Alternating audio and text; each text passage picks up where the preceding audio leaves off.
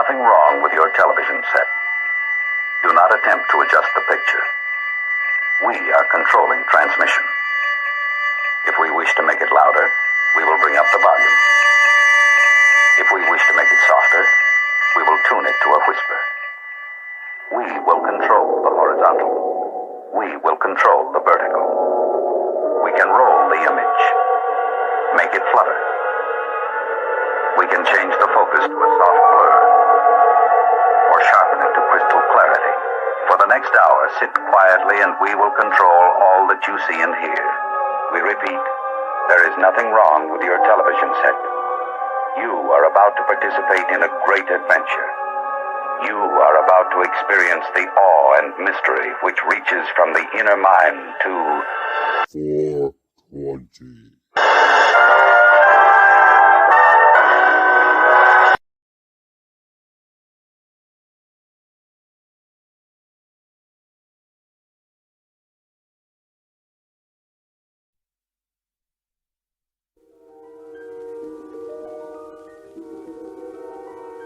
There is a fifth dimension, beyond that which is known to man. It is a dimension as vast as space and as timeless as infinity. It is the middle ground between light and shadow, between science and superstition, and it lies between the pit of man's fears and the summit of his knowledge. This is the dimension of imagination.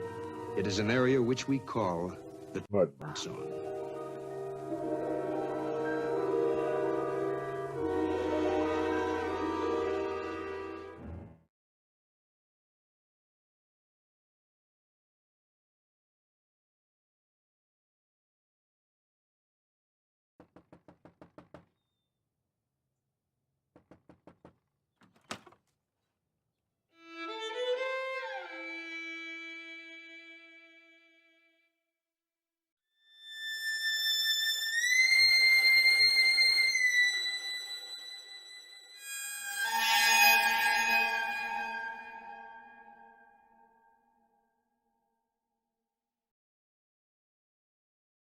Spooky.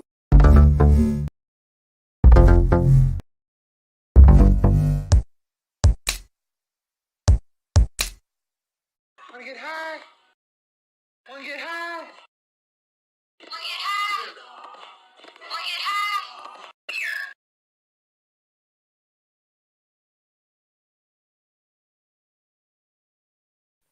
Ho, ho, ho.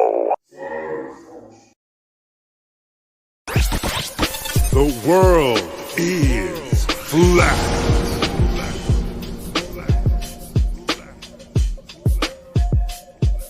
I'm here to ring the alarm with my puppet-like charm, straight from the barn. I'm talking about Flat Earth Farms, cause most don't know. They think we live on a globe, a ball that floats. So listen and take notes, and take it to a higher plane. Imagine yourself in all it contains, in all its glory, and Flat Earth Farms can take you there.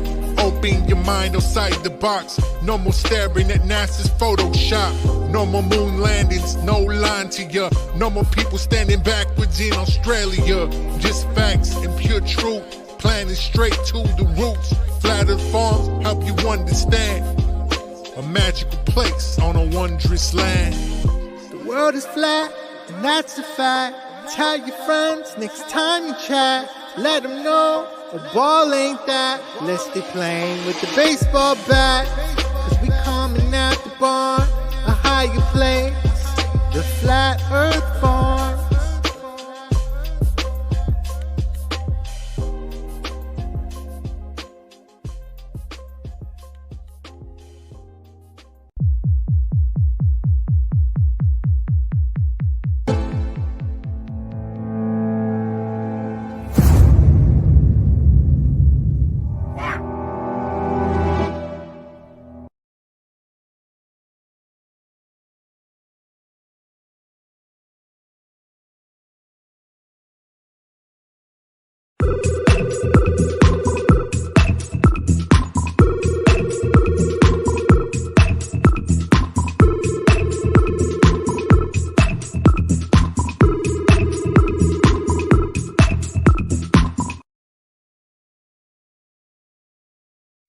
Uostarosta. Huh. Uostarosta. What's he doing? That's odd.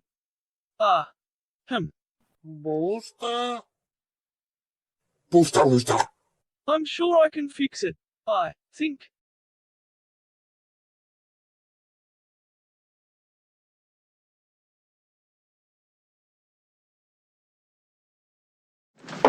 This could be it, Harry.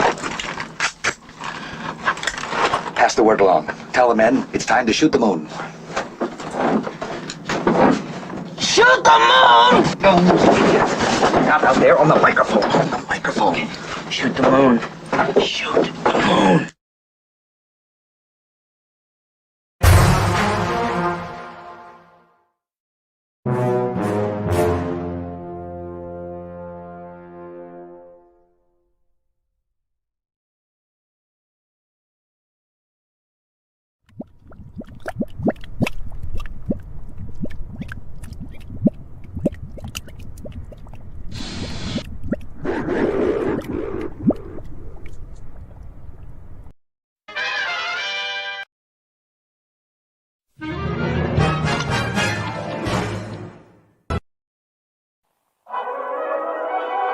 What are we gonna do tonight, Singe Man? The same thing we do every night, Boston Ray. Try to take over the world.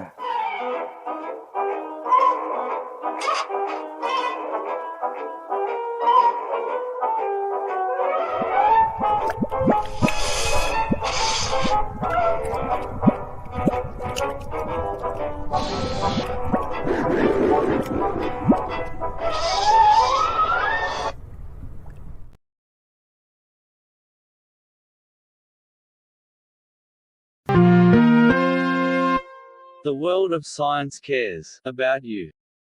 Eureka! We found it. With the tools of science, we have invented, yes, hand sanitizer. But not just any hand sanitizer. This hand sanitizer was developed and approved by the Dark One himself. Here are a few of the things our product can bring you.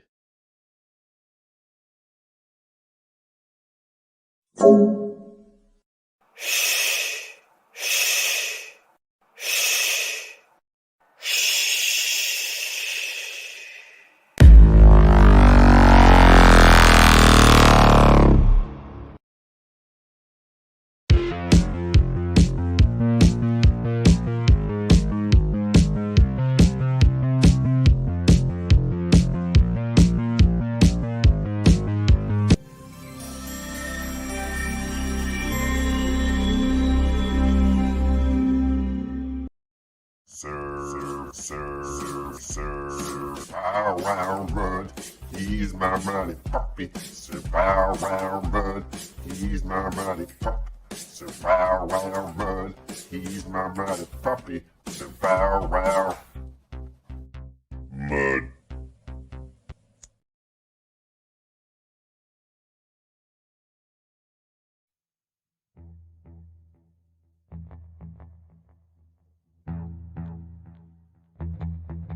You slept.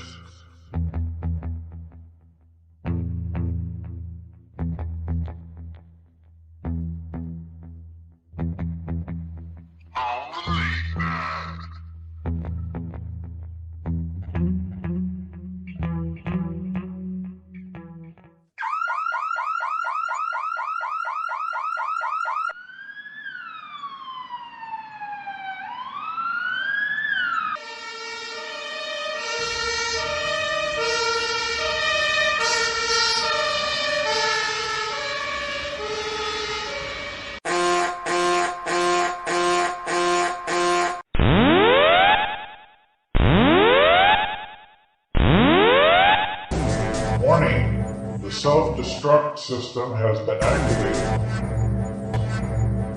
Option to override self-destruct expires in 10 minutes.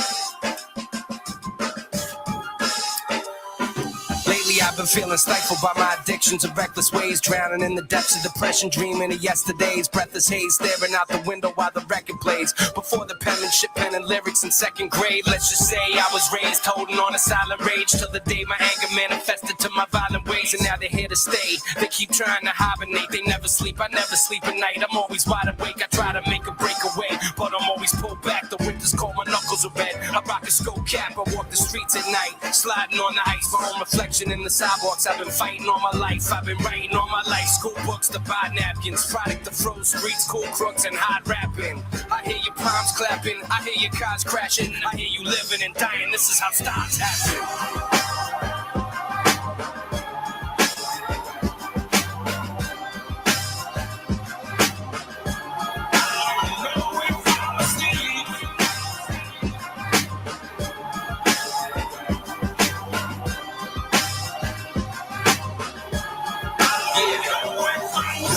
Sheets of paper just get shorter when the candle burns. I'm tiptoeing, opening doors. When the handle turns, the dock speaks. Flames flicker, light trickles underneath the blinds. Open just a size for my eyes to peek out the window. At the dark skies and all the nights creeps. I look at my girl inside my bed and see my wife sleep. She breathes calmly. Meanwhile, I got a motherfucking army of madness that's behind me, and my pad is all that matters. I scatter random words and abandoned slurs. I write it with the tragic pen, imagining what can't occur. High as hell, open up a can of worms. Douse the world with gasoline and burn it, goddamn it, burn. My pen is mightier than swords, mightier than yours. Words live forever, so they're mightier than wars. I can't sleep at all, I'm fighting for a cause. I ain't fighting for what's mine, I am fighting for what's yours.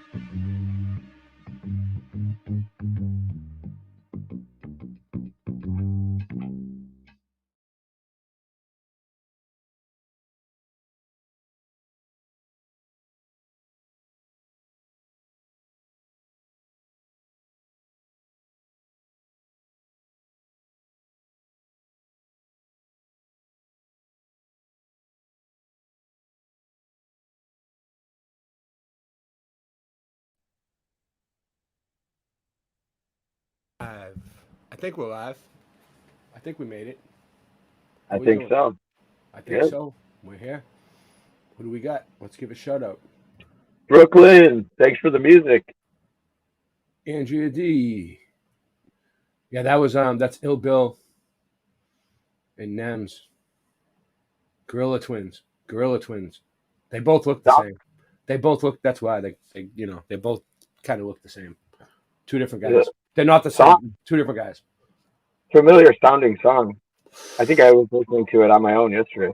It's been on a lot of. I fit it in everywhere. I have a few different remixes of it going on now. What's that? It's the jam. You better smarten up. Nice to see you, Finch. Hey, look at it. Look at Tim's chair. Look, he's got a chair. That looks good. Well, he's in a different room at the agency. Nancy. It looks like he hung up. Did he hang up? Make sure you give Singe his coffee. All right. Well, I took his coffee. Sorry, Singe. You gave Andrew the coffee by accident.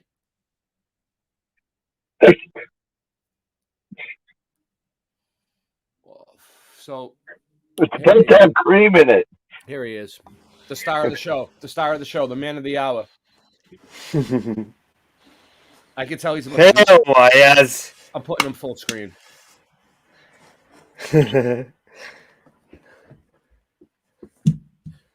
We got Tribe Elder. There you go.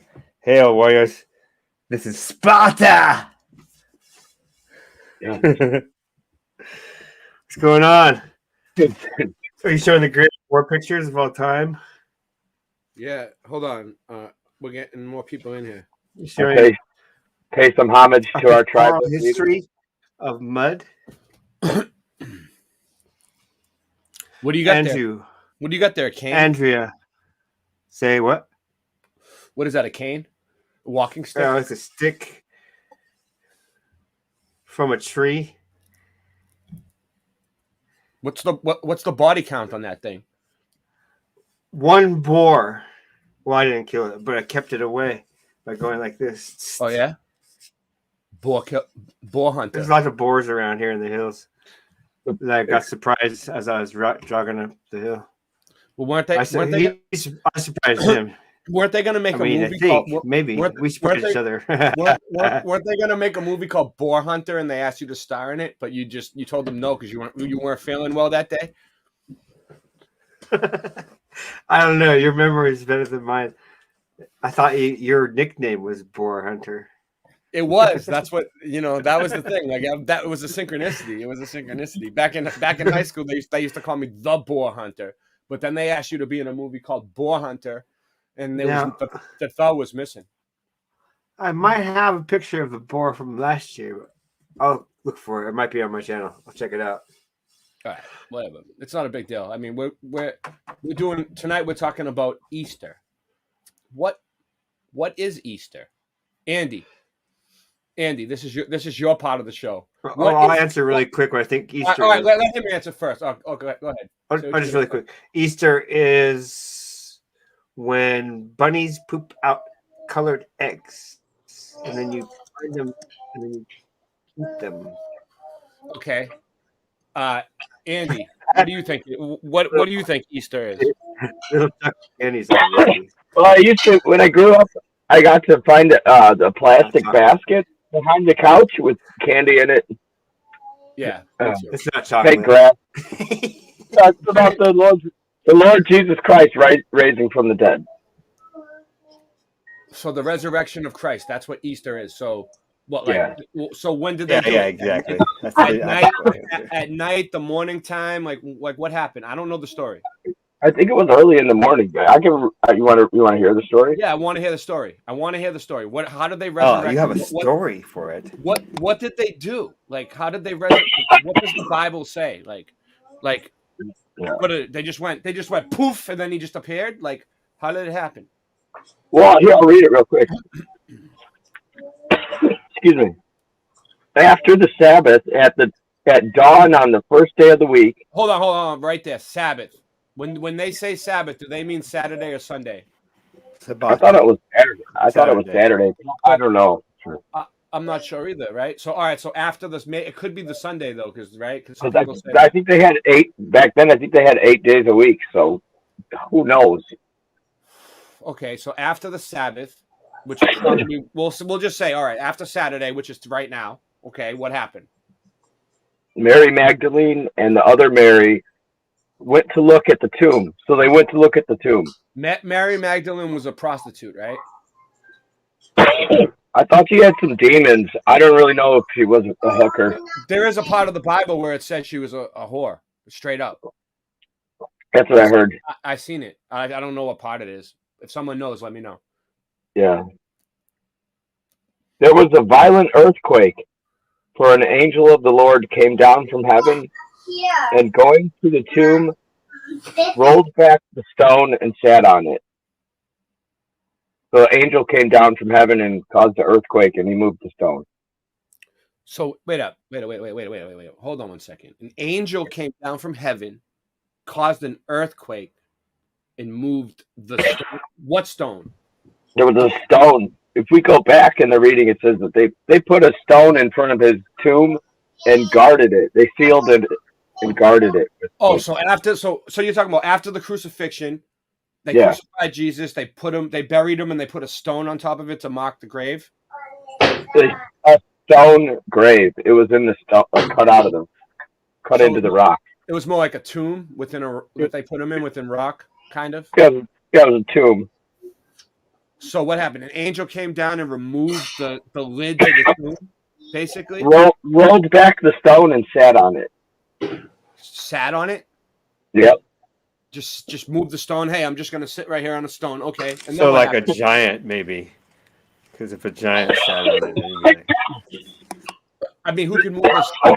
I mean, who's strong enough to move a stone anyway? Not me. You don't see me lifting rocks. Anyway, go I ahead. mean, they put it there. I mean, people put it there, so I mean, probably not too big.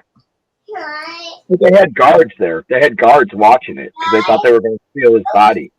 They thought they were going to come steal his body, so they put guards there. The whole time. So how many years was he dead for? Do you know? 3.5 days. Oh, wait up. He was only dead for 3.5 days, and then they brought him back to life. But and that doesn't even make sense because if it happened on a Friday, right?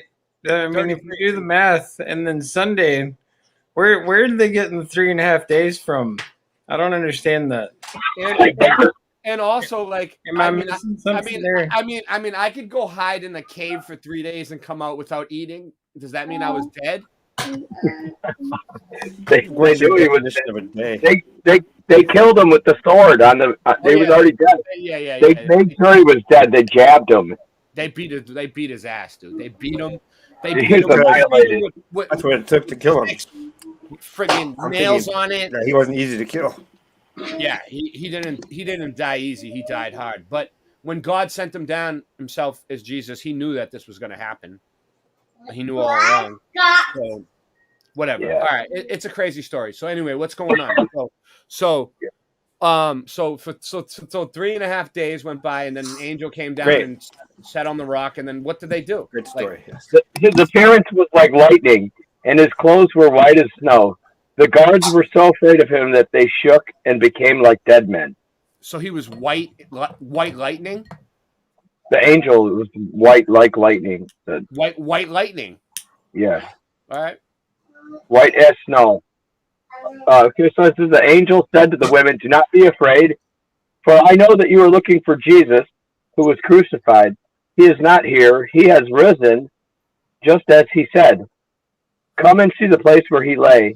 Then go quickly and tell his disciples, he has risen from the dead and is going ahead of you into Galilee. There you will see him.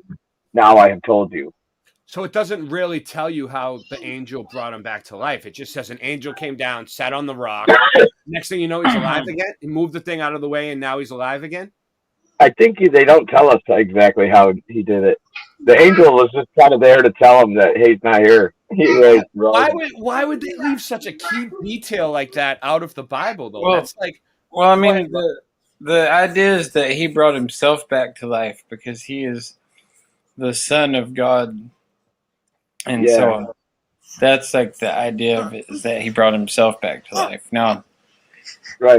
That's just how these pictures of angels I've seen. They look like no angel That's I've all right. ever Yeah, great. imagined, like a seraphim. Ray, was that question you were talking about earlier? No, I had a really deep question about the Bible last night, but I forgot what it was now. It might come to me though. It might come to me again. Hey. Oh, geez. I put my little ones to bed, but it's like 4 hours earlier where he is. Future pillow Yeah, we were at a birthday party earlier, and she ate so much sugar there. She's been wild. Yeah. The kids eat so much candy, dude. Whoa, my kids eat so much candy. How do they do it? I have sugar right now. Oh, okay. They love it. Hey, Melchak. All right. So we have So then what? The angel rose Jesus from the dead, right? But he brought himself back, right? God raised him within 3 days, but it was on the Sabbath and Easter's on a Sunday, so that none of it really makes sense to me so far. I don't know. Weren't they kind of like before this happened, weren't they like, don't worry about the days and times and stuff? Yeah, I mean, all the times are wrong and everything, but like... So they were kind of warning us, like, don't worry about that part. I think that's why they wrote the Bible the way they did in parables, because... You'd read between the lines. Well, yeah. Because no. So the information will travel because they knew it was going to be changed over time. Right. So the disciples said we're going to write it in riddles. But let's see I found this video. Like, let me see. Let's play this one next. real quick. It's not. Oh, is this any good? Is it any good? All right, yeah. This is just an introduction. Let's do this for an introduction.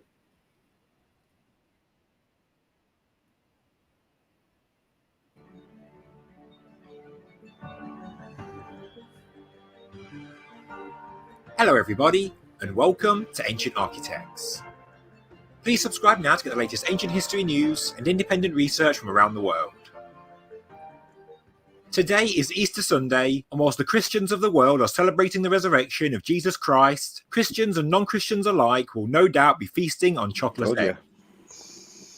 The rebirth of Jesus and the consumption of chocolate eggs are certainly not linked with regard to their origins, and historians and biblical scholars alike will universally admit that before ever coming a Christian holiday, Easter is undoubtedly a pagan festival. Wow! This can be seen by the fact that the date of the Easter weekend changes every year, and it is due to Easter always being the first Sunday following the full moon after the spring equinox. Oh, there is a moon tonight. Unlike the word Christmas, the word Easter also has pagan roots, and history books can trace it back to the Saxons, where Eostre was the spring goddess. It wasn't until the 8th... That's funny that history books can trace it back to the Saxons, because everything that Singeman looks up always goes back to the Saxon family. They used to live on a street, the Saxons, and he was like, you know... I used to be a big fan of the band Saxon. Did they invent the saxophone? I don't know. Did they, Singe? No. They, it's like many other bands that claim they did write a song or invent an instrument or a question mark. They actually, their grandpa did. Well, God bless the Saxons. Century, when the Anglo-Saxons took the name from the goddess and married her up with the resurrection of Jesus to give a new name to a Christian holiday. But of course, Easter as a celebration goes back much further than the Saxons, and some say it even goes as far back as the Sumerians, and the legend of Dumuzi or Tammuz to the Babylonians, and Ishtar or Inanna. Your leg thumb. As the descent of Inanna. Hey, Singeman. Remember that time you let all those Sumerians live at your house, dude? It got pretty ugly, dude. I had to come by and pretend that your grandmother was sick, and we had to go help her clean just to get them to leave. Found inscribed in 4,100 That's when you called them Sumerians. Dude, as Tammuz dies, dude, you were like, these people are cool, right? I was like, I don't know, Singe. I don't think you should allow them to stay at your house. You're like, nah, they're only gonna stay for 2 days, right? And then they were squatting, dude. We had They're to chameleons. Dude, they we blend had right in. I had to come over to Singeman's house, make up a whole story about how we had to go help his grandmother clean, right? Just and come pick him up in a car and say, hey, you gotta come help. We gotta go help grandmom clean. We gotta clean her house out. And we had to tell the people, the Sumerians, that they had to leave because we had to go clean his grandmother's house. And then we actually got in the car and pretended to leave. We drove away just so that they thought we were really leaving. And we went to Burger King for a few seconds. And then we came back and they were gone. Thank God. Ishtar follows him into the underworld, where she gets judged, killed, and is hung on display. Meanwhile, the earth goes into decline, with crops failing and animals stop reproducing. After being missing for 3 days, the god Enki sends 2 creatures into the underworld, carrying the plant and water of life, and the 2 gods are resurrected. They return to Earth as the light of the sun for 6 months, and 6 months later, they go back into the underworld again and stay for a further 6 months. Hence, we see the cycle of death in the autumn and life in spring, all of which, of course, are connected to sun worship. Yes! As you can see, like the story of Noah's flood, the Christian story of Jesus has borrowed a lot from the Sumerian legends. Whether Jesus was a real person or not is open to debate and is not for this video, but there is no doubt that the story of Jesus was embellished with far more ancient mythology to keep the ancient knowledge alive and to encode the wisdom into the New Testament for future generations. The Bible is certainly a carefully crafted work of art. Crafted. AncientOrigins.net reports, in their great new article on Easter, linked below in the description, in the 4th century when Christians identified the exact location... look at that stone right there. Is that the real stone? That was it. Hold on. God wait, let's go back. Was that the spot? Is that the real spot they said that he was buried? I think so. That's the It might- stone that the lightning move. Look at it. Looks like a cookie. Or- Yeah, they can roll it down the street. Oh my god! I don't know. Come on, no way. That's a computer generated wheel. There's no that's not the cover for that stone. No How way. did they make that, first off? And then they just chisel them out? That's a lot of work to do to... Jesus Christ! The hearing of Oh, hearing- it's German too. Did you hear that? out. Yeah. I've seen something about the German. Yeah, we're gonna get into the German connection too. There's a German connection to all this. Since Wouldn't it be when- easier to use bricks? I mean, Just like- is it- But I think it was already there. what do you guys like think? Santa in the Claus chat? is German. Melted. And it's like a circle matching the square. It's like it doesn't match up. They had a frequency that they hooked up each end of the wires to the mud. Now And that's a stone that you could move and sit on. anti-gravity. A lot more sense now. Yeah, and where did he sit on it? Did he just like push it over and it was laid I like know. flat, I know. How did the angels like a sit on that? pancake? You sit on top and you like chill. Or you sitting know, up smoke a top. cigarette. Yeah, like they had those little claws on their wings. So they Now, could if just, he's the big like a seraphim type, he might just balance weirdly.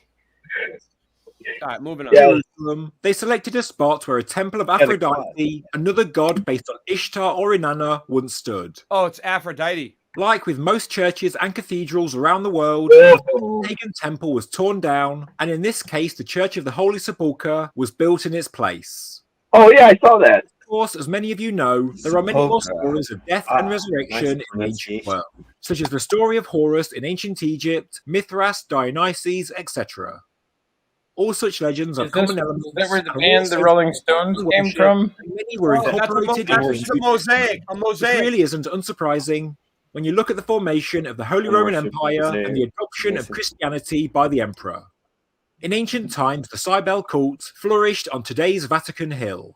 Cybele's lover, Attis, was born of a virgin, died and was reborn annually. You get like the feeling like the head masons are in touch with the Black Friday, Anunnaki. rising to a crescendo after 3 days World in controllers. rejoice over the resurrection. In the early days of Christianity, there were violent conflicts between this cult and early Christians over whose God was true, when the fact is that both stories are actually the Look at same. that. In the New Testament, the death and resurrection of Jesus is another symbolic story about the rebirth of the Son, and surely wasn't a literal event. But not all historians agree that Ishtar is the origins of Easter, because there is another spring goddess known by the names of Oster, Ostara, Austra, and Istra. Yes. This goddess was celebrated on the spring equinox of March 21st as the bringer of light after winter. But in actual fact, it is very likely that all of these gods originate from Ishtar. The goddess was often Wow, depicted this guy's as good. hair, and therefore the modern day Easter bunny was symbolic for the arrival of spring as well as the fertility of the season. As well as being a goddess, Ostra is apparently an ancient word that means spring, and has been adopted and adapted by many European languages and used ever since. Therefore, what this shows is that the true origins of Easter include a number of different customs and traditions from a number of different civilizations from different periods of time. It is a composite and truly pagan festival centered on the rebirth of the sun after the cold winter has passed. This is a timeless festival and has always been of high importance to most civilizations because it means that humans can once again cultivate crops as the earth warms up.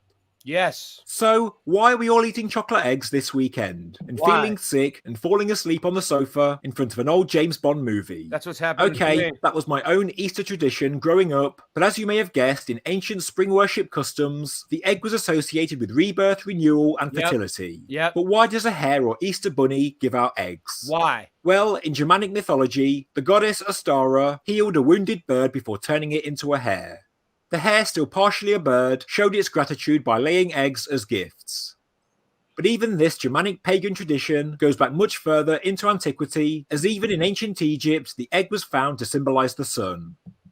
Going back to the Babylonian Ishtar, the goddess who is one and the same as the Sumerian goddess Inanna, and who all later spring goddesses were likely modelled on, she was the goddess of fertility, and her symbols were the rabbit or hare, and also the egg. This goes deep. So, when you're eating your Easter eggs this weekend, remember that the origins of this tradition go back many thousands of years. Many Maybe not thousands. chocolate eggs, but eggs nonetheless. As stated in AncientOrigin.net's fantastic article, the first reference of the Easter Bunny comes from a German text from 1572, which Whoa. says, "Do not worry if the Easter Bunny escapes you. Should we miss his eggs, we will cook the nest." Wow. The egg-giving tradition, the finer details of the goddess myths, Did you hear that? as well as the actual day when Easter Sunday is celebrated. Dude, that was from the 1500s. That guy is as tall as that rabbit. Don't fare something like don't fare if the Easter Bunny misses you. If we miss his eggs, we'll eat his nest. We saw the Easter Bunny today at the mall. Baby rabbits. Told you he They're like, lays dude- little chocolate eggs. Dude, they're like, you saw the Easter Bunny, you and your daughter. How Yeah, was well, that? yeah, we saw it. Like he sits there at the mall, Was it- just kind of like Santa Claus does, and people take their kids and like. I know. I Is it don't like- know why. Like they get their picture with the Easter Bunny, and it's like, what do they say? They're like they tell him he's weird. got glasses on and he's got I mean, a if little, it's 1950s, nice I little understand. vest. It's not the 1950s anymore, guys. Stop He doing was real that. creepy. He was like he was staring at us like he wanted to hurt us or something.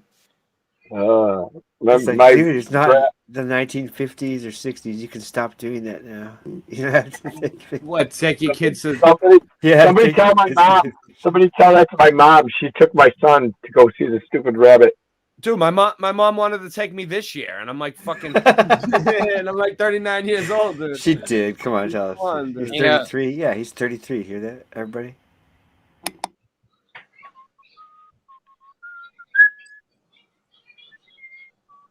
What's that Elmer Fudd song? It goes like, "Kill the rabbit, kill the rabbit." Oh, and see, that's the thing is with the Easter too. It's like it's a tradition, you know, that it's like the Boomer generation really got it hard. You know, the Boomers really were pushing Easter, and then on to our parents, and then the generations. You know, they try and bring it down upon us, and a lot of it is just all centered around the candy industry. You know, the chocolate. They're the ones behind Halloween, Christmas, and you know the pushing of Easter, because they try and sell all their crappy candy, That and reminds me of like to the people in their baskets.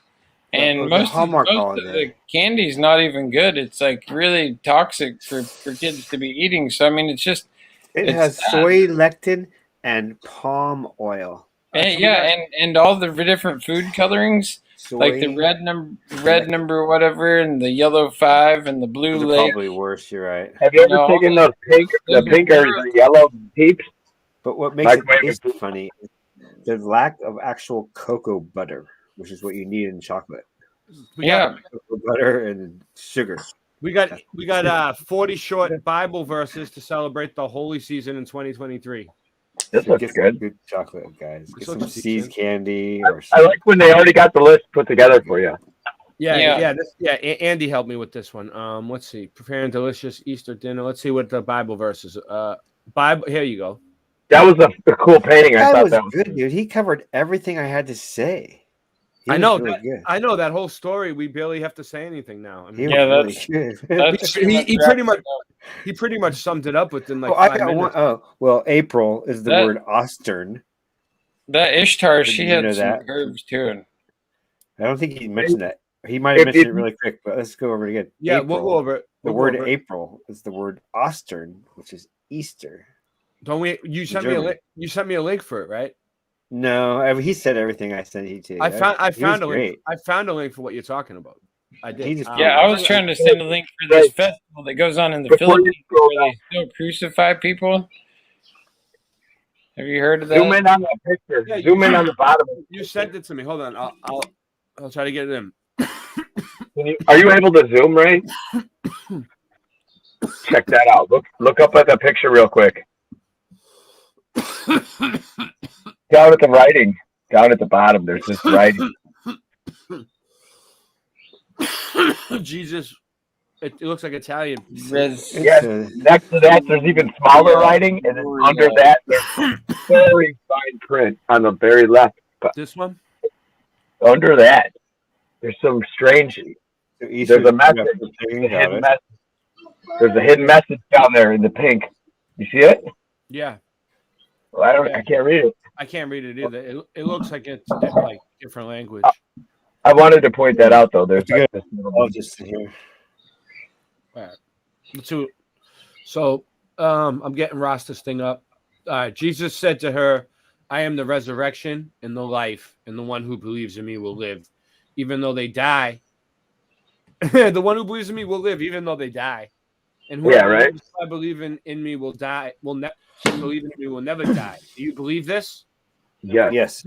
Yes, but it sounds like a crazy riddle to me. It's like it does. It's like riddle. Well, he always. It's like what the fuck is parables this?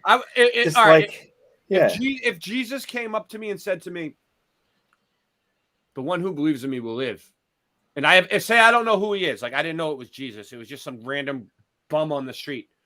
The one who believes in me will live, even though they die, and whoever lives by believing in me will never die. Do you believe this? I'd be like, what are you, the fucking Riddler from Batman? You know what I mean? Would you think you'd be like, well, yeah, if I were the bum on the street, I would say, the OG. You will understand it when it is what time. What kind of game are we playing here? When it is time, you shall understand. Yeah. Answer him back with a riddle. I'll be like, well, here, I'll explain it to you. You know. Let me explain it to you. Would you want to live forever, basically? He said, do you want to live forever? That sounds kind of good at first, but then you start thinking about it, you're like, Well, do I have to live with you forever?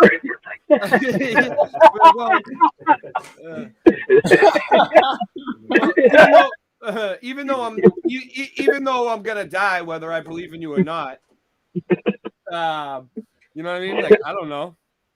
What if I die and then I don't live forever? Even though I believe. I know. Then what? You're right. Then what? Yeah. Yeah. It's a riddle. We got to be able to answer these dumb questions. Did the Freemasons write this? People think these questions though too.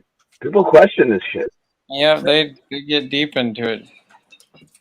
Praise to be God and Father of our Lord Jesus Christ. In his great mercy, he has given us new birth into a living hope through the resurrection of Jesus Christ from the dead. Isn't that Peter? No, that's Paul that nobody likes. Yeah. Well, Peter was the one who was ashamed and everybody. He denied him before the rooster crowed him, remember? The rooster crowed? I have no idea. Jesus was like, before the rooster crows, you're going to deny me 3 times. And then he denied him. There was a whole story about it. How, like, he was cursing people and swearing about it and saying, oh, no, it's not me. And, like, then the rooster was like, cock-doodle-doo. And he was like, oh, and he was like ashamed that he denied Jesus, and he went off and cried to himself. That was a pretty cool story, though. I definitely paraphrased it. Yeah, you summed it up. Corinthians 15:21. For since death came through a man, the resurrection of dead comes also through a man.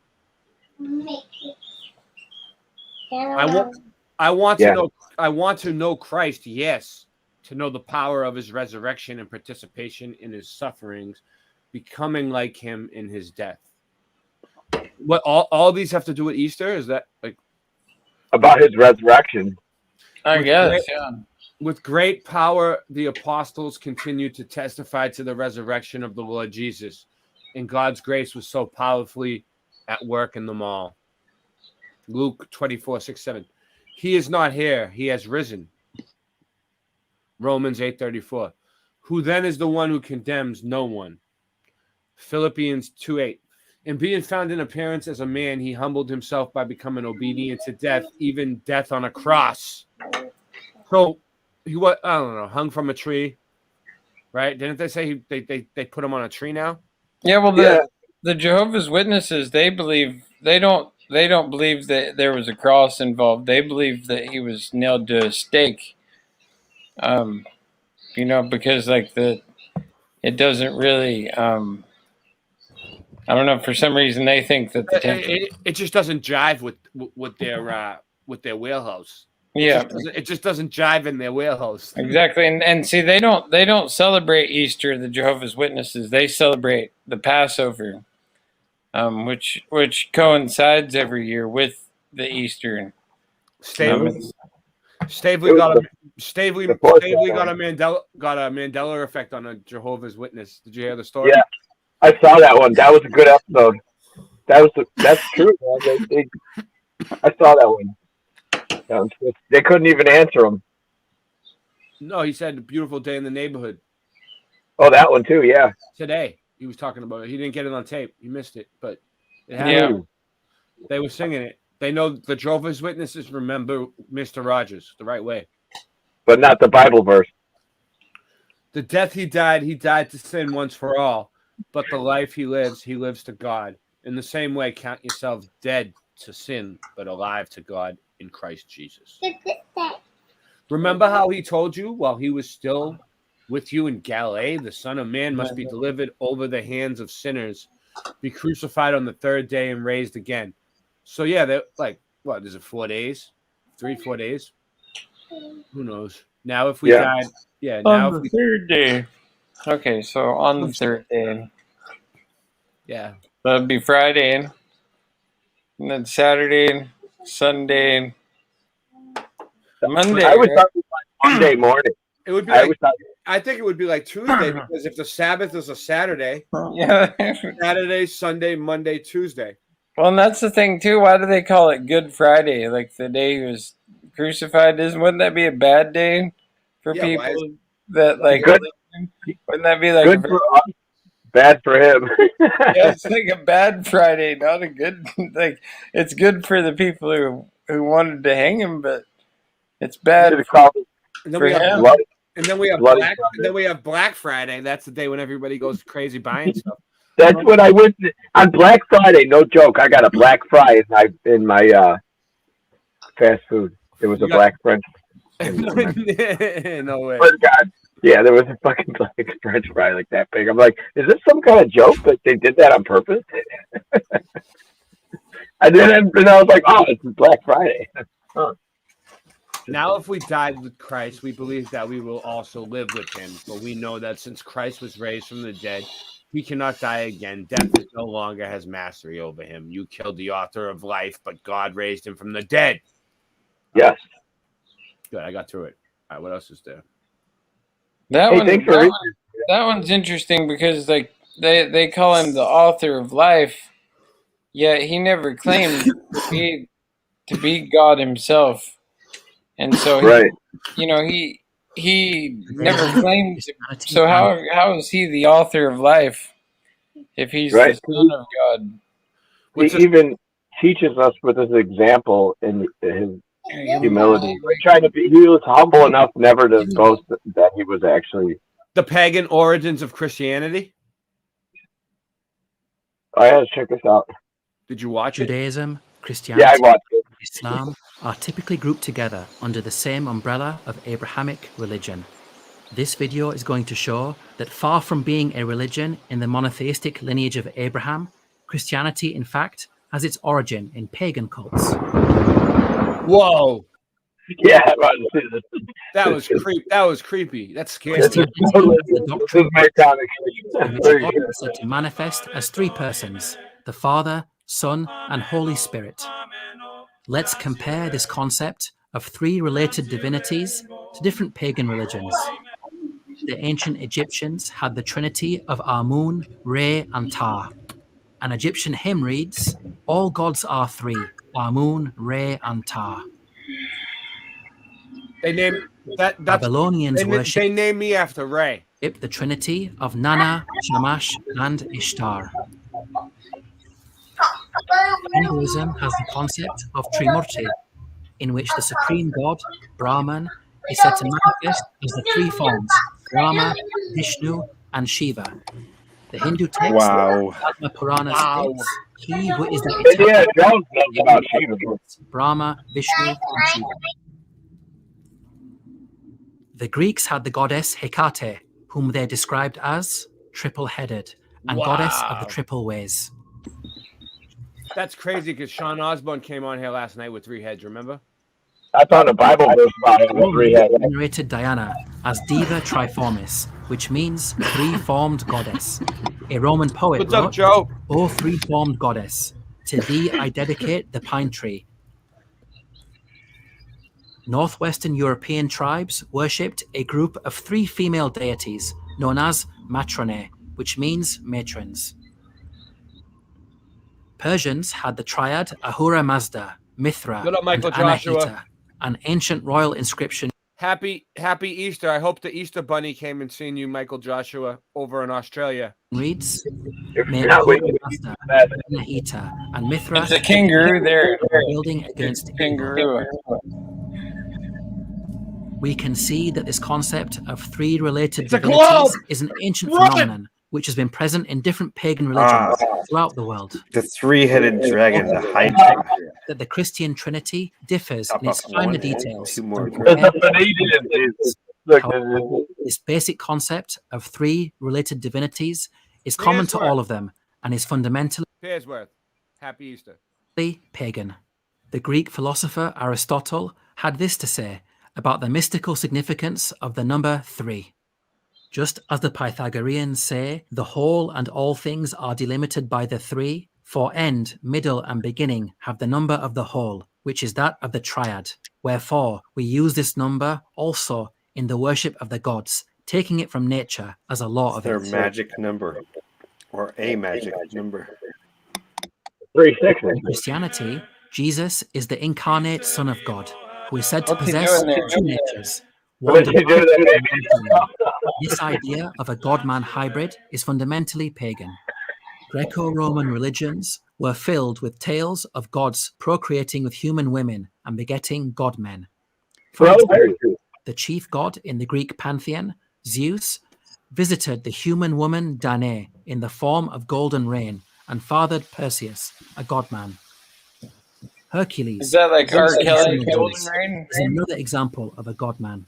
The Kelly. New Testament states that the role of Wasn't it Let It Burn, Let It Burn? Isn't that R. Kelly? Isn't that right? the incarnate Son Yeah. of God Yeah. is to be the savior of mankind. The Father has sent his Son to be the savior of the world. The belief Let that it gods burn. became incarnate as men and acted as universal saviors was also common in paganism. Superman.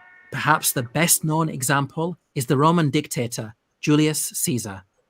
An ancient inscription has this to say about him: descendant of Ares and Aphrodite, the god who has become manifest and universal savior of human life. Yeah. Here, Julius Caesar is said to be a manifestation of the gods and the savior of mankind. Another direct parallel can be found in the Gospel of Mark, the beginning of the good news about Jesus, the Messiah, the Son of God. This statement that Jesus, the Son of God, is the beginning of the good news is also mirrored by another Roman dictator, Good news, Augustus. the gospel. The birthday of the Good God word. has been for the whole world the beginning of good news concerning him. The concept of a human being who is a divine Son of God, the Savior of mankind, and good news was a sort of template that was applied to people of great power and authority. We've seen that the history of paganism is littered with such examples, and the Christian conception of Jesus was just another incarnate God in a long line of incarnate gods that had preceded him. Wow. The early Christian apologist, Justin Martyr, considered a saint in the Catholic Church, admitted that Christianity had borrowed its concept of divine sonship from pagans. No way. When we say that the Word, Jesus Christ, Yes, the firstborn of God, was produced make without their sexual union, and that he was crucified and died and rose again and ascended to heaven, we propound nothing new or different from what you pagans believe regarding those whom you consider sons of Jupiter. Sons of Jupiter. Calm down. Yeah, right. The death. The Gospel of Matthew states that Jesus foretold he would die and rise again after Wow. a period of 3 days Jupiter and 3 nights. is over there. For as Jonah was 3 days and 3 nights in the belly of a huge fish, so the Son of Man will be belly 3 of the days and beast. 3 nights in the heart of the earth. Very early on, You churches don't know it's over there. during his 3-day and Apparently 3 night Jupiter's over absence, there. Jesus descended into hell. The Apostles' It's a cool Creed book. is an early statement of Christian belief. It states, I believe in Jesus Christ, his only Son, our Lord, was crucified, died, and was buried. He descended into hell. The 3rd day he arose again from the dead. Yes, he did. These beliefs I see mirror what you're doing, Ray. ancient Sumerian myth What am I about doing? the goddess Inanna. Hiding chocolate eggs. From the great heaven, Inanna set her mind on the great below. Dude, the Easter Bunny already showed up here, dude. Hiding chocolate eggs over there. No. Did he bring you a chocolate globe? No, not for me. For the kids, dude. For the kids. You know what I'm saying? They left. Chocolate eggs is code. No, the Easter Bunny walked through and they left carrots out for him, and he left. Chocolate eggs code. There's carrots all over the fucking floor now. Inanna abandoned heaven, abandoned earth, and descended to the underworld. After 3 days and 3 nights had passed, thus let Inanna arise. The Gospel of Matthew also tells us that something extraordinary happened when Jesus died. At that moment, the curtain of the temple was torn in two from top to bottom. The earth shook, the rocks split, and the tombs broke open. The bodies of many holy people who had died were raised to life. They came out of the tombs after Jesus' resurrection and went into the holy city and appeared to many people. Now, none of the other Gospels mention this astonishing incident of the walking dead. Only Matthew reports it. Let's compare the accounts of Matthew and Mark regarding the death of Jesus. What are they talking about? Was there more than one person resurrected? Yeah, that's what I said. Yeah. Zombie. I was looking down for a second. What did I miss? What happened? This guy calls it something. He says it's trickery. It's the writing. I'm trying to clean the guck out of all this shit right here. You know what I'm saying? So I can get a clean hit. This guy, even though Mark is virtually identical to Matthew, Mark does not mention the rising of the dead saints. If such a miraculous event really happened, then there will be no rational reason for Mark to omit it from his gospel. Wait. Consider that the Apostle Paul had the perfect opportunity to mention this story when he was preaching to an audience that was skeptical about life after death. But if it is preached that Christ has been raised from the dead, how can some of you say that there is no resurrection of the dead? Paul could have easily proven that there is life after death by mentioning the numerous resurrections that took place when the dead saints walked the streets of Jerusalem. He did not mention anything about such an event because it never happened. Flavius Josephus was a first-century historian who was born in Jerusalem. Even though he was a prolific writer and documented much about the city, he also failed to mention anything about this most public of miracles. Joe says, who here grew up with religion? Okay, I was baptized Catholic, Joe, but I never, I'll tell you my story. I didn't go to church a whole lot when I was a kid. My parents brought us when we were younger, but I was baptized, but I never made my communion or any of that shit. But I like the Christian religion a lot, but I wasn't really too religious, but I believe in God and I believe in Jesus and I pray and I talk to God and I get like messages on my own. But what about you guys? What do you want to say about your religion? You want to tell them? Anyone? Andy? Christian? Oh yeah, I didn't know I was muted. Sorry. Yeah, I got brought up in a Protestant church. My dad's Protestant. My mom's Catholic. All right, go ahead. Yeah, my dad's Catholic and my mom was Protestant.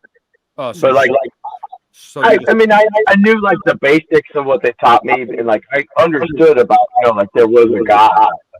Yeah. Obviously, there's a God. Something made the world. Yeah, it all has intelligent design. So then, like, I went about my life, and later on, I actually got like spiritual, like, I guess people call it awakening, where like you were born again, where you start to pray and talk to God, and like he's like making himself known to me. So it's kind of different than like your idea of religion. To me, it's more just like we're all you can talk to God. We're all spiritual people in the truth community. So Rasta Bear, you're obviously Rastafarian. What do the Rastafarians believe in? Well, I mean, it differs between like different people that follow Rastafari. Like some of them celebrate Easter. I have a question. A lot of them. You've been fasting, right? Are you done with your fast? No, I'm on day number 18. How many days do you have to go? Until April 21st. But isn't that like a Muslim thing? It is. It is. It's the holy month of Ramadan. But like, all right. So let me ask you a question, and I'm not trying to offend you in any way. I'm just curious. So the Rastafarians are Muslim or are they Christian? No, I mean they're mainly rooted in Eastern Orthodox. I'm getting an echo. I don't know why. Because it was screen sharing, and when I screen share, you got to put in headphones. Yes, I don't got no headphones. All right, I'll stop screen sharing for a second. All right, go ahead. Yeah. See, I like what was it you were talking like? It's not a I'm Muslim wondering. thing. Oh, you're not fasting because. Well, I'm not Muslim myself. I'm doing it out of because I'm fascinated that the Muslims. I think that the whole Muslim belief is more legitimate than a lot of Christian beliefs. Because I think that the whole Christian thing is hypocritical in many ways because you go into a lot of these Christian churches and they'll have an Israeli flag, or a flag of Israel in their church, and they'll support Israel when they just like are passing laws in Israel right now where you're not even allowed to talk about Jesus in Israel. So they don't like Jesus there, at least the Zionists that are there. And so it's like they're critical of Jesus, whereas the Muslims view Christ as a prophet, and they say peace be upon him. And to be a Muslim just means to submit to the will of the Creator.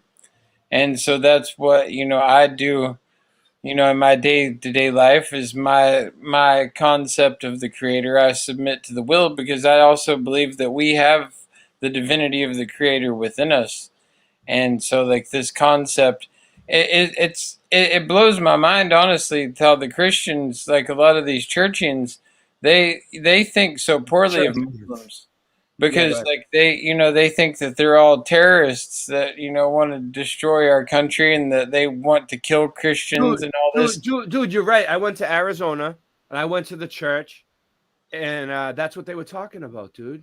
They were preaching it's sick and twisted when in reality it's the Zionists who are the sick ones and that's who the Christians are supporting. They're like, we must support Israel at all costs, and even though like they're the ones who run the pharmaceutical companies and the pornography industry and the whole media, it's all run by these individuals that are Muslim neighbors. And yeah, they're awesome. All right, so Sinchman, the ladies cook this food. Sinchman, you didn't dodge the question though. You didn't. Hold on, let me finish what I'm saying. Speaking of you're words gonna answer right the now. question. I have Muslim. I had God, dude. I hate when you do that. I can't. Well, you just right in the middle of what I'm saying. I had Muslim neighbors, and the ladies cooking was smelled so good, flowing out of their kitchen. That's all I had to say. Yeah, but what I'm trying to find out is what religion are you, dude? Nothing. So what do you believe in? I don't want to talk about it. I know you don't. That's why you walked away and you just come in with some dumbass comment and then just walked away again. Whatever. He thinks I'm stupid. He thinks I don't. He comes in talking some garbage and then he just It wasn't a dumbass comment. What was? I live next to Muslim people. The lady's food smelled so delicious. That's not a dumb comment. But not to put you on the spot. But like, what was that? A dumb comment. Wait, go back. That's not a dumb comment. It's not a dumb comment, but I was going around in a circle to ask a question to everybody about what religion they were. He was talking about Muslim people, and I said I live next to Muslim people. What religion he was, and I was asking him the difference between Rastafarian, and I asked him what religion was, and I just said what religion I was. I know. And I was going to ask you next what religion you were. I know, but it's not a dumb comment. You came back, made some comment that had nothing to do with it, and then you won't even. He was talking about Muslim people and how they're great and how they're not twisted and bad, and I said to support that, come back in. Right. It's perfectly on line with it. Do I have to teach you that? All right. I'm just trying to find out what religion you are. I'm nothing. He already answered that. Religion. Nothing. Silly. Nothing. He's non-religious. That's really silly. But I hear you talk. I hear you talk about God all the time and praying and And Yeah. I'm just There's a wondering- God. Oh, you know that Jesus You don't said need a that there was. religion. That's all you Yeah, need to Jesus- say. So you believe in a God, Mm-hmm. but you're not sure. You don't want to be in any religion. There's no religion. They're all man-made. There is no religion. I There's just agree with them. There's no Good- religion. good- That's stupid. Good answer. You're right. So They basically, all have like, good things in them, Mhm. and I've studied them all. I was raised Catholic, obviously, like most people. Well, I guess it's not obvious, but I was raised Catholic. So, and then I know I studied other religions deeply. So they all get weird at one point. that's what I'm I've been like, noticing. okay. That's what Like I've been someone, noticing. it sounds like to me, on each one of them, someone had some spiritual awakening, almost hallucinogenic. I've been and wrote noticing it down. that at some point they start to get weird. Like, what the fuck is going on? Because people get really spiritual and have. Why can't they just vision. have something that ain't weird? And the vision was just for them, and they write it down, expecting everyone Can else. someone just give follow me what is it? The blue pill? Can someone just give me the blue pill and I just go back to my normal life and just watch the news every day and just go to work? Yeah. Right? Mm-hmm. Can someone do that for me? Now, I do like the unplug Buddhist me. religion a lot because it's, I mean, until it gets weird. Even that part's kind of interesting, but I mean, really?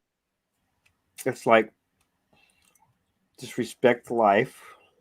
Wait up, the Buddhist religion? Respect life, basically, is the whole thing. Respect life. Enjoy life. That's the very Yeah. basic of it. Respect life, and I kind of all like life is precious. Was kinda not like Buddhist was about like kind of self-enlightenment kind of thing, right? Oh, if you want to level up and stuff. Yeah, you're always talking about leveling up, putting seismic patterns in the water. None of that is Buddhism. Has nothing to do with it.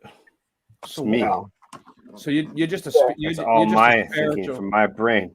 Just like my art is my art. I don't copy other people. I mean, I probably got ideas somewhere back in there. But... Dude, they think you copied the Action News at 9, dude. Look, every time Oh, I you play, really? You want to see the actual Listen, build? I believe for it? you. I believe you, but let me show them what I'm talking about. I'll show you the play build right for now. it. All right. Every time I play this little thing that Singeman made this.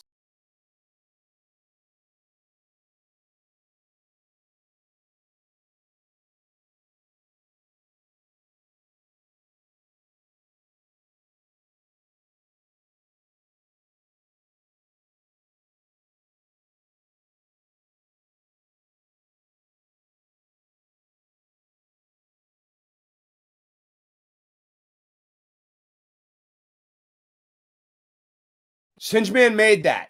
Now, now, every time YouTube I play it, they give me a copyright claim and say Action News at 9. We're gonna prove it. that- Retro News at 9. But right now, we're gonna put on this video. Right after that it's not. I'll put the camera. Yeah, up here put it to up. show you. Yeah, I will, yeah. once I get it. All right. So the other thing I like about Buddhists, the Shaolin Buddhists, exercise and do kung fu, the best kung fu in the world, and they're some of the strongest men in the world. So that's another reason I like them, because they're why badasses. why don't they ever, like, I seen a whole bunch. Oh yeah, I remember the video now. They're Remember I said- badasses, and they love God.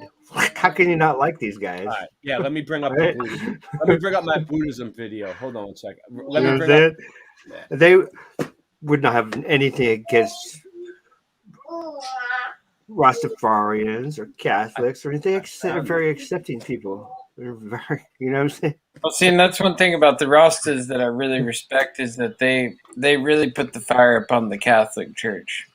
You know, like they you know, in a lot of their music and stuff, they're always like calling out the Pope and Oh, well, burning. that's not okay. Well, most Catholics I know fucking hate the Pope. So yeah, most Catholics do not like the Pope. That's where these holidays came from, like the Easter and Christmas and others from the Council of Nicaea.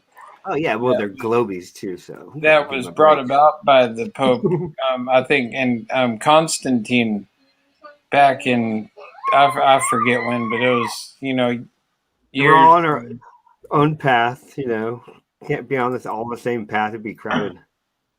That's right, and that's where I really don't think it matters that much. It's like as long as you, I don't think that our creator really needs you to say a special secret name and Right. and do these certain things in order to get through the gate. I like the It's pygmy like on the I know. island analogy. Like this pygmy on the island who's never read the Bible or any other stuff, but he's just a really great person, helps his family. He's never let them down in any way, never steals and praises the creator in some way, Yeah, Why is he going to go to hell because he didn't read this book? Yeah, it's like your personal connection. It's like either you have a connection with the creator, which is within us, like I say, or you don't. You choose to just like, and even when you don't, you're still like bowing to like the dark demonic forces. Like regardless if you believe or not, you're still doing the will of the dark one if you're not doing the will of the light. Yeah. And the light is the always sun. like, Like I say, like so sun worship. Philosophy. It's like we have Sunday. How cute. Now that's where the joy of life comes in children. I just feel the joy of life come from children. Yeah, I'm not going to be able to find it. Right from her voice, I could feel life. Is that a blue pineapple? Yeah, SpongeBob's house. Right here, I got it. Right here, it's pineapple. I forgot about that. I gotta cut it up. And yeah, we're gonna have some pineapple, I guess. So what we're looking for? What we're looking for? Oh, I was going to show the I forgot what video it was now. what was the alert called? That news I was thing? going to I don't know. I'm looking for it. I forget the name of it. What's it called? That news thing? What were you looking for? Oh, yeah. Action news. Never mind. I got it. I'm looking for action news. If I don't have it, I'll rebuild it. I must have it. It must be in keywords. Well, I'll play the rest. I'll play the rest of this video that we were playing. But I'm trying to think of what video that was with the keywords.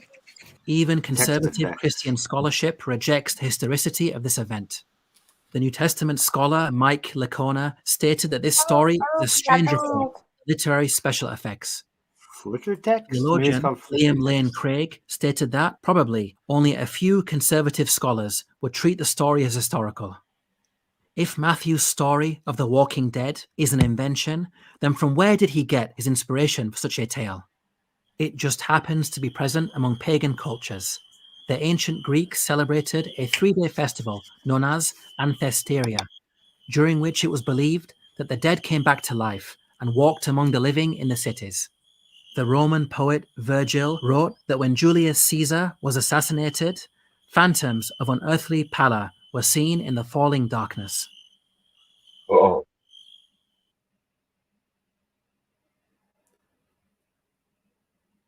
The Gospel of John narrates to us the following conversation between Jesus and his disciples. This bread is my flesh, which I will give for the life of the world. Whoever eats my flesh and drinks my blood has eternal life, and I will raise them up at the last day. For my flesh is real food, and my blood is real drink. Whoa. See, and I have a lot of issues with this too. Like, the blood, is this drinking cannibalism? blood, I mean, in the flesh. Was he a human? I don't. It doesn't jive with me. Are you supposed to? It's not like. Are you supposed to eat human blood and flesh? Well, it's a lot like I the thought these were all parables. What do you think it is? What do you think it is, Andrew? He said everything in parables. The Riddler, remember? Just like the Well, what does it mean? like the Chinese martial artist teachers. He's not What's gonna your tell you first- exactly how to throw a punch. He wants you to learn how to throw the punch yourself. I think it's. I don't know. I don't know. Well, what do you think of the first time when you hear this and you inside yourself? What do you think? How do you think when you hear this? Well, there's people who say to take the Bible literally word for word, and then there's people who try to fit things in between the lines, right? Like there's two different. Right, but how do you take it? Not what they tell you how to think about it. Like how do you? I think it should be taken word for word.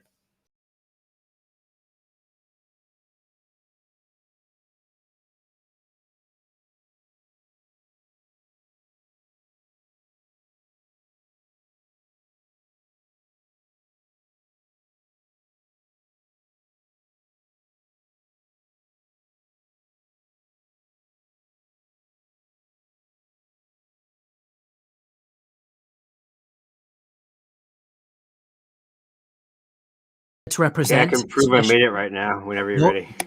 All right, let's bring them up. Put you full screen. We need to do this. This is a message to YouTube. Hold on. Let me put a banner up. Let me put a banner up for this. Hold on. Get ready for this. I love making this stuff. Okay. Dear. I'm just going to point at my other screen because it's not on the screen up here. So we have to, take off the. Created. What are they trying to say? It's called Retro 9 at News. Retro News at 9. That's funny. We're going to prove them wrong. What is it? Like settings, take off virtual background. There you go. Let me see my real room here. Hold on. Okay, so. Nice. Look at that action news. Okay, so this is Fusion down here. That's Fusion where you build stuff. Here, I'll show you first. Oh, wait, that's the wrong one. This is the, that's where you cut, make cuts. And I gotta get better at the cuts, but editing is my home. I do so much in the edit area. So here's the timeline. And I built it with, oh yeah, it's called Flickr Text.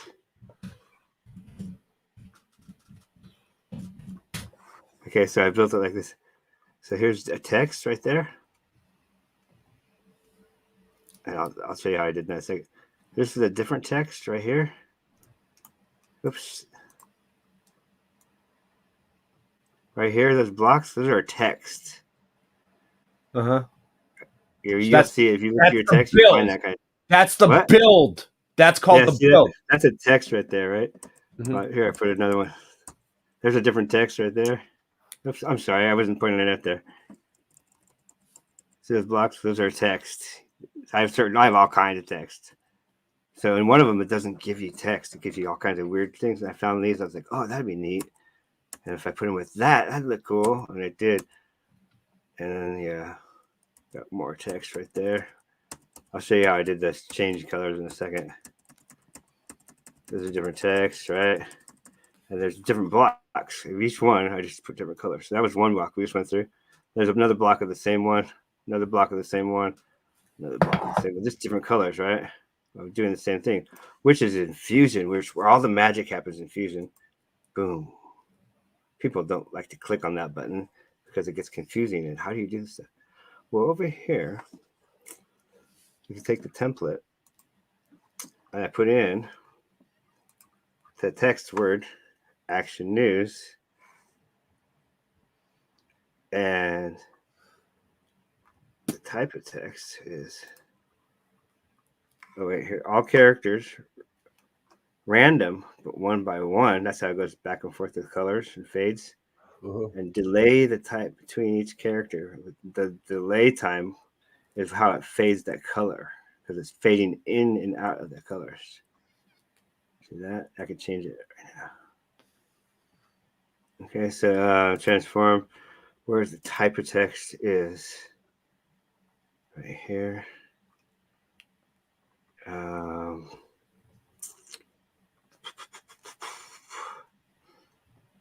forget where. I think I may have two builds.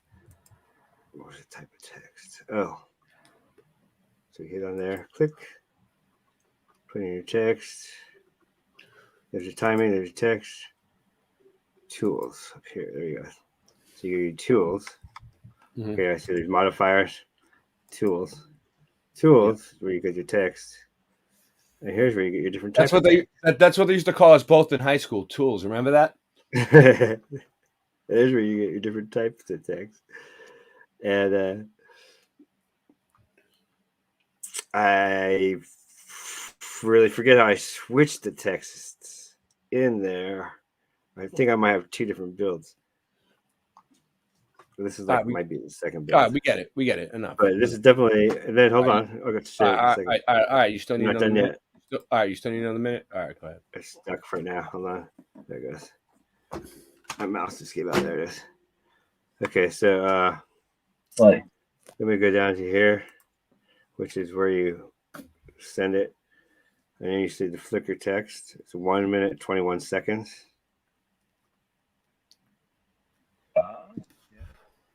And it's saved in this file right here. Mm-hmm. Here it is right there. And let's come back over here to edit. And you can just go all the way back here and just hit play. And you can see.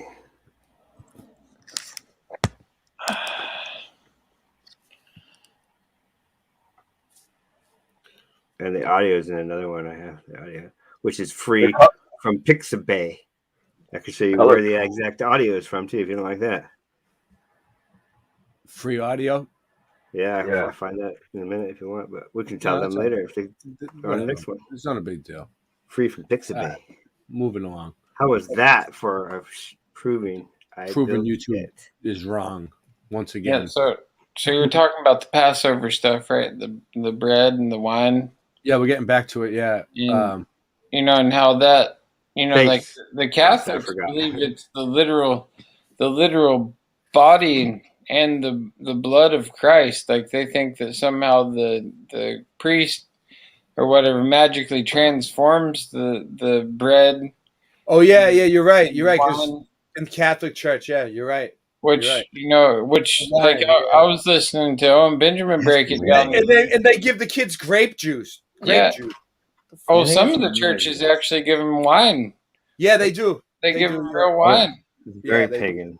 Which is and so the way Big Bear was breaking it down was basically saying that's no different than the trans agenda, because like they're basically calling something else that it's not, and everyone's accepting it to be that. And it's like, well, how is that any different than someone saying that they're something different than they're not? It's like the exact same thing. You're like saying a cracker is the body of Christ and the wine is the blood, when you can clearly see it's not anywhere near the same. You're not mutilating yourself. You're not. Well, you are though if you're doing the circumcision part, and that's where I'm going into even deeper, because I was reading in the book of Joshua the night before last, and I was blown away. I was really just like beside myself, because like there was so many things in it that really didn't settle with me. Like he had the people come and do a second circumcision, like the first circumcision. I'll take the brainwashing of that way over than the current thing. Any day, bro. What, the circumcision? Anything over the current thing? Yeah, I'm glad I'm circumcised. The whole thing. I'm stoked. What did they do with the second one? What did they cut off the second time? Yeah, they cut it off a second time. They went back for more of the tip. Ooh. No, come on, no, don't do it. Wait, there's more? There's no more. You ain't cutting any more off of there. That's a good one. That's so funny. You know what they call that skin they cut off? Yeah, that's the other brainwash over the current brainwash. They call it the schmuck. That's what that. You schmuck means that you're. You never knew that. You schmuck. That's hilarious. Did you know that some of these rabbis, they still to this day, they don't cut it off, they bite it off. That's gross. Come on, dude. Is that what the Pope was doing to the baby? They bite it off and then they suck the blood. That's gross, but I want to get through this video. Osiris. Yeah. I got coffee. Give me a sec. Wine. The blood is drunk, even my redness. You are wine, you are not wine, but the guts of Osiris. The ritualistic consumption of Osiris in the form of bread and wine was believed to allow one to partake in the nature of Osiris and be granted life. Your eyes are opened by the earth, your limbs are gathered. Raise yourself up when the great bread and this wine-like water were given to him. The bread and wine ritual is performed in churches to the present day as a way of commemorating Jesus' resurrection back to life. Symbol of the resurrection is the cross. Most Christians assume that its design is based on the T-shaped Roman torture instrument. However, the Bible itself does not precisely describe the shape of the cross. It merely states it was made of wood or timber. You may be wondering, where its design originated from. Like the bread and wine eating ritual, the cross also happens to have a parallel It originated with the tree. religion. Compare the Christian cross to the Egyptian ankh. Their resemblance is not just in shape, but also in meaning, as Egyptian hieroglyphics use the symbol to represent the word for life.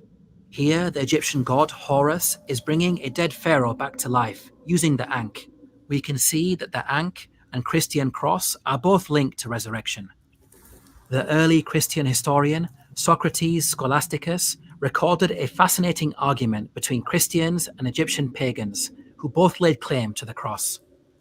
When the temple of Serapis was torn down and laid bare, there were found in it, engraven on stones, certain characters which they call hieroglyphics, having the forms of crosses.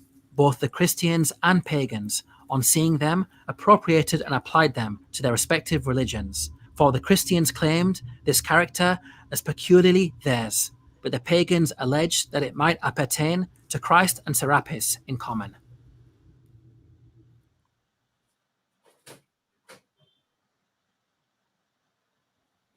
Just how did the original message of Jesus transform from the pure monotheism of the Old Testament into the paganistic religion of Christianity today? Did early Christians get together and agree upon a secret agenda to corrupt the religion, and the masses just went along with it? There is no need to resort to conspiracy theories to understand what actually happened. When there are multiple ideologies in a geographic area, you often find that there is an exchange of ideas, with the dominant ideology. So this is what I decided. This is where we're gonna take this, guys. Okay, just so we don't get off track. Keep me on track because I'm making a cup of coffee. After this video, we're gonna show what the Easter Bunny really means. We're gonna show the whole the symbolism of the egg, the rebirth, the tulip, the flowers, the natural order of things, how they worship paganism, and then we're going to take it all the way to the orphans and the Cabbage Patch Kids, okay? Boom. Ideology prevailing in the exchange. What did they say, Jeff? This is known as syncretism. The people who allow changes to creep into a religion are not necessarily doing it with an evil intention. It may come about due to pressure from society or ruling authorities. It may even seem natural to adopt certain beliefs and practices if culturally that is what a people are used to. Historically, this is what happened with Christianity. Jewish people were the initial target audience of the evangelism of Jesus and his disciples. However, they largely rejected Jesus as the Messiah. Jesus only gained a sizable following after he ascended to heaven, when the Apostle Peter started evangelizing to Gentiles, i.e., non-Jews. Paul preached a modified version of the message of Jesus that was stripped of its Jewish elements, such as circumcision and keeping the Sabbath. This watered-down version appealed to Gentiles who started to embrace Paul's teachings in large numbers, culminating in the pagan Roman Empire adopting Christianity as its official state religion several centuries after Jesus.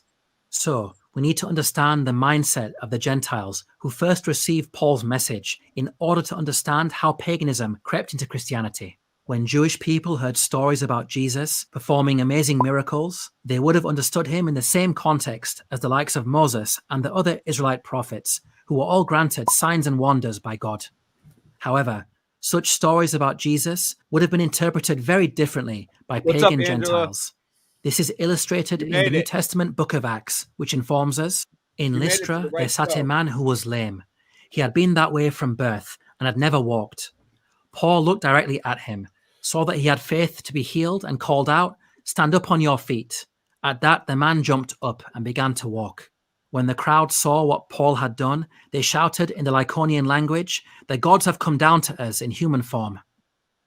We can see that the pagan Gentile peoples to whom Paul was preaching were in the habit of idolizing human beings. And I'm just not a fan of Paul. It's easy to appreciate why Gentiles from a pagan background on hearing stories of miracles of Jesus, they would naturally interpret him in the same light.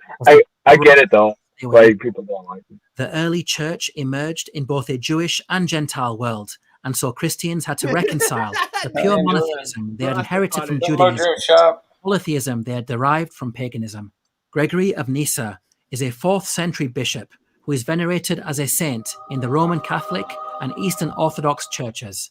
He wrote, Actually, the truth passes in the actually, mean between Cinch these two Cinch Man's been working on a movie called I'm Not Sure About Paul. It's coming out soon. options.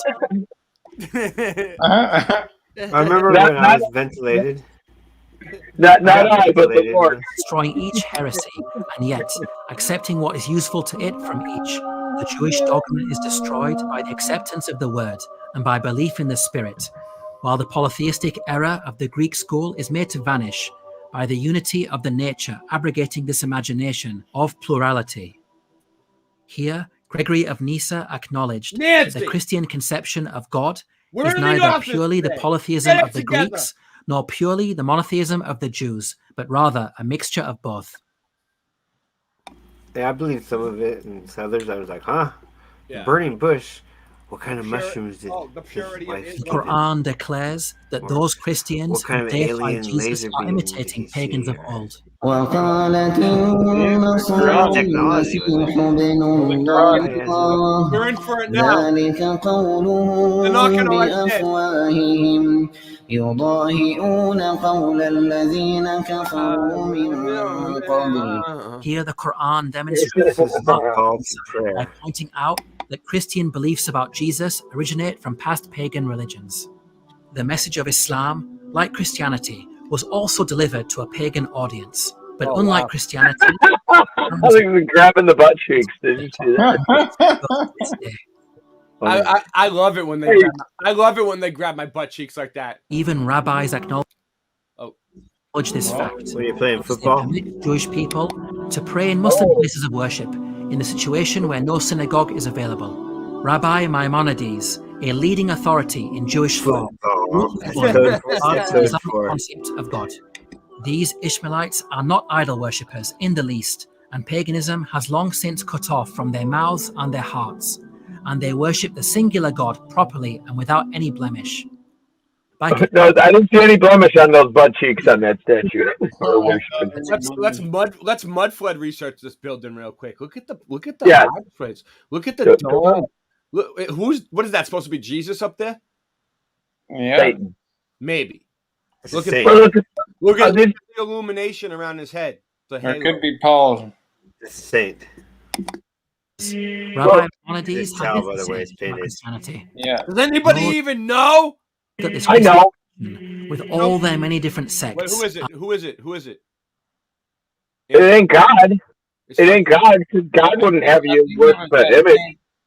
That saint that they were just talking about before, like it was just, I don't remember his name, but Maybe it was the artist. Look at the chessboard floor they got going on there. Very, very sketchy. Are all idol worshippers, and all their holidays are forbidden. Nice. And we deal with them regarding religious issues as we would pagans. The Kaaba is situated The two fingers, we don't like that. It's the holiest site on earth. there's the Kaaba. Today it It's that contains same idols, Satan not song images. with the two fingers That's up. the central processing unit for the whole Arabs, rock as numerous Cambo times of the inside Matrix. the Kaaba. So central was the Kaaba to idolatry that pagans from all over Arabia would Good make question. pilgrimage there. Daniel Becker said, Jesus was the Son of God, or was he just a historical figure? Did he have kids? Did Jesus have kids? I think there's this whole thing that he could have very well had children, and that he married Mary. But could have, what do you mean he could have? Like, did he he loved have, her. Like he No, was. but I'm saying, did they have kids or not? Like, why are they leaving us with so many more questions than answers? Well, there was Jesus the Lost Years, right? There was 18 Oh, yeah, years yeah. ago, The like, Lost Years. Yeah, we were where talking he about was this. just he was not around, and he was out. He could have been out. He could have been like old He dirty coulda had- bastard. He could have had a whole family. Yeah, he could have lived a whole other lifetime in 18 had like 12 kids. No, I actually know about it. It was a. Wasn't her name? His wife's name was Rebecca, wasn't it? Was it? No, I just made that up. Wait up. Jesus' wife's name was Rebecca? Are you serious? No, I made that up. No, I made that up. What span of Just just like I was 23 about to years, say. Islam managed to completely eliminate all traces of idolatry, taking people away from the worship of carved images to the worship of the one true God. Hey, there's some Easter eggs inside that. Morgan says, I know it. it was Friday, and they had to get him down before sundown of that day. All right, Morgan. Yeah. So, Yeah. that's right. so they killed him also- on Friday before sundown.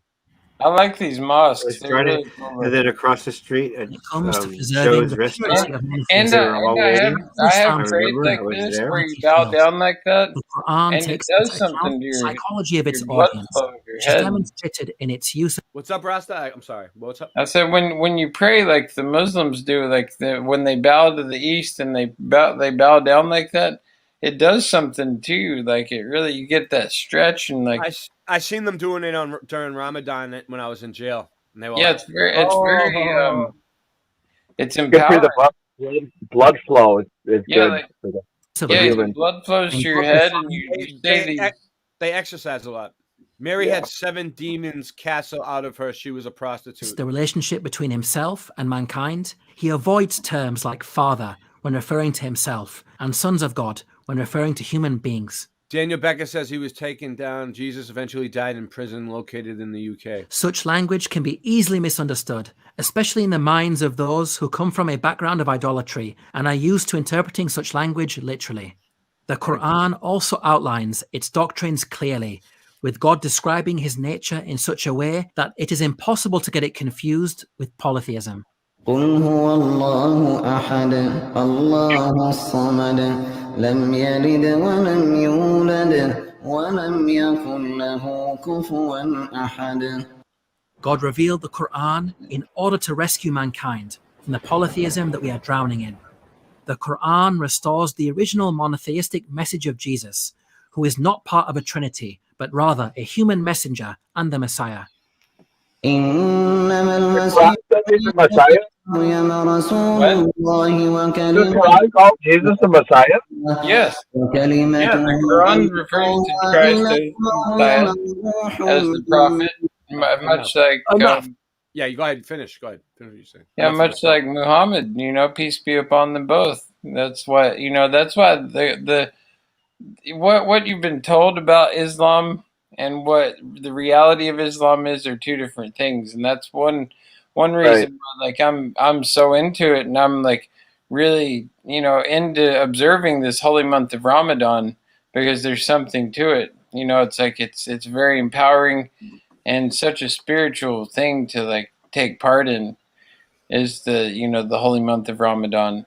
And like I dated this Muslim woman this last year, and she was really awesome and taught me a lot about Islam. Did they celebrate Easter too, though? Like, did they believe that Jesus rose from the dead? I mean, no, they don't accept a lot of that. All right, this is the one that Rasta Bear found. Crucifixion. What's going on here, Rasta? Do you? In the Philippines, still to this day, they have a crucifixion festival where like they whip people, and they nail these people to the cross. They whip them? Yeah, they whip them till like they're completely raw. Like because they believe, is that like their punishment? Well, no, these people. I'm pretty sure they volunteered. This was the first video. I had a second one that I was gonna send that is even more in depth than this one. Zealots. This is for very Easter. Weird. This is So Jesus taught wherever you're persecuted in one place to flee to the next. So these guys are like doing it to themselves. In the Philippines, this is how they celebrate Easter in the Philippines. Are you serious? Yeah, they love it. Is that are they bleeding from getting whipped? Dripping blood. Yeah, they nail themselves to the cross. Like it's not like what are those things made out of? The I don't know. The whips are probably leather, and the the apostles taught about people who mutilate the flesh so that they're imposters. Just to let you know. These people are loving it though. This is like the greatest time of year for them. They look forward to whipping themselves in the middle of the street for Easter and nailing themselves to the cross. They're gonna nail them. Are they gonna nail themselves to the cross? Is that what's about to happen? Yes. Oh my God. Let's see. I don't even want to watch it. Ridiculous. Jesus. Ridiculous. I'm not watching. You don't have to watch it if you don't want to. I'm gonna watch it. How do they do it? You can only nail one hand. How do you get the next hand up there? They do it to the next. They like actually do it. I don't Yeah, know. they actually do it. No way. And then what happens? Do they get medics in afterwards or what? Well, some of them die. They let them hang there. They die. They let them die. Some of them. Whoa, this is Come on. It's insane, dude. With their plastic helmets. This is why we do the show so late at night, because this is adult content. Okay, I'm sorry if you're. Look at the guy with the camera. There's nothing I can do about it. It's late night live. Boom, baby. We were live. This is incredible. This is wow. I didn't know the hammer down. They just tie them. I don't think they're actually nailed. Well, no, there's some place where they actually nail them. This might not be it, but they do actually nail them. Look at the nail. Look at the nail in his hand. There is something in his hand. Maybe it's fake. No, he's nailed on there. They probably had to tie him up first before they put the nails in. Yeah. So we'll know if they do it. They break their leg because that's what they did. They break their leg, right? Whoa. Right. Real crucifixion. Yeah, we're not going to get into that right now. That was like some kind of messed up.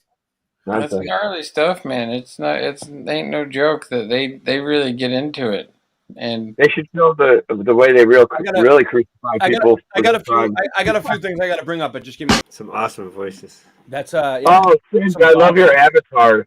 Some gospel. Thank you. That's a shirt, and I'm going to be buying that shirt next. Ancient Origins. Masonic the Hedgehog. I've wanted that shirt since I saw it. It's a shirt. I got to get that shirt. Thank you. I'm going to be getting it probably tomorrow. I'm going to work on a new one. Yeah, we have some Masonic the Hedgehog shirts. We have sweatshirts. We have Masonic the Hedgehog everything. Check this out. I ordered this shirt online from Boston Ray. Yeah, you got the good one. I'm making a special for me. I say Singe Man on the back. Me and Singe Man. It'll be available for anyone to buy. Me and Singe Man both have COVID commanders. I have the green one that you got. It's funny how you picked out of all the colors you picked green. You didn't know I had the green one? Yeah, I didn't know. That's like I think that's the coolest one, right? Don't you? The nicest color. When I clicked the color, it showed me how it would look with the color. I'm like, that's the one. It looks better when it actually comes. It doesn't look like all stupid like that. They do it right. Like if you're into cool shirts, look at that. Look at his page. That's cool. Yeah, we got some cool stuff. We're gonna come out with some new spring, a whole new spring line of products. Singe Man has been working on it. I know he has. He's just been very busy, but he's in the back of his head. He's coming up with ideas.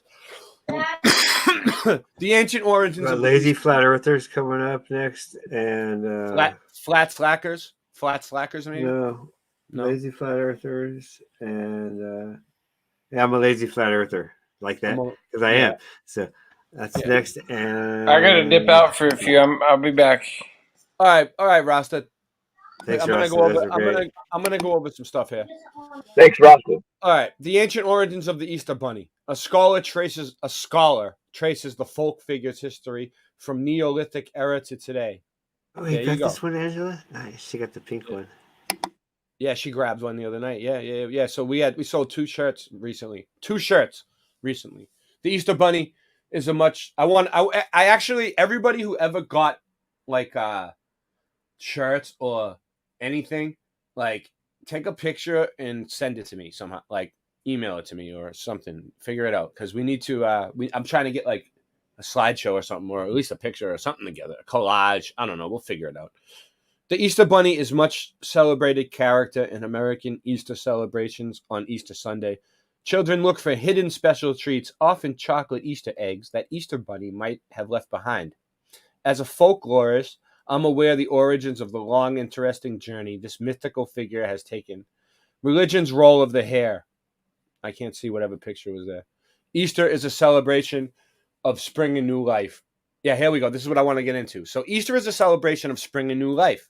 Eggs and flowers like the tulip are rather obvious symbols of female fertility. But in European traditions, the bunny with its amazing reproductive potential, is not far behind. That's why they call it March Madness, because all the bunnies are out having sex right now. Can you guys hear me? Yeah? All right. All right. In European traditions, the Easter bunny is known as the Easter hare. The symbolism of the hare has many tantalizing ritual and religious roles down through the years. Hares were given ritual burials. Nice. Alongside humans. I want to click on that, but I don't want to lose this. Ritual burials. Redirecting. Hares, juvenile domestic structures, a ritual in Neolithic Ireland. Look. Neolithic, megalithic tomb, bone preservation, deep puppies, piglets, parental calf. The occurrence of animal remains in human mortuary assembling presents problems of interpretation. Are they post-depositorial? So they were mixing animal remains in with humans, burying them.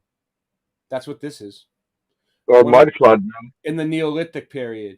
In Western Europe, ritual. It was a ritual of mortuary monuments built of stone and sometimes the earth and timber. These monuments are varied and complex, appear to have been used for a variety of purposes. Wait, hold on. More, yeah. All right. But there are commonalities such as the inclusion of human remains and the desire to create lasting, large-scale monuments. Although they are sometimes referred to as tombs, it is clear that they were much more than that. This is shown not only by their architecture, but also by their content and by the traces of varied activities that took place within and around them. In addition to the mortuary rituals, it seems likely that these monuments served as locations for other intra-group rituals. And they list them all here. As Neolithic people were farmers, the annual cycle of arable and pastoral agriculture would have played a structuring role in their rituals. And many megaliths are aligned on celestial events that coincide with seasonal changes. Yeah, that's true. Intimately related to this cycle, concerns about continued fertility of the land in the human community are likely to have figured. So it's all about fertility rituals. One practice was the inclusion of animal remains in some of these tombs, sometimes with an emphasis on young animals and or hares. So they used to put young like rabbits in the tombs with the people as a ritual for fertility. That's what it's about. This was the case of megalith where large numbers of hare carcasses. Dude, we found it, dude. This is what March Madness. Pretty gross, yeah. Dude, this is what they buried dead rabbits in the graves with them in the graves with some of these. Yeah. This is what. And that's supposed to make them more fertile. I don't know. Like to make the ground because in March the rabbits all have sex. I seen them. They're all out there like banging. There's a whole bunch of them. They're all. So they kill them and put them in the ground with them. I don't get it. I'm trying to understand. Let me see. Let me read it for a second. Detailed contextual taphonomic study of the remarkable faunal assemblage of Parcaniba, along with wider. They always use these big words, so we can't understand it. Provided by folklore associated with hares and other lagomorphs. What? To better just look it up, but yeah. Exactly. Look it up. Look it up for me, Singe. To better understand the possible motivations behind the inclusion of hares and juvenile domestics. Faunal remains have frequently been found in megaliths and other prehistoric burial locations. However, the standards of excavation and reporting in many earlier would be considered unacceptable today, with little, if any, focus on.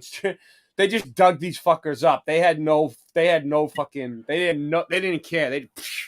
Those are small mammals, birds, and amphibians in particular, maybe natural remains of animals using the tomb as a nest. So some of the animals were just like using it as a nest.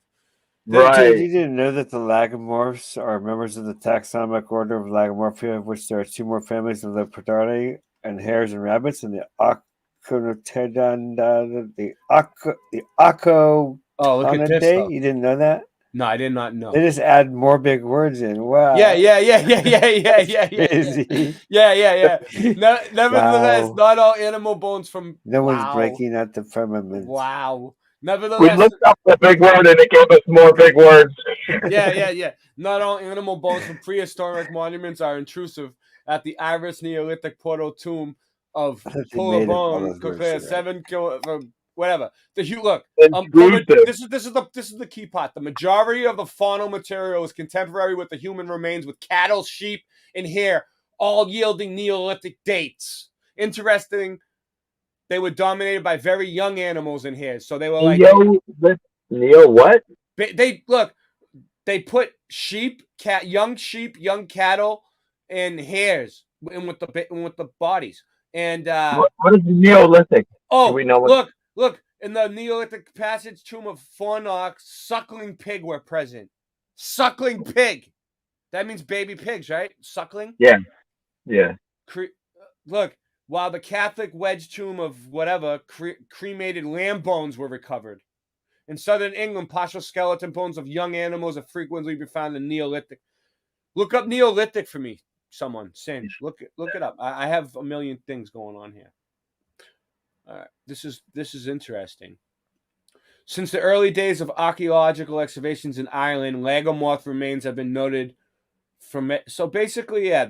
So they've been finding all kinds of animals buried along people. Look right there. Ireland, huh? That's where it's at. All right, all you Irish people, that's where it's at. Go out there and dig on this. Figure this out.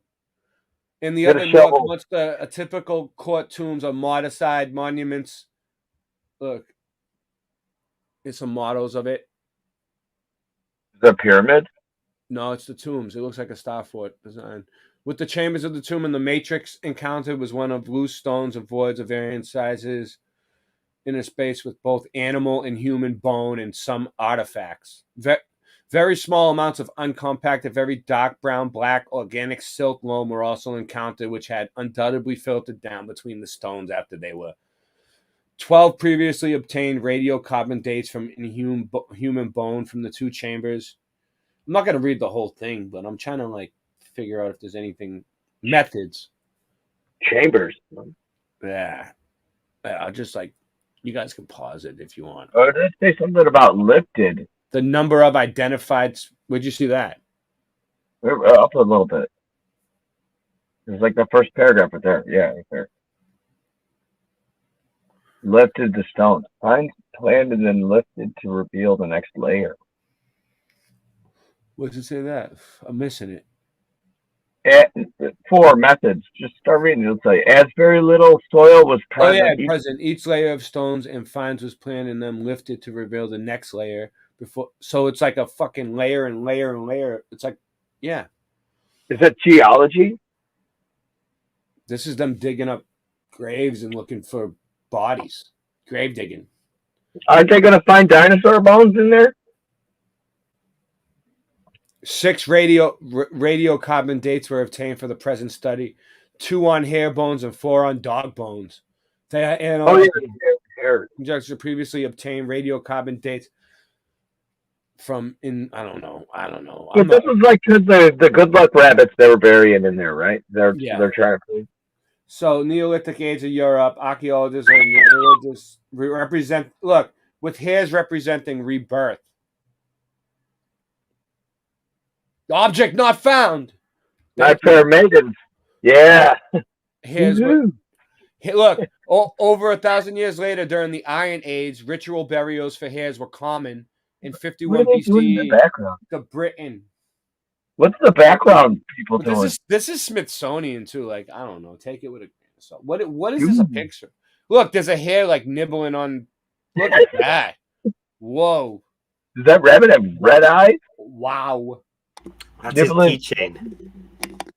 Hare meat and witch's mischief. But it's hey, Rasta Bear's back. Look. Rasta's back, which is mischief. Rasta. But it's for the folk tradition of England and Germany that the figure of the hare is specifically connected to Easter. So it's all about rebirth, right? The hare, the tulip. Yeah, hey, look at that.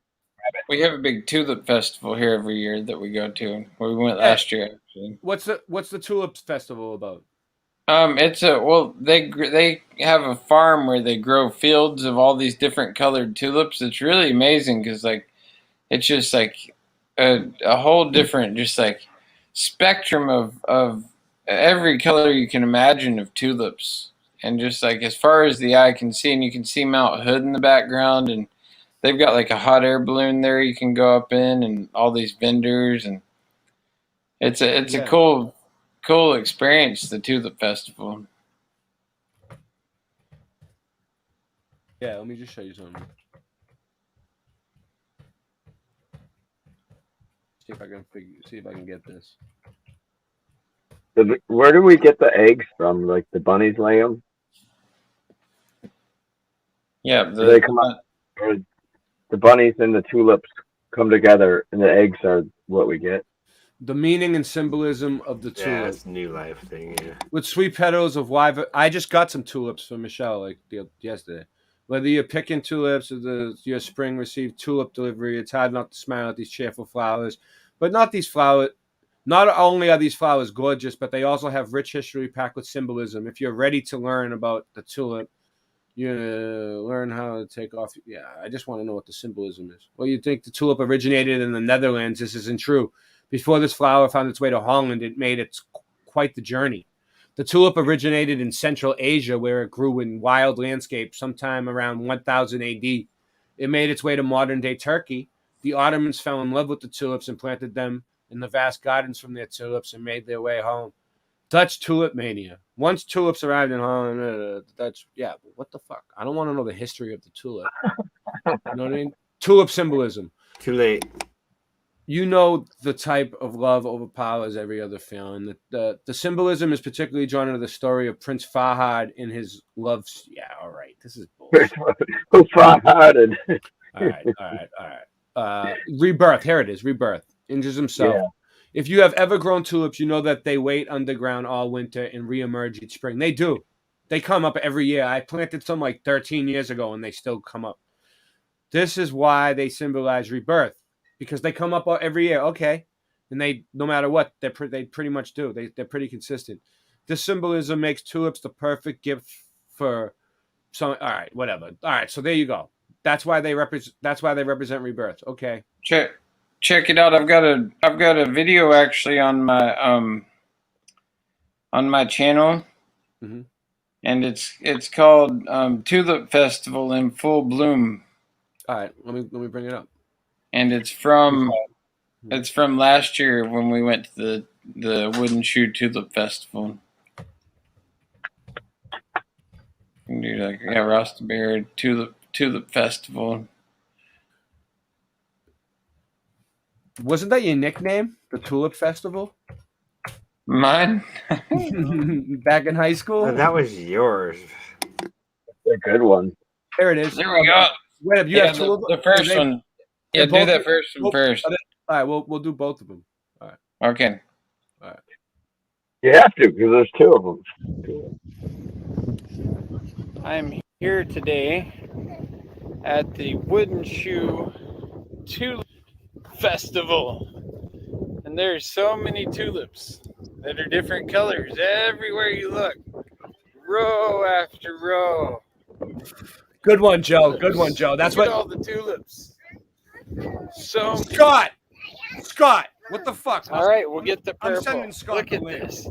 Look down that way. Let me put the dog right here. See, we got Poochie here with us. She loves tulips. Everyone loves the tulips. Let's zoom in and go way out that way. Look at all the colorful. They got all the colors. The whole palette of colors. Look at those white ones. As far as the eye can see. Tulips.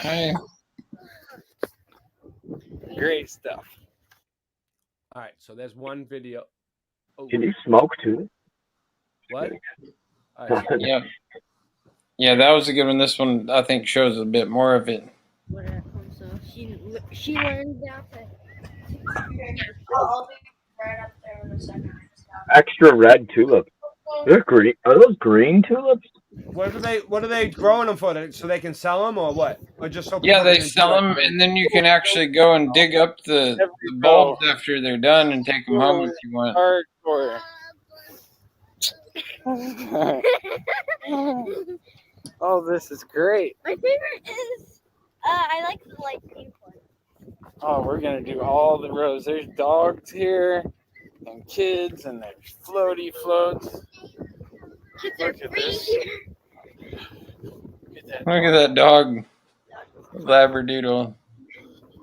I was gonna say poodle doodle. Yeah, Your dog didn't even bother it. We're gonna It's a go fun down place. all the different colors here and pass by We them. should go down. I didn't even know that they had so many different colored tulips. I know, right? I'd seen these ones like a multicolor. Unreal. I thought they were only one color. You know what I do? Tulips here. If sometimes if you take one color and you take the male piece off and you rub it on the female piece of a different color, the next year when it sprouts up, it'll be two colors. Oh wow! I've done it before. Look, here's some multicolored Gotta rub the male piece on the female piece. Yeah, you make them have sex. They had some cool steam engine tractors there at that farm too, like that were really old school. Crystal and the Stamen. Oh, there's rows up there for days. I wonder how much it would take, how many hours it would take to even go through all of them. It would take quite a while. It would take like a couple hours. Your daughter loves it. She's so excited. She was stoked. Her favorite color. How long it took for the seeds to get in there. So nice. Such a beautiful day here. It's a beautiful day in the Oregon. neighborhood. Yes. Woohoo!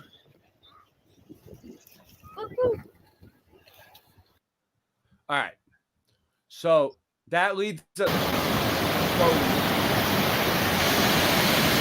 That All right, these are some those are waterfalls All right. I just hit All up. right, I'm just gonna get right into it.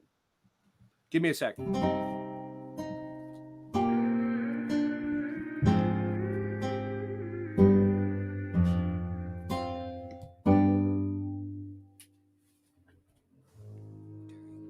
Search on Old World Photoshop, we began to notice a trend with old postcards from the 1900s showing early examples of compositing.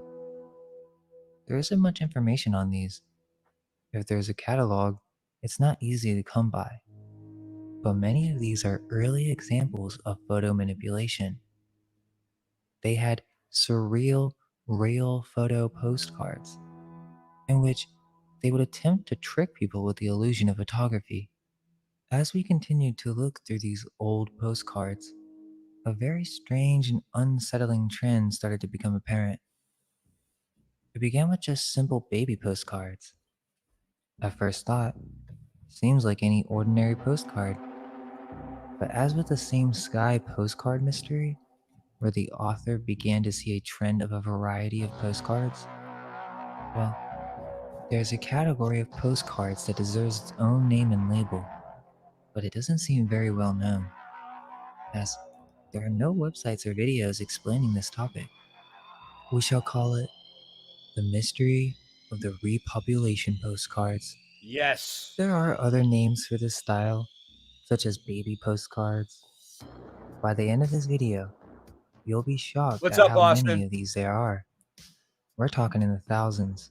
We found one reference to what these cards were in a book on Amazon named Babylon, Surreal Babies, in which the author describes these same peculiar 1900s postcards and how they were deeply influential to many famous artists, including Salvador Dali. Yet, the author even admits that little is known of their history. In order to understand why we've labeled them repopulation That one said Mason Day babies. That's babies of Masons in French. postcards, a thorough understanding of resets, parterria, orphan trains, incubators, asylums, and oddfellows will be necessary. These Wow, that means babies and Masons. See, it's Right. French again.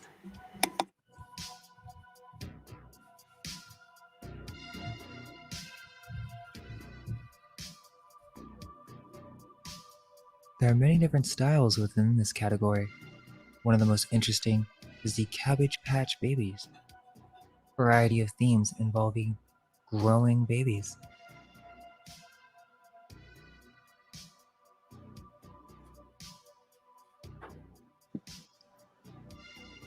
There's a Cabbage Patch around here you can hike to. You can hike up to it. Check it out. It's at the top of this Lewis and Clark Trail.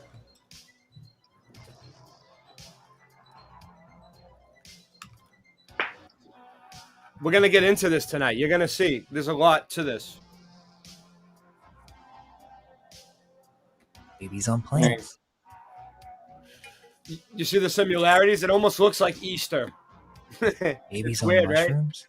Yeah. Babies on mushrooms. Babies in the water.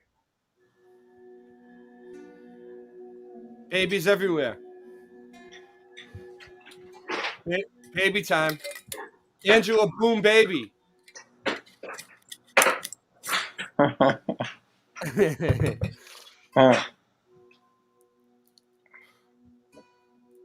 There's just babies everywhere. My fiance's pregnant. Yeah. You should see the size of that thing. The baby, I'm saying. Babies Oh, in bet. eggs. It's 2 pounds, they said. Already. Babies in eggs. Daddy, can you get me some? Then Nice. you arrive on the train. 2 pounds already.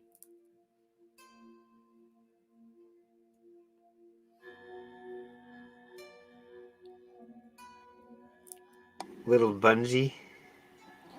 I bet you Morgan has 2 pounds laying around somewhere too, but not the same.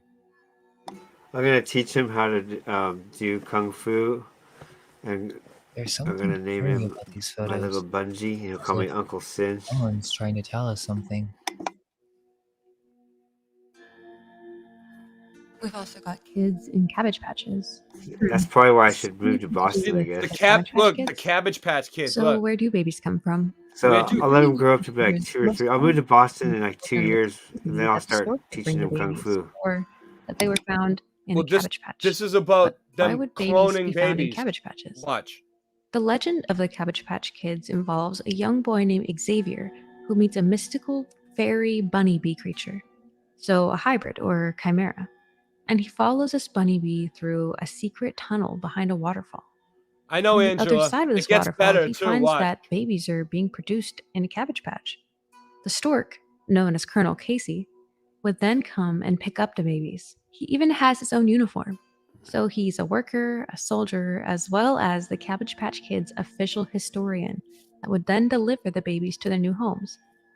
Not only that, but there's an evil witch named Lavender McDay. She and her weasel and jackrabbit henchmen are literally trying to enslave the Cabbage Patch Kids to be miners to dig for gold in the valley. You can get all the exposition for the lore in the story through their 10-song album. It goes over how they were created, to the witch, to even a lament about their enslavement. It's pretty dark. The original concept for the cloth dolls was created by Martha Nelson Thomas, and she called them doll babies. And the story really had nothing to do with cabbages or chimeras or witches. It wasn't until Xavier Roberts, or Xavier, like the little boy in the story, hijacked her design that it became what it is today.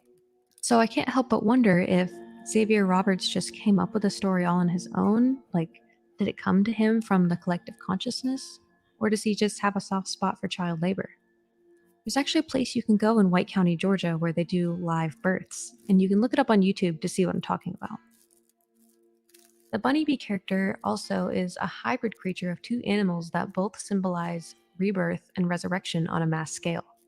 As we know, rabbits reproduce in droves, and the bee symbolism makes me think of a hive, or a queen or source where all Beehive. the offsprings Hive originate mind. from. It would seem that this is some sort of reference to babies being created in a lab on a mass scale. Yep. Why were there so many orphans? Why? Most common answer will be, the baby boom. No. But this didn't happen until 1946 to Yep. 1964.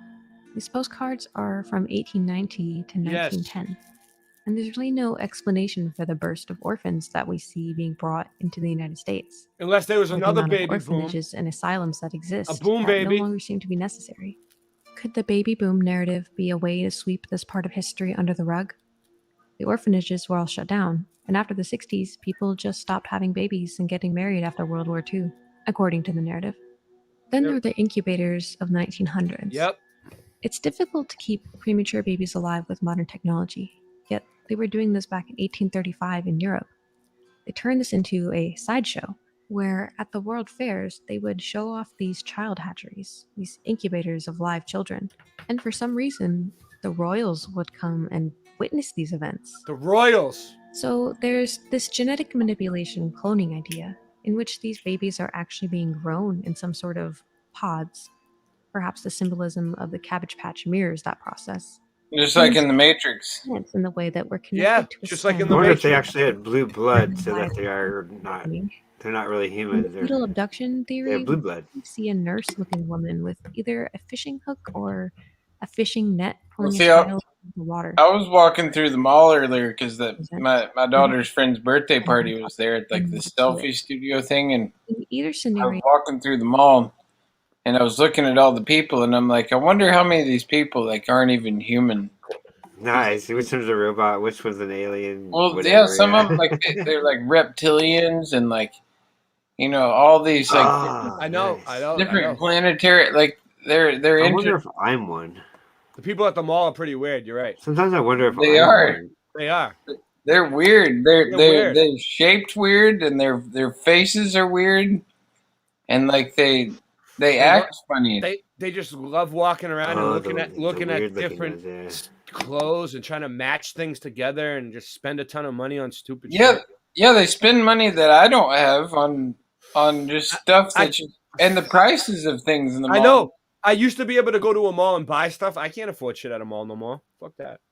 It's like who's gonna shell out? There was this one store, right? It was like the new thing is like to sell stuff from like the 90s and whatever in like this. It was called like the Cool Loot or something like that. I know what you're talking about. There's stores like that around here too. Like And where it they- was like these young kids who were like I feel like they were like just like 18 or 19 selling stuff that was from my generation in this store, and it was like really trippy. I mean they had like hats in there that were like not that nice. The hats for like 70 and $120. It's and so ridiculous. they had like the Space Jam VHS for like $12. It's like, you know what's crazy about that? I used to work at the mall, right? So like they get like these cardigan sweaters, say that were like $90 a piece, right? At the beginning of the season, right? Right. People would come in and just steal like a whole stack of them. But as long as they sold one or two sweaters, it would pay for all of them. So they didn't really care. And then like they had like no security, you know what I mean? So that's why the prices are so expensive, because they don't even like. And then by the end of the season, them clothes are like $2-3 a piece. They were like $65 marked down to like $5. You're like, you know, it's because that's what the shit's really worth, because they make them in sweatshops in China. Shit yeah, like that. we were walking through J.C. Penney's, right? And we go through them, and there's like the cosmetic department and like the area where all the fragrances are and shit. And like there's this woman that was working in there, and there was this beeping noise that because like the security things were attached to like so many of the different fragrances. They never take all the security things off, dude. I'm And always it- beeping going through and- the fucking door. And it was a constant beeping. And so I asked the woman, I'm like, how long does it take you to get used to that beeping noise? Because I'm like, that would drive me freaking insane just listening to it. It's like a fire alarm going off all day. And like she's like, oh, you just zone it out after a while. But she still didn't look too happy about it. Like she probably, I bet she gets asked that same question like 100 times a day. Like how do you get used to that? But I mean, it's the same as wearing a diaper on your face. Like I don't understand. Like I'm seriously about to start going hard at these people again. Me too. And I've going been out on going the hard. streets and filming them and being like, so why are you still wearing that thing on your face? Yeah. Like what are you boosted? Yeah, I get it. I want to get through this video though. incubators Hold or on. hatcheries. And it begs the question, how did all these premature babies get here? If women back in, these days were having babies prematurely, why in such large numbers? And the babies all being babies, they'd have to have traveled there somehow within a short period of time. What are the chances that so many premature babies were driven from wherever their mothers were to these incubators all in time? And why do they charge people to view them as if this was some sort of exhibition or sideshow and not a pressing matter of life Look and at them death? all. For centuries, the stork has been thought of as a symbol for new beginnings and family lineage. The idea that this creature represents life-giving events also makes sense because storks are monogamous I creatures. think the stork brought my and they kids mate only too. once every year with their partners that they've chosen beforehand. Choosing mates Yeah, I based think on might have been brought by the stork. books, like many other Yeah, birds. definitely. Now we've got kids inside a train. Yes. Orphan train. Naked Why kids. so many orphans? Why? Yeah. Were these Why is there orphans so many taken from their babies on the families? train? Were they trained to instruct a new themselves? generation of genetically created babies? Or were they womb-napped babies? Well, In fact, my kids father born worked in at trains, Lockheed, so they probably kids made me being there. carried by storks. That's The Greek goddess that's Hera cool. and her Roman That counterpart explains a Athena lot, Singe. also favor the stork. And I'm sure you guys remember that quirky little teen pregnancy movie. He actually helped build the Thousands. And I suspect space that shuttle. Artemis Oh of yeah, he Ephesus was a is an purchasing ancient agent. So fertility Scott, symbol used Scott, by the Scott, elite to Scott, signify Scott, their Scott, ability Scott. to receive a new population. Oh wait up. We've got Is it hooks removing stork babies. or Whoa, yeah? that Kids arm I in was don't know. water, I don't know, women Scott. holding a net or fishing rod. The water, the amniotic fluid, pulling children from the wombs of their mothers, perhaps? Could that be why there are so many premature babies? Scott, I texted you the link if you want to come on and celebrate Easter with us. If you want to come on and celebrate pagan Easter with us, you can. Or are they genetically I'm manipulated? eating jelly beans right now in Well, it's celebration. not impossible. Just look at Miracle Millie. I think that the movie Aeon Flux is a great example.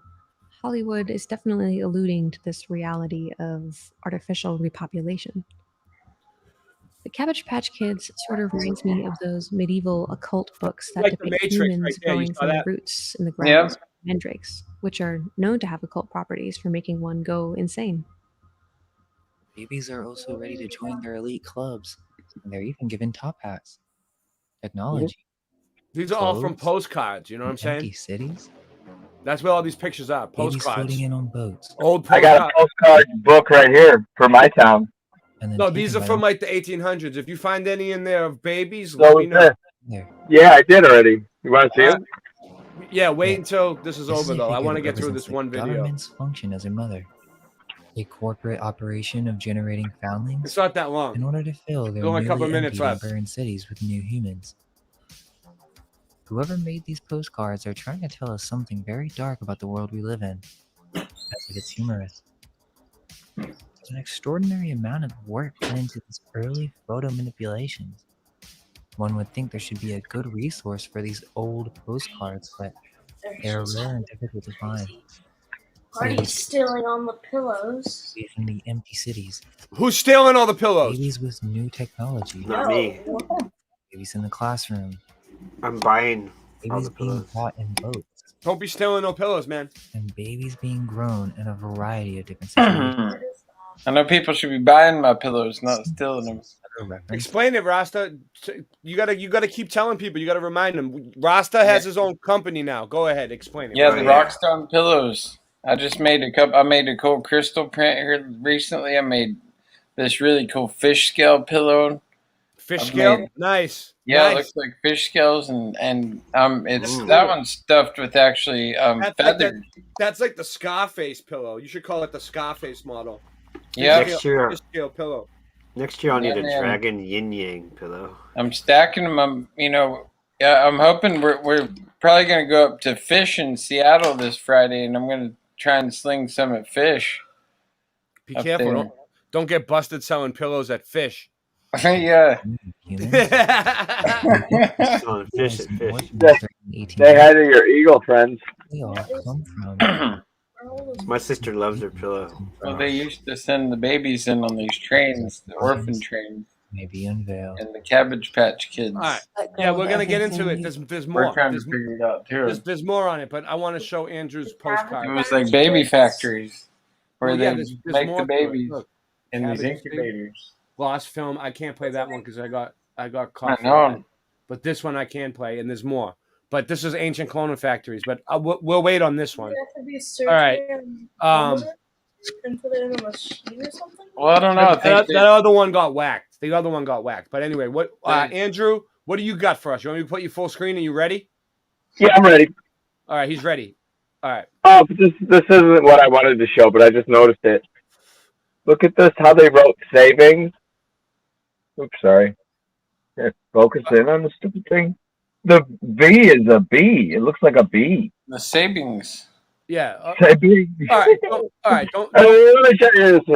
Don't get off track on us. We don't have a lot of time. Time is precious here. Yeah, we know. Yeah, so like there's this thing here about like a Child City they had. What do you got? The Red Brick Schoolhouse. No, what was it called? Give me just 2 seconds because I got it right here. Pretend like you just paid $75 for an hour of recording time at a studio. Yeah. You Right. know what I'm saying? And you know, time is money. People, Yeah, we're losing numbers right now. 2 people just left. 2 people just No left. way. I'm Okay, telling well, this is about. Oh, really? Well, then take me off. Then I was gonna. I mean, I have it here. All right. I mean, all right. look at there's the baby. There's the baby. There's the baby in the can. Baby in the can. I was just busting your chops, dude. I don't care. Yeah, this is the postcard. There's the train. Andrew, There's the train. Andrew, The I don't care about the numbers, dude. I'm just busting. Yeah, right. I'm just busting your balls. I'm busting them. Look, so there's your postcard. Talk about postcards, right? See the postcard. There's the kids, and they So bred the kids. What year is that book? What year is that book? This book? Yeah, like what year are those postcards from? What do you think? Oh, they'll say on each one, like some of them are like 1893. That's right. That's in the right timeline. All right, can you get it to focus in a little bit better so we can Look what this is. Yeah. Okay. So let me just see what I can do in here. All right, slow down. All right, what do we got? Bell Brothers. What Looks are they- like they're It looks like selling brothers. and they're trying to climb over a wall, dude. They're like, what are they Yeah. doing? Oh, you know, I think they had all those kids for reasons to have an army. Oh, those are kids climbing over the wall? Right. Yeah. Let's see this thing. Wow. Dude, you should take Okay. Well, hold on a second. You should take pictures of some of these and put them in your community section. The ones with the kids. In Yeah. them. Because There's some crazy stuff here. people are into this this research with these postcards, dude. Yeah. I found something really cool. If you find something really cool, take a picture of it and like crop it out and put it in your somewhere. So you can get it. At some point, Okay, so you can talk about these Masons. See this Masonic symbol right in the middle here? Look at that thing. Hold on. Is that a Baphomet right there? I don't know. What is that? Looks like a skull. I don't know. What does it look like to you? I can't really see it too well. Looks like the upside down star. Oh yeah, it's like a Satan star with a skull or something. Yeah. Some sort of Looks like it. sigil. Yeah, Yeah. I've seen that too.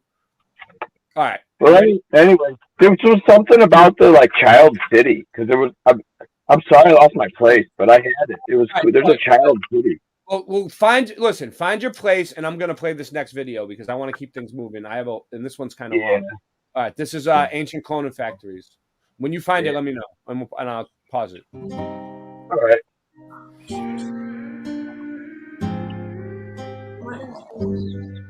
Ancient Cloning Factory. Where are they? This video will be a wrap up of the last 2 videos. It's like So welcome. make sure you've seen both videos. Welcome The with some first one is lady the or a repopulation boob job. postcards with the cabbage patches, and the second is the first movie, La Fea Shoe, Yeah. from 1896. I played this movie before on my channel, and they didn't allow it. But it's up on Odyssey on Mind Unveiled. This video was inspired by a post by KD, so shout out to him. This isn't a new idea, but it's interesting to revisit this concept now that more information is being discovered.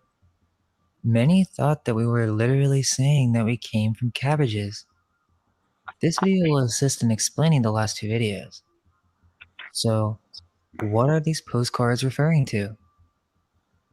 It would seem that the postcards are referring to some type of recent seeding process or cloning process, meaning the cabbages are but a symbol for rebirth, a symbol for the female genitalia, the similarity to the shape of a baby head, and the idea that humans were farmed in mass quantities, meaning that this is referring to some type of operation in which they were baby factories, babies being produced in vast quantities for some type of purpose. As many have mentioned, there is even a eugenics component to this, where specific phenotypes were selected depending on the goal at hand. With the Alice Guy films, we learned not only is the origin of movies shrouded in mystery, but that these first films were quite occult, using symbols to create a certain state of consciousness. This strange old film was used to promote the incubators at the Paris World Fair in 1896. So this operation must have some connection to the incubators. Dude. We have a reference that will go. This is like a promotion for the babies at the World's Fair. This is like a commercial. It's a commercial. Over later, that's from the 60s. She's like, look, come get a baby at the World's Fair. Look at my boobs are hanging out. It reeks of commercial. She's like, drink from my teats. It's like a game show kind of thing. Babies. Oh, and later we're going to discuss this movie that talks about all of this stuff. But I wanted to bring it up because it seems that the Cabbage Patch videos Have you seen this before, Joe, or is this the first time you've ever seen it?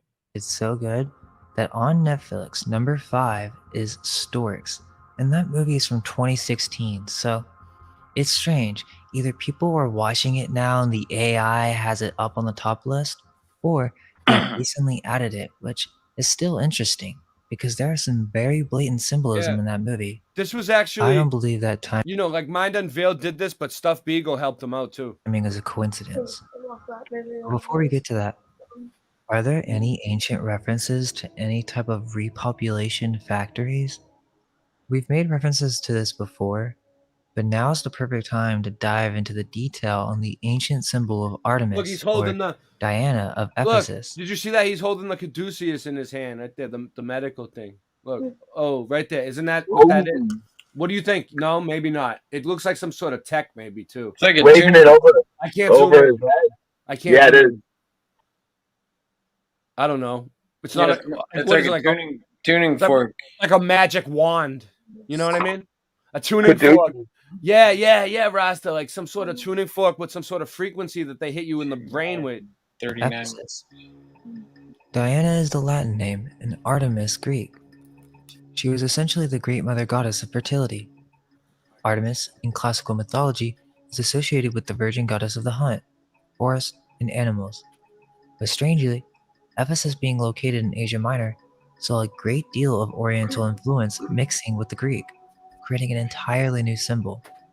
The Ephesians believed both Artemis and Apollo to have been born in a grove called Ortygia, which is also very close to the ancient Greek name for Ireland, Ogygia, the ancient land of forest, which would have been the birthplace of the first repopulation center after the flood of many ancient religious texts. So the Ephesians believed that their gods, the ones that they dedicated their entire lives to worshipping, are themselves born of an ancient grove.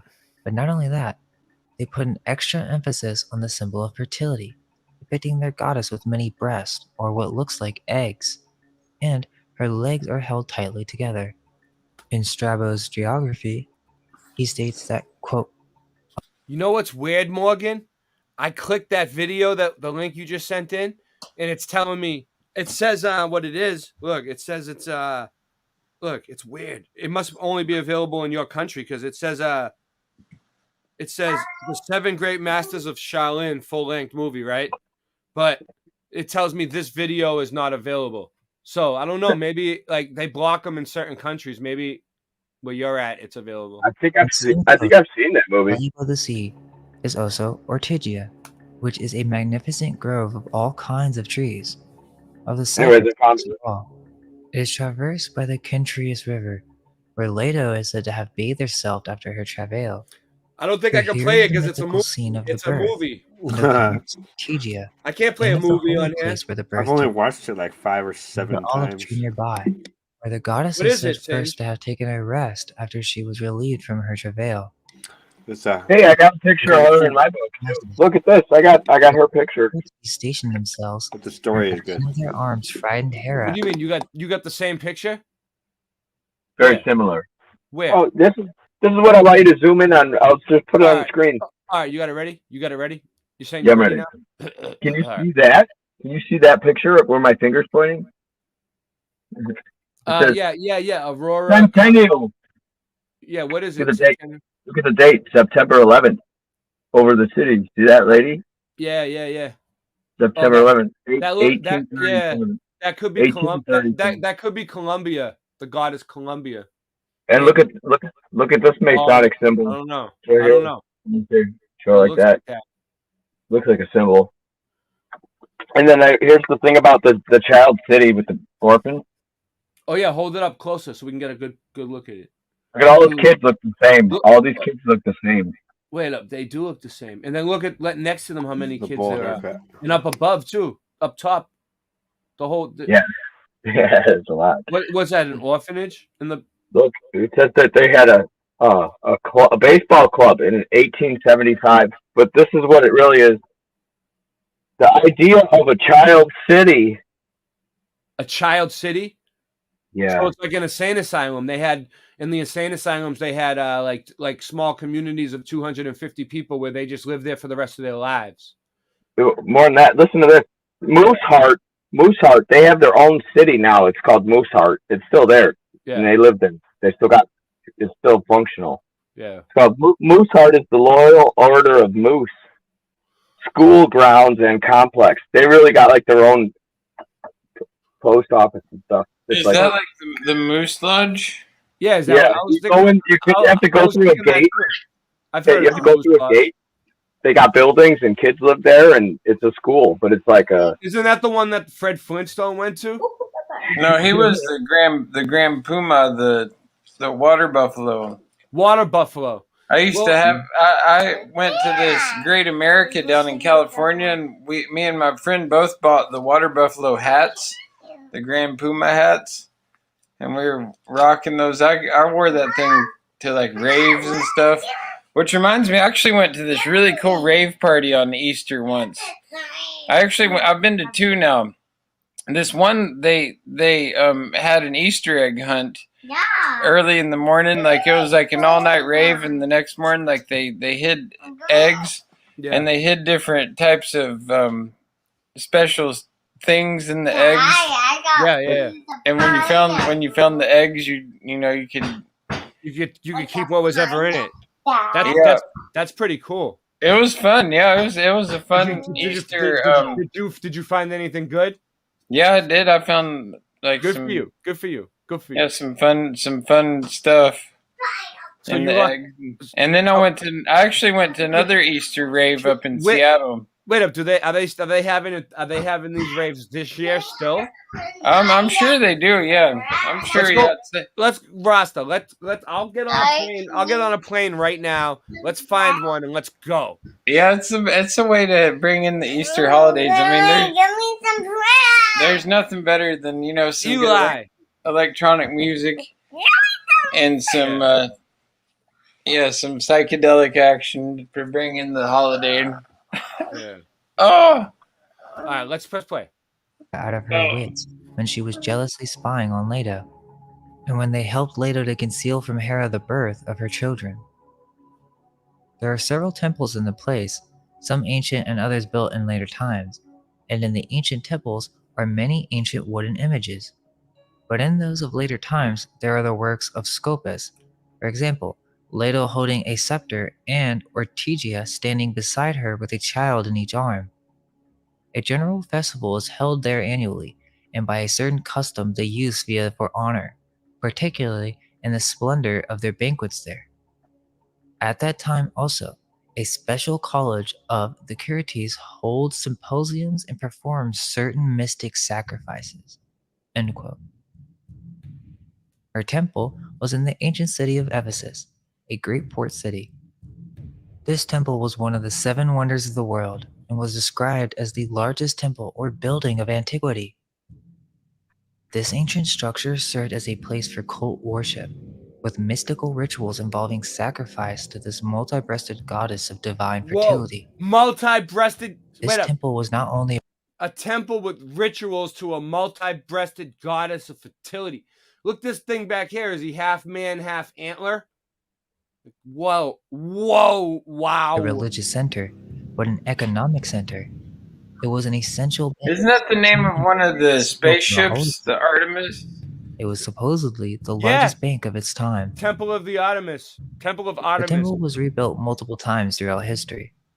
A variety of different versions were said to have been constructed, as it was destroyed by many different invaders, including Christians who tore it down to remove all pagan remains. These seeding operations were not limited to one location. Did somebody just Yet, pop in, Singe? Many legends I know I'm refer to this coming in too, idea but of the mother goddess and her children, where many of these histories have been disguised in the form of myth. And see, they just mentioned how like these Churchians, they went in and destroyed the stuff. It's like, could that have been like part of the whole plan? They, are kind of like a demolition crew. Do you remember a single deluge? What are you saying, Rasta? These Churchians, they go in and it's like they destroyed this cloning operation. And they go in and take some of these old mud flood buildings and then they turn them into churches. And they rewrite the history. Yeah. So you're saying like they were like they're like a demo crew. They go in and demolition and rewrite to destroy the to make it so they can't stop growing, to make them stop growing babies. Well, to erase the history of them. So they can educate them. Yeah, so they can spread the gospel. But in order to spread the gospel, they had to delete the history first. Oh, I found a picture of a cathedral here with some tech on the top. And nowadays, I look at it and the tech isn't there, but I have a picture of the tech that's gone. Yep, and that's wait. You have one picture of a cathedral with the tech, and then a picture of it with the tech gone, like a before and after shot. Is that what you're saying? Well, I mean, it was in my video yesterday that we watched. You could see. I'll take a picture tomorrow, I guess. Do that. It's right down. It's right. I can see it from my house. I'm saying, Scott, post it in your community. Welcome, Scott, to the stream here. Happy Easter, Scott. No, wait. If Ray, if you're not done yet, just remind me of the Moose Lodge. The Moose Lodge. What about the Moose Lodge? Dude, it's creepy. The Moose Lodge is creepy. Hold on. Look at this creepy thing, and then I'll cut out. No more for me. Can you guys hear me? Yeah. I lost sound. The Moose Lodge. Okay.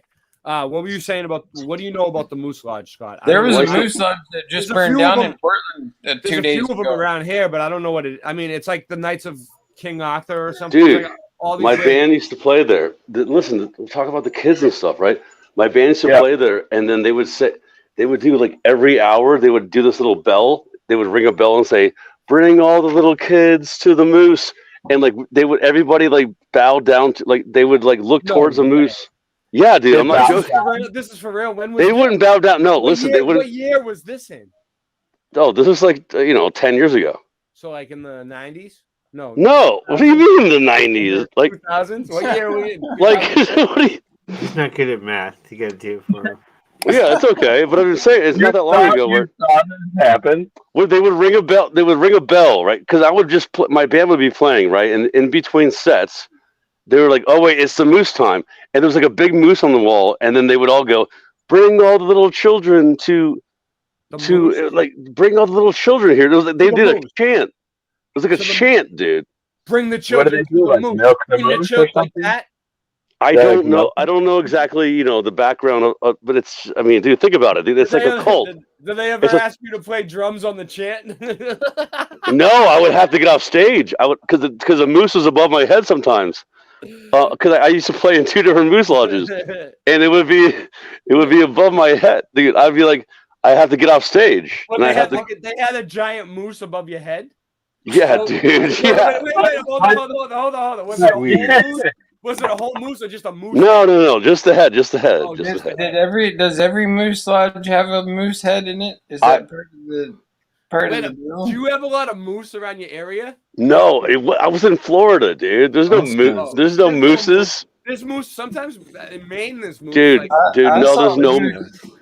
In the But listen, they did it though. They would ring a bell. It was weird. In 2 different places, they would ring a bell, and there would be the moose head, and they would do a chant like "Bring all the little children to the moose lodge." Like, dude, I'm not even, dude, I'm serious. They had a speaker and like everybody in the moose's was mouth, all and it right was with moose talking. Yeah, they were, because Ray, everyone there was. They were all in the club. I go.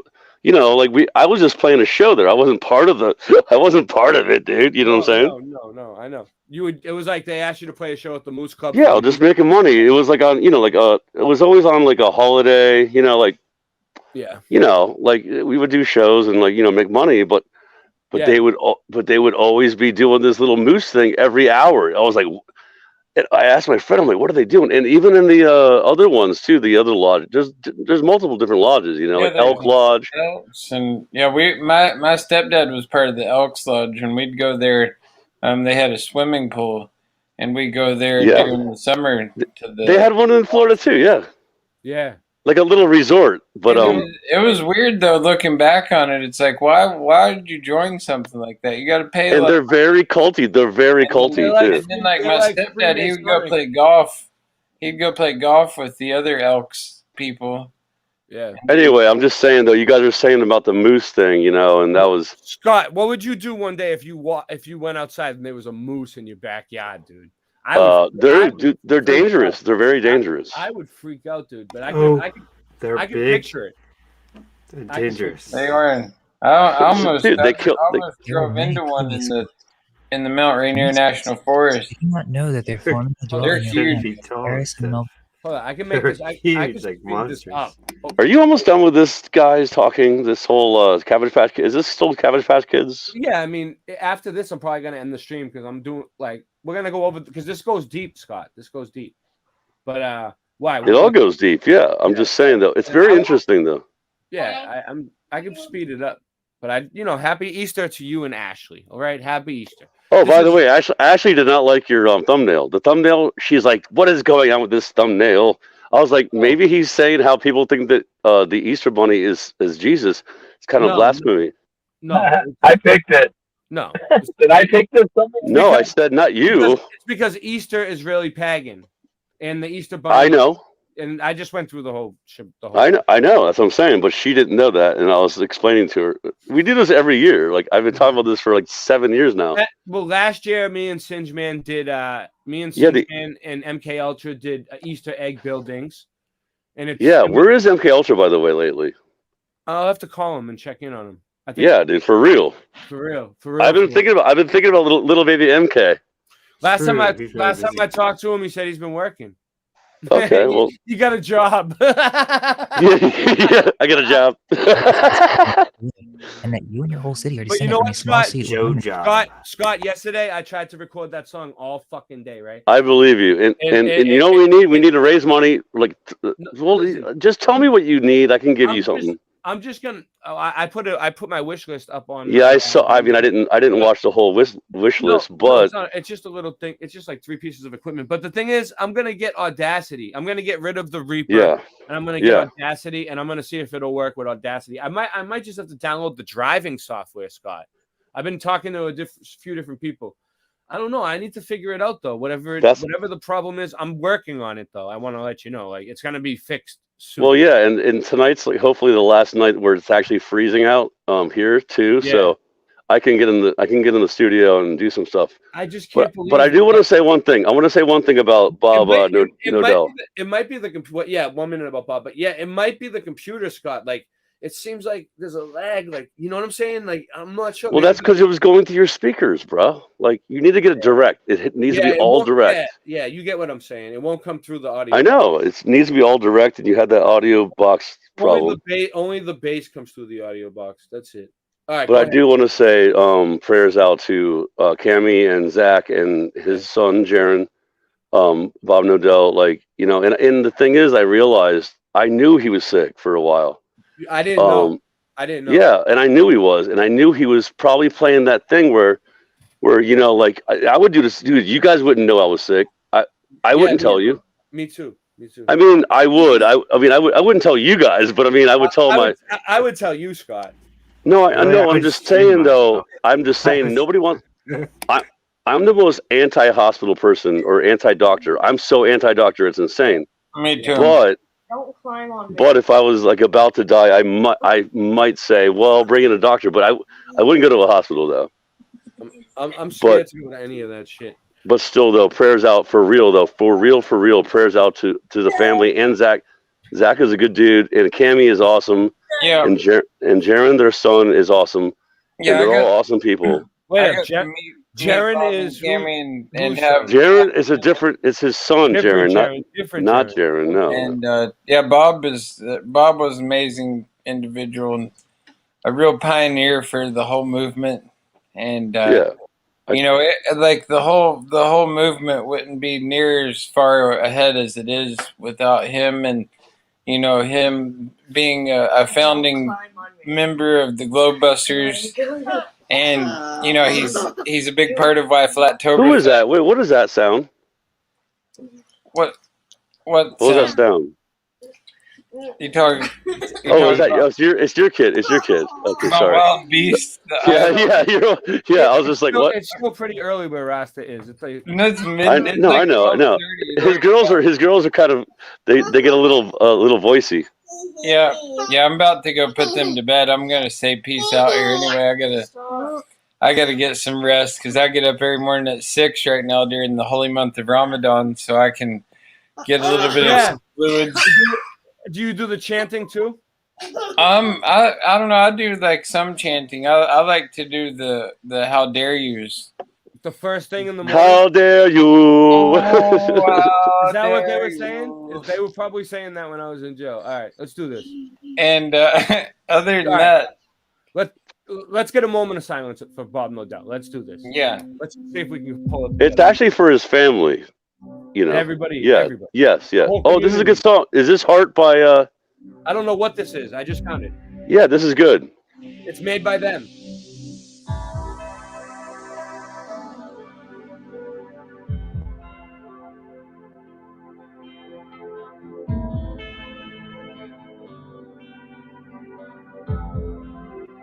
Zulu 1.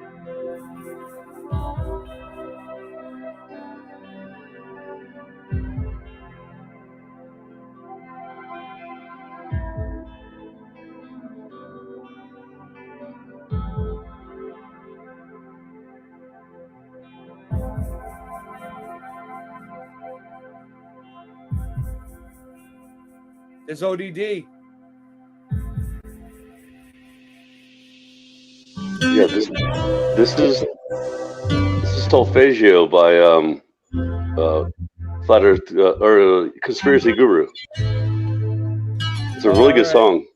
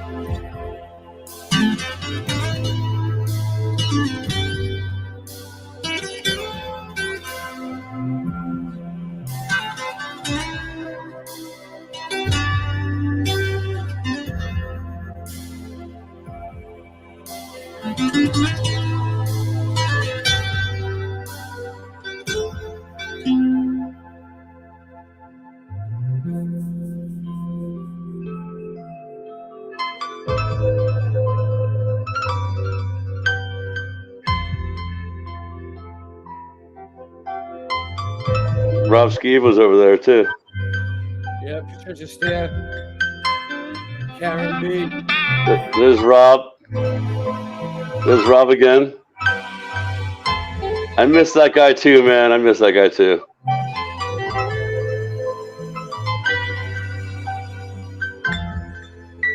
I never knew him.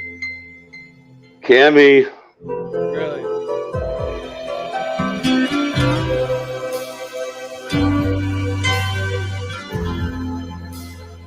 Karen and Jaren. I was there.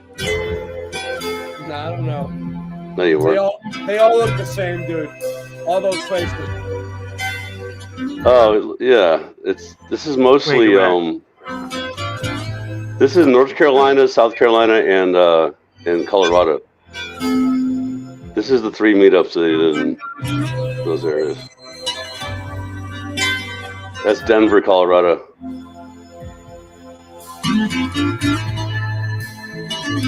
Really, Guru came to America? Yeah, he did one time. He went to Denver. Nice. Yeah, it's pretty. They want him to come back too.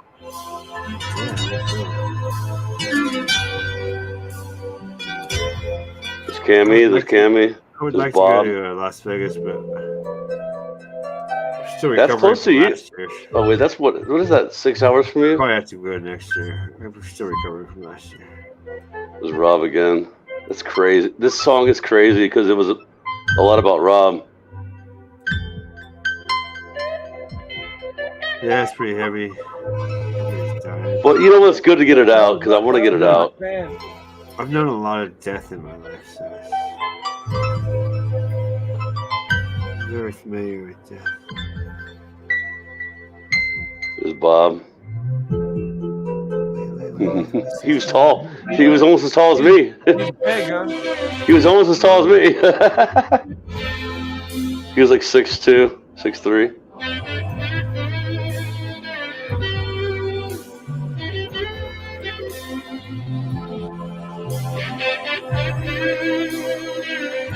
There's Martin. And Roxanne. Where was Martin? Where was that? In London, obviously. Not in America.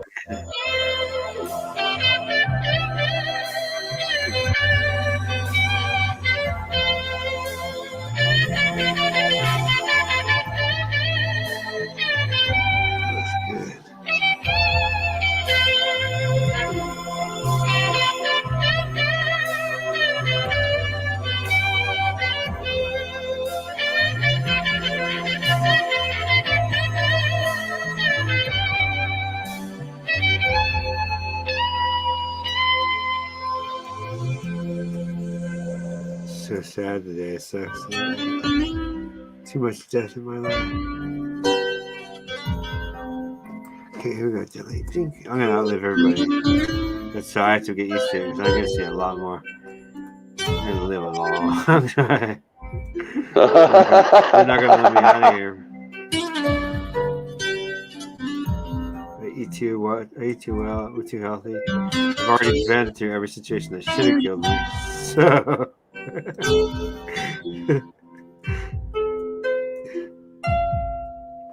That looks beautiful. Look at that. There's Weiss. I met David. He's a pretty cool guy. Oh, you met him? Yeah, I hung out with him. That's cool. We hung out and had a few There's beers. David again.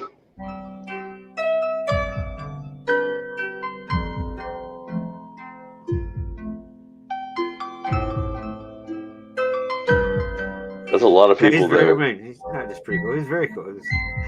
These people I met are exactly like they appear Yeah. online. Me too. David is exactly like you see online. Everybody that I met. Everybody's the same. And then there was one that I played. Did you great. see the one that Holistic Media made, Scott?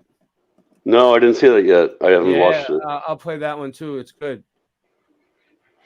You know, because she's gonna make the video for us.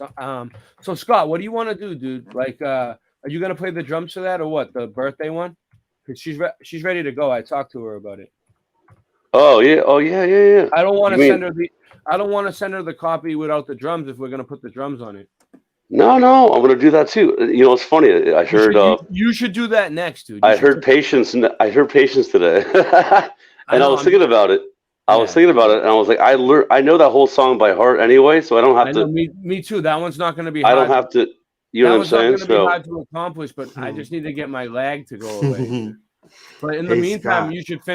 you should finish the drums for the flat birthday song, because then we can have Holistic make the video and we can upload it, and then it'll be a new yeah, song. because Captain Nappin told me to do it, and I haven't had time.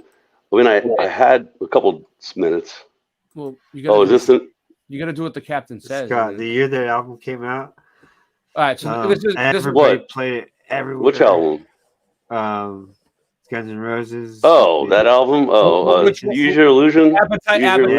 Appetite for Destruction or Use Your Illusion? No, it was. Wait, was it? Oh, it was. Appetite was for it- Destruction. Welcome to the Jungle. But I think it might have been Appetite. I forget. That summer, it was heard everywhere, Spaghetti all the time, Incident. and Come within on, don't- months, don't everyone was question me playing about on Guns N' guitar. Roses. Also, But see, the thing is, though, there's no drums on the song. Only on Rest in Peace, Chris Cornell's song. within months, dude. I'm just saying, within wait up, months, wait though, up. everybody is Chris playing Cornell it, version and has you heard the it drums, everywhere. but Okay, The Chris Cornell song has drums, but the first year wait a- itself, I was hold on a already second. tired of the song because everybody. Can played you it hear it? every Can you hear year. us? Singe? I'm trying to talk. Yeah, I was trying to talk. You guys wouldn't let me finish my sentence. Oh, I forgot. Yeah. So I was just trying to talk and finish my Alright. sentence, ignoring you guys. Oh, yeah. Well, Yeah. that's- well, I'm trying to. We're trying. I was trying to listen to Sin. Yeah, I was talking and then you were trying to, but you. All right, go ahead. never Finish let what me you're finish gonna my say. sentence, so I just go. Well, I can I never learned to understand. just go because you won't let me finish, so I just go. All right. Me. The thing is, we're not trying to talk about the history of the song Patience. Me and Scott. It was 1 second of talking. I know, but me and Scott are trying to get a song done together. We've been trying to finish this song for weeks. Yeah, well, you guys paused and I interjected. It's called talking and communicating. It's all good. It's all good. So, is this the one that Holistic Media made? I didn't see this yet. Are you Yeah. gonna play this? Yeah. That's cool. She always has a good job of editing.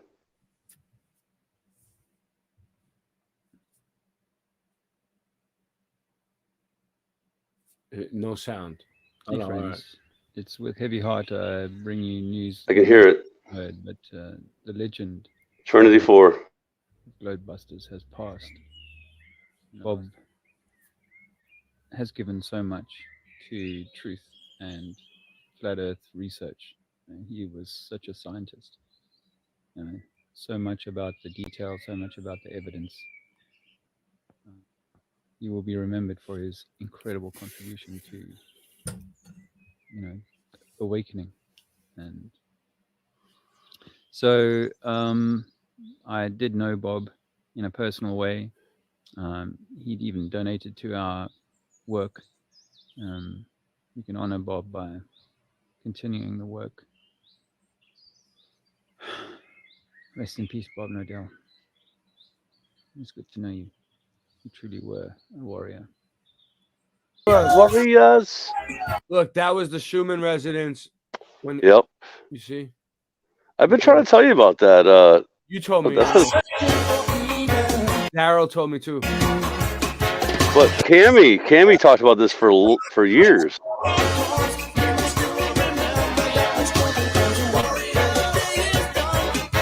So what you're saying, Scott, about that song is that the Chris Cornell version has the drums in the. It has just basic drums though. But I'm gonna do basic drums too. I'll do it more. I'll do more like Chris Cornell then. Shed a tear 'cause I'm missing you. Oh, you mean like the way he did? Yeah. I don't know though. I don't know. I think I like it. I think I like it. You want me to do the Axl Rose version? Yeah, I think the vocals should be Axl Rose. So we can, you know, what we can do. We can. We should talk about it. We should do it both ways. If Earth is fair, then can you reproduce, NASA? That's actually funny because Chris Cornell does it like very dramatic. Yeah, he's very dramatic. Yeah, I know but, the deal. But I'm not trying to say I'm not going to play the same kind of drumming, but I'm going to just do a basic because it's not a drum driven song. It's more about the lyrics. You know what I mean? Yeah, the lyrics are awesome. The lyrics is all that matters. So as long as you can pull that off is what matters. You know what I mean? I'm trying to think of how I can get it done easily. Like, send me the drums, and I'll do it on StreamYard. Yeah. I'm just gonna do the drums exactly the same as the song, and then you're gonna figure it out yourself. I could probably do it through StreamYard. Just play it on StreamYard and then download it as an audio file. Just play the bass over the drums on StreamYard and the guitar, and just do it. No, there's always a lag. Just play it on your phone in your headphones. Not for me, but it won't sound. No, he's got a problem going on. You need to get the things you need. That's what you need. I know. I need to get the fucking things I need. You're right, Scott. But anyway, the thing is, though, is it's crazy that I talked to Bob like a couple months ago about my friend. My friend and him were having like a little like spout, like a little like argument, and I was just like, "Can't we all just get along?" I just wanted them to get along, you know. And now he's gone. You know, it's like, and I haven't even talked to my other friend that was having a little battle with him. Singeman, did you ever meet Bob when you went to Flattoberfest or whatever? Was he there? No, he was not feeling well. He didn't go. Yeah, Bob had been feeling well for a long time, for a while. You knew he was sick too, Singe? I didn't know. That sucks. Yeah, he's been sick for a while. He did Glowbusters episodes still, though. He still made it seem like he came in once in a while. Yeah, he gave you wrench. Yeah, he would come in once in a while. He would pop in. He would only do like little small appearances without the camera. He wouldn't show the camera. Think about it. You know, you start not appearing. You don't show the camera, and this is what happened. And I know this is what happened. What he did was he wanted to heal himself by himself with his own family in his own house, and it didn't work out. And honestly, I would probably do the same thing right now. Me too. So, you know what I mean? So, like, we can't say that he was being dumb, you know? No. He was just doing because, dude, I'm not going to no doctors. No, I need surgery, and I am not going. Well, see, and there you go. And I've had a lot of friends like that. I'm scared. That's what we're doing, too, over here. So we are. I've had a lot of friends, and you know what I say? I say God takes us when God takes us. And like Singeman said, Singeman, you were right, dude. He moved on, dude. Right. And Bob was a good dude, and he will move on. He will be judged, and I think that he truly will believe in Yah. And what did I say? That's what all that matters. You know what I mean? But the thing is, we just have to pray for his family. That's all. You know, hopefully they'll get over it. You know what I mean? That's the thing. You know. Yeah, I've been praying. It's like first be seen as just a literary device, but the term seed is used again in tomatoes. I can make this Solomon go marveled at fast. his words and earnestly requested the priest to inform him exactly in order about these former citizens. You are welcome to hear about them, Solomon, said the priest, both for your own sake and for that of your city. What happened? Oh, it's not. No. And above Is all, that chick where they show the one side of her boobs? of both our cities. What, you'll see. She founded your city 1,000 years before ours, receiving from the earth and Hephaestus the seed of your race, and afterwards she founded ours. End quote. Later in Timaeus, it gets very alchemical and begins describing the creation of man using the same terminology. Quote, the bones and flesh and other similar parts of us were made as follows. The first principle of all of them was the generation of the marrow, for the bonds of life which unite the soul which the body are made fast there, and they are the root and foundation of the human race. The marrow itself is created out of other materials. God took such of the primary triangles as were straight and smooth, and were adapted by perfection to produce fire and water, and air and earth. These, I say, he separated from their kinds, and mingling Might be too fast. Might be too fast, bro. I found something kind of amazing. Like 1.5. And in the original distribution, 1.25. The different kinds of souls were 1.25. 1.25. Yeah, it's usually the best. We're just trying to get through it. It's long, but nice. It gets good. That which, like a field, was to receive the divine seed. He made round every way and called that portion of the marrow brain, intending that when an animal was perfected, the vessel containing the substance should be the head. But that which was intended to contain the remaining immortal part of the soul he distributed into figures at once around and elongated. He called them all by name, marrow, and to these, as to anchors, fastening the bonds of the whole soul, he proceeded to fashion around them the entire framework of our body, constructing for the marrow, first of all, a complete covering of bone. End quote. Timaeus continues to describe in detail how the gods created us and uses a garden as a reference, which is very strange. At first you think he's just talking about God and the soul, and then he says, quote, but our creators, considering whether they should make a longer-lived race, which was worse, or a shorter lived race, which was better, came to the conclusion that everyone ought to prefer a shorter span of life, which was better, to a longer one, which was worse. Whoa. And therefore, they covered the head with thin bone, but not with flesh and sinews. Everybody should want a lower life, like not as long. You heard that shit? I want a I'm couple gonna. more hundred years. We I need at started least 100. disagreeing with that statement. And thus the head was Yeah. added, I need having more wisdom more. and sensation Well, than the rest of the giants, body, but also being in every man far weaker. For these reasons and after this manner, God placed the sinews at the extremity of the head, and a circle around the neck, and glued them together by the principle of likeness, and fastened the extremities of the jawbones to them below the face. And the other sinews he dispersed throughout the body, fastening limb to limb. The framers of us framed the mouth, as now arranged, having teeth and tongue and lips, with a view to the necessary and the good, contriving the way in for necessary purposes, the way out for the best purposes, for that is necessary which enters in and gives food to the body. But the river of speech, which flows out of man and ministers to the intelligence, is the fairest and noblest of all streams. Still, the head could neither be left a bare frame of Singeman, what do the Buddhists know about the river of speech, or whatever they just said? I've never heard of it before. I don't know that much about Buddhist, but I don't know. I'm just it's just a random question. bones on account of the extremes of heat and cold in the different seasons, nor yet be allowed to be wholly covered, and become so dull and senseless by reason of the overgrowth of flesh. The fleshy nature was not therefore wholly dried up, but a large sort of peel was parted off and remained over, which is now called the skin. This met and grew by the help of the cerebral moisture, and became the circular envelopment of the head. For our creators well knew that women and other animals would someday be framed out of men, and they further knew that many animals would require the use of nails for many purposes, wherefore they fashioned in men at their first creation the rudiments of nails. For this purpose and for these reasons they caused skin, hair, and nails to grow at the extremities of the limbs. And now that all the parts and members of the mortal animal had come together. See, Andrew, in most cases, people find pictures like this in books, postcards, things like that. When you find cool pictures, like you got to like take a snapshot of it with your phone as clear as you can or whatever, and like crop it out so we can do something with it.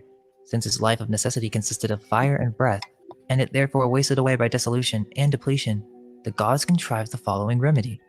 They mingled a nature akin to that of a man with other forms and perceptions, and thus created another kind of animal.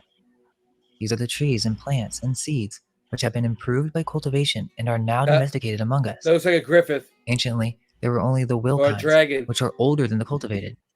For everything that partakes of life may be truly called a living being, and the animal of which we are now speaking partakes of the third kind of soul, which is said to be seated between the midriff and the navel, having no part in opinion or reason or mind, Yes. but only in feelings of pleasure and pain and the desires which accompany them.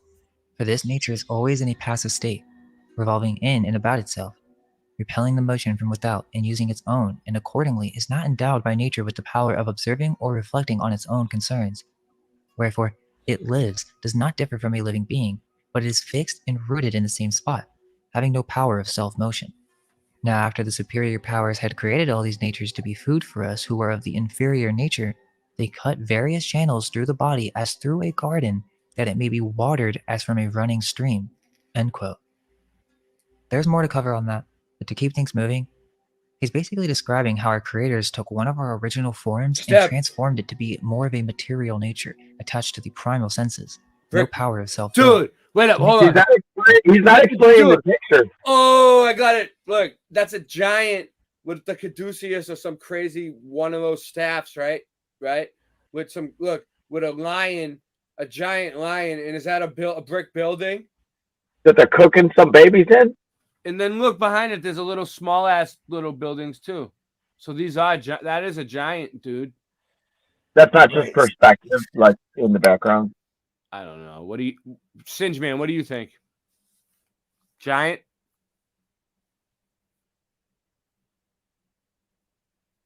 Looks like a giant to me. Singeman's draws. Do you think it's just perspective in the background, the buildings?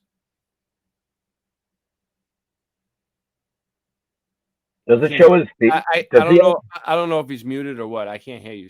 I'm wondering if he's got hooked feet. Yeah, he looks like he's behind the building. Well, the lion's definitely leaning against the building, but right.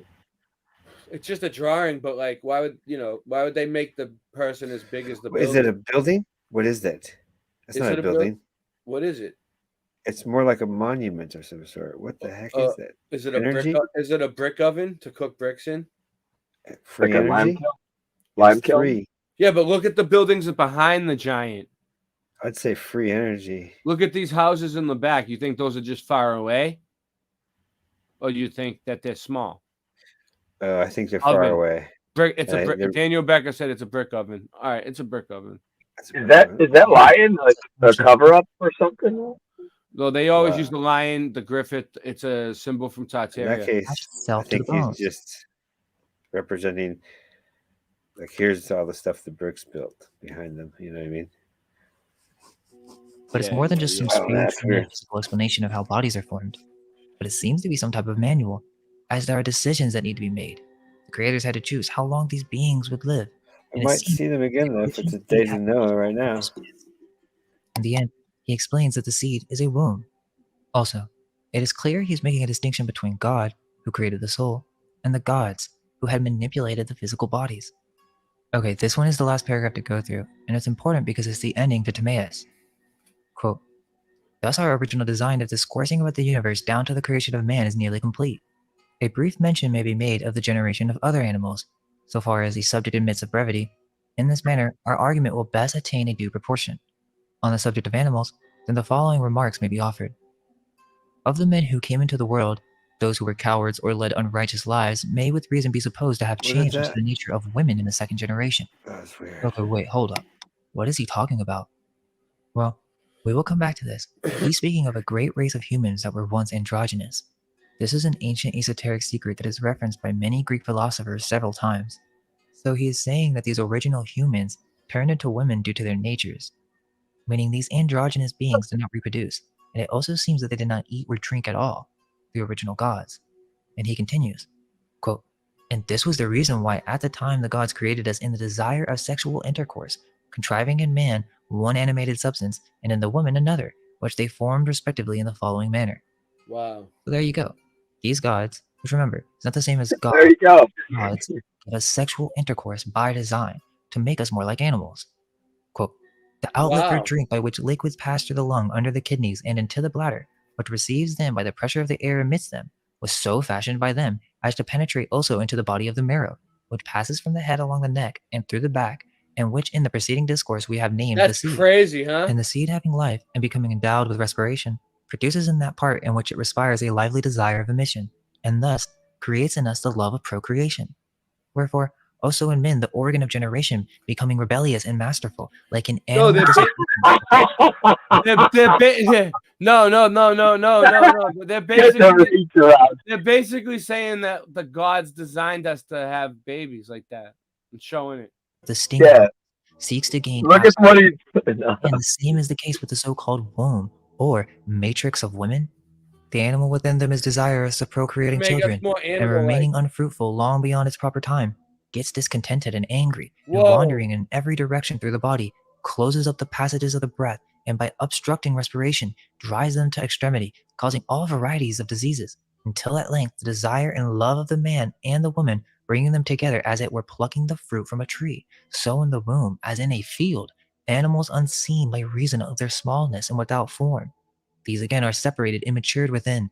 They are then finally brought out into the light, and thus the generation of animals is completed. Labyrinth. Thus were created women and female sex in general. End quote. Now, Plato is very secretive throughout this entire Whoa. book, and it would seem that the knowledge of the science and art of cloning hybrid creation would be a heavily guarded esoteric secret. This also is connected to the mysterious nature of the alchemist, which will have to be its own video, but this is connected to the creation of an artificial man. These were the greatest mysteries of the ancient world, and every occult author is elusive on the subject, hence the need for the philosopher's stone to decode the message. Although, it is also portrayed as an unknown mythical substance of turning base metals to gold. However, the symbols go deeper than just that. That will have to be for the next video. This video is about to go over some crazy stuff, but we just needed to start with Timaeus first. So who were these androgynous beings? How do men turn into women? Well, some of the Greek gods that they're referencing are actual beings that once existed, and they were androgynous in nature. they were extremely advanced beyond our comprehension because their souls were more seated in the head, as described by Plato. It was by design that it had moved into the breast like other animals. Plato, towards the end of Timaeus, is actually referencing his symposium, which again is another symbol, but in this, he reveals the secret of our past natures. Now this connects because the temple of Artemis herself, is referred to as the multi-breasted goddess, Artemis being the wild woman of Greek mythology. Well, this Artemis symbol is another reference to the Amazons, or the race of humans that were only female and had become fully independent with no need for men. The Amazons were also referenced as the one-breasted women. This is very interesting as we discuss the distortion of the original Artemis symbol. Well, get this. The original temple of Artemis at Ephesus in mainstream history is said to have been built by the Amazons who brought their statues. Quote, "Then they, the Amazons, turned to Ionia and Aeolia and made provinces of them after their surrender. Here they ruled for some time and even founded cities and camps bearing their name. At Ephesus, also they built a very costly and beautiful temple for Diana because of her delight in archery and the chase, arts to which they were themselves devoted." End quote. Quote, "Ephesus was thought to have been founded by the Amazons and their statues, chosen from a competition among the most celebrated artists of the day, were dedicated at the completion of the Temple of Artemis around 440-430 BC. Roman copies of these lost bronze originals each show the figure of the same size and dress, with the right arm raised over her head, sometimes leaning on a spear." End quote. The symbol of the Amazon women, which is also a fertility symbol, which is also a repopulation symbol. It's everywhere in our modern culture, manifesting in a variety of forms. Here, you can clearly see that this depiction of Diana of Ephesus is not only an advanced Amazon woman, but she has a crown just like the Statue of Liberty. She is also holding a scepter, which is not just some type of symbolic reference, but an actual device that these beings once possessed. Yeah. Think about it. Do you know when the Statue of Liberty was brought to America? Now, I think there's a cover-up to the story as well, as some of the early photos do seem to be photo manipulated. They say it was built in France, disassembled, and then they brought it to America to be reassembled. But the photos in France could certainly be fakes, knowing what we know now about old photo manipulation techniques. Regardless of that, the official reconstruction date takes place in America between 1885 and 1886, which is the exact year that the incubators opened in France. Why was there this random allegiance between France and the United States? They're probably tired. Oh, just to support liberty? While they were making these postcards at the same time too. Who does that? Just sends over a massive statue like that for free? Well, maybe there's more to this story, and this is the exact period and location that a wave of immigrants made its way through Ellis Island.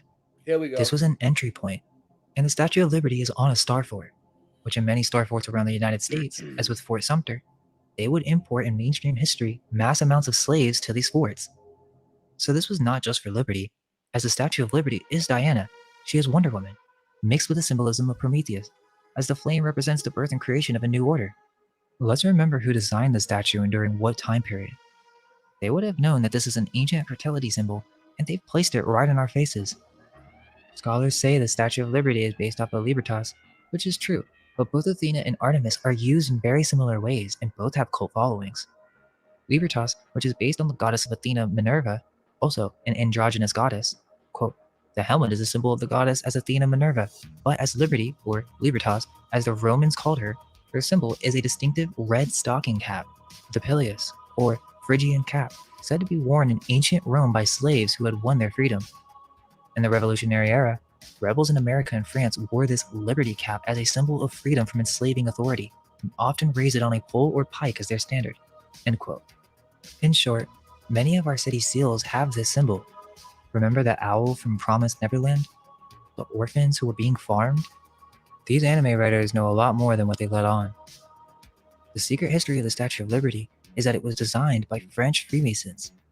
Watch the waste management video if you want to know what they were up to with Sade or Sade and all that stuff. But yeah, these Freemasons got caught up being so blatant with their symbolism that there's this French book on this entire subject of their rituals, and so they essentially hid the symbol of Artemis within the Statue of Liberty. Either way you have it, the symbol has dark origins. Quote, "The Statue of Liberty represents the ancient Babylonian goddess of love and fertility, Ishtar. Ishtar is known as the mother of harlots because prostitution was part of her religious practices. She was worshipped as Astarte in the Middle East. Scriptures call her Ashtoreth, and she was known in Latin as Libertas, liberty. Libertas was referred to by Cicero, a Roman historian, as the mother of harlots. liberty in ancient times was associated with sexual freedom and temple prostitution. Historian R.A. Combs writes, harlots were social outcasts, so she was referred to as the mother of exiles. This later equated with the idea of immigration becoming the mother of immigrants. Ishtar means Queen of Heaven. The same title was given to Mother Mary of Roman Catholicism. It's well known that this was actually a Freemasonic ritual. Just type in Freemasons and the Statue of Liberty. They aren't even trying to hide that. They're just not going to tell you the full story. So, this is a goddess of fertility, the goddess of immigrants, and also the goddess of orphans or foundlings. For this exact same symbol of Diana of Ephesus, the multi-breasted goddess, the receding symbol, is used for the seal of the foundlings. Why would the original foundling hospital use this as an image or logo or symbol to promote their organization? We have no question now. To the left of the seal, we have the ancient repopulation symbol of Artemis. Then to the right, we have the distortion or the illusion of liberty, which is the harlot in disguise. The baby is the creation born under Ishtar. And why is there a text reading help underneath? The inverted symbol on top being the Lamb of God or Mary, the symbol of the Rosicrucians, to project for the sin they are participating in during this repopulation process, and so they wish to see this as some sort of necessary sacrifice. This foundling operation is directly connected to the incubators. In the Canada Lancet, there's a report in 1883, 3 years before the incubators, that describes and details where they got all these premature babies, from the foundling hospitals. And it also uses some very interesting wording. Quote, baby incubators. See that, Singe? They There got were it from the giants in the earth in Foundling those days, Hospital. and there shall be giants in the earth in these days. To be seen not in sideshows merely, but on every hand, that is. If a report which comes from France be true, and it is well vouched for, and if giant babies are the making of giants and giantesses, all will admit the importance of a good send-off. It is just as essential in raising men and women as it is in raising any kind of stock. Blood and scientific management are no less potent in one case than the other. Indeed, it would be a great blessing to mankind were some of the ideas acted upon by the raisers of good stock imported into the more important business of raising a superior race of men and women. The working out of the law of the What's up, survival of the Machiavelli? fittest would receive fresh impulse. Much sickness, pain, and sorrow would be averted, and the sum total of man's happiness would be immeasurably increased. But no such luck is in store for the human race. The weak and the sickly, no less than the strong and healthy, will continue to produce after their kind. Man's twofold nature is an insuperable barrier to the enactment of civil laws, restricting to any considerable extent the natural law of reproduction. Economic and social considerations will always outweigh considerations having regard to the welfare of the prospective offspring. All that science or government can do in the matter is to educate the masses into a more perfect knowledge of physical laws. But to return to the subject, Dr. Tarnier, a French physician attached to a foundling hospital, reports surprising results from certain recent experiments. This gentleman is said to have been greeted by the large number of children under his care who perished within the first 6 months of their life. While in this mood, a new idea occurred to him. If French chickens, he asked himself, can be raised by artificial means, Yeah. why not French babies? He started growing He caused a babies box like to be made, chickens. having glass slides and resembling an ordinary chicken incubator. It was furnished with a soft bed, placed in a dark room, and kept in a temperature of 85 degrees Fahrenheit by means That's of hot crazy. water. In this baby incubator, he placed one of the infants, a miserable specimen of the crying, colicky kind. The child was provided with a nursing bottle, and of course only fed at regular intervals.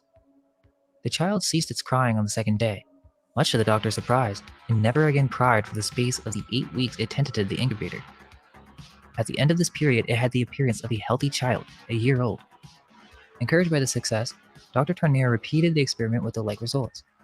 He then, with the permission of the hospital authorities, proceeded to construct an incubator capable of receiving 400 children, and in this he placed all the children in the hospital, 360 in number. All except 2 remained in the incubator 6 months, when they had to be removed, having outgrown their narrow beds, were it not that the facts are vouched for by a commission of 12 who made a report to the government. Whoa. The results claimed might be deemed incredible. The average age of the infants when put in the incubator was 8 months and 3 days, the youngest being 12 hours and the eldest 11 months. The average weight of the 360 was 10 pounds.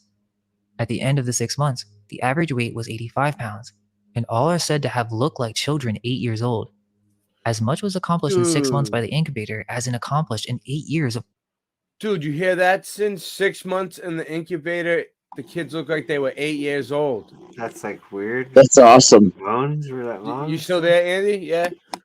What the fuck? Oh yeah, I'm here. My headphones crapped out for some reason. I gotta check them out. Look, But I'm still listening. Let's do Maybe this. they Man-made made machines giants. have again triumphed over the seemingly unconquerable forces of nature with the invention of the mechanical mother, one of the outstanding marvels of the medical world today. So incredible, and an engine that thousands of people anxiously pay for the privilege of getting a peep at it. The baby incubator perfected by Dr. Martin A. Cooney. In this age, when the trend has been pronounced in the direction of machinery, it is perhaps not astounding to remark that the robot mother is here at last. So they already had robot moms even back then. Unbelievable as it may sound, Dr. Cooney's incubator machine actually serves as a substitute for a mother in this crucial stages of a baby's life. That's crazy. Ordinary life. The infants were not only large, but also strong and healthy, and most of them walked within a week of leaving their nest. The results were astonishing and exceeded Dr. Tarnier's most sanguine expectations. It is now expected that every child's hospital will go into the incubation business, so that we shall probably witness a lively competition in the business of raising giants. If this children incubator is a good thing in foundling That's what I'm hospitals, saying. for hospital babies generally, it ought also to be a good thing in all homes blessed with babies. Doubtless, we shall soon witness a new industry started under the fostering care of the national policy, and presently, baby incubator agents will be. What were you saying? What happened? I missed it. I I zoned was out. just saying that they must be making giants. What is this? Yeah. Yeah. They could, or they could make us smaller. As numerous as sewing machine agents.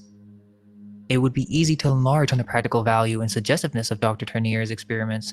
First, it is clear the babies were not rocked, yet they enjoyed perpetual repose.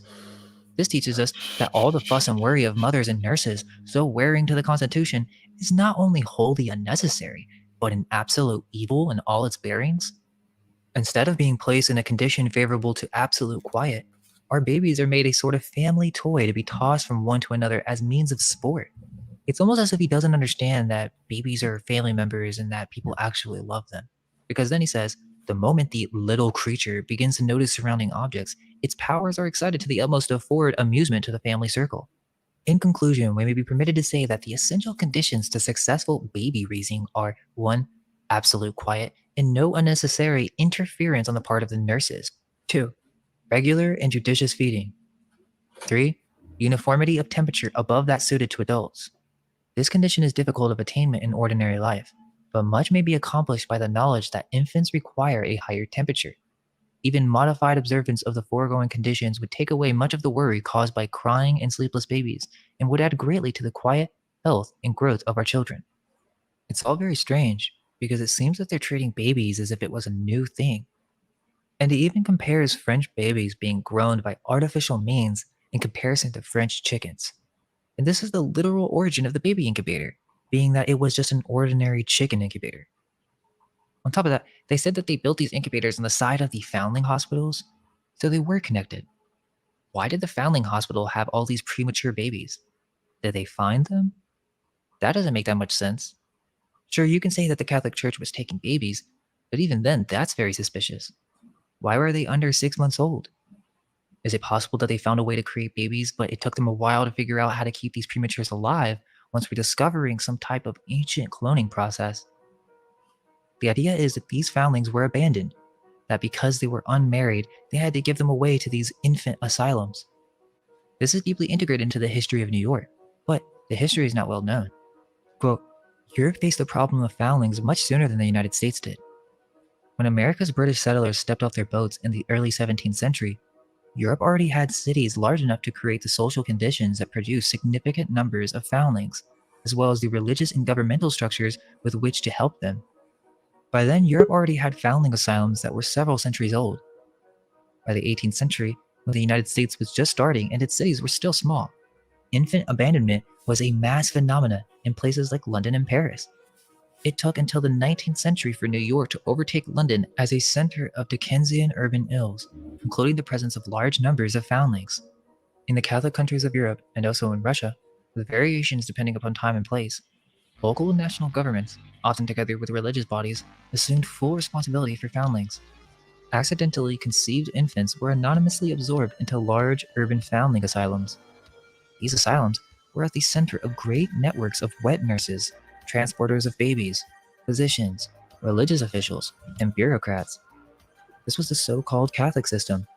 Its goal was to preserve the honor of unmarried women and families by making babies born outside of marriage disappear. End quote. Now that is the mainstream narrative that this was some type of problem. But the truth of the matter is, these were Protestants. They didn't even care or prosecute people for having sex because they had brothels everywhere. Yeah, they've been doing it for a long time. Did they really just find these babies? Why the use of Lady Liberty and Artemis of Ephesus? Was it a problem that was created on purpose? So, Singeman, you there? No? You took off? You there? No? I want to ask you something. Purpose? Some type of operation? I'm here. Can you hear me? References? Yeah, no, I wanted to ask Singeman something. But I seen him on the screen, but it's like 20 seconds behind. To giant babies in that one report from the Canada Lancet. It does seem that size comes to play here, as not only do many legends speak of ancient cities being created by an advanced race of giants, but the Greek gods and goddesses themselves seem to be referring to these ancient beings. The Amazons are described in many different ways by Greek authors, which is interesting, because they are said to be a warlike race that would kill all the baby boys who were bound by their earth instincts, and their father goddess being Ares, the god of war. But why would the Amazons worship a man god? They were moon worshippers, so it's more likely they were the original creators of the Diana of Ephesus symbol, their goddess being a fertility symbol, as although they did not allow men into their tribes, they were described as being bound to sexual desires.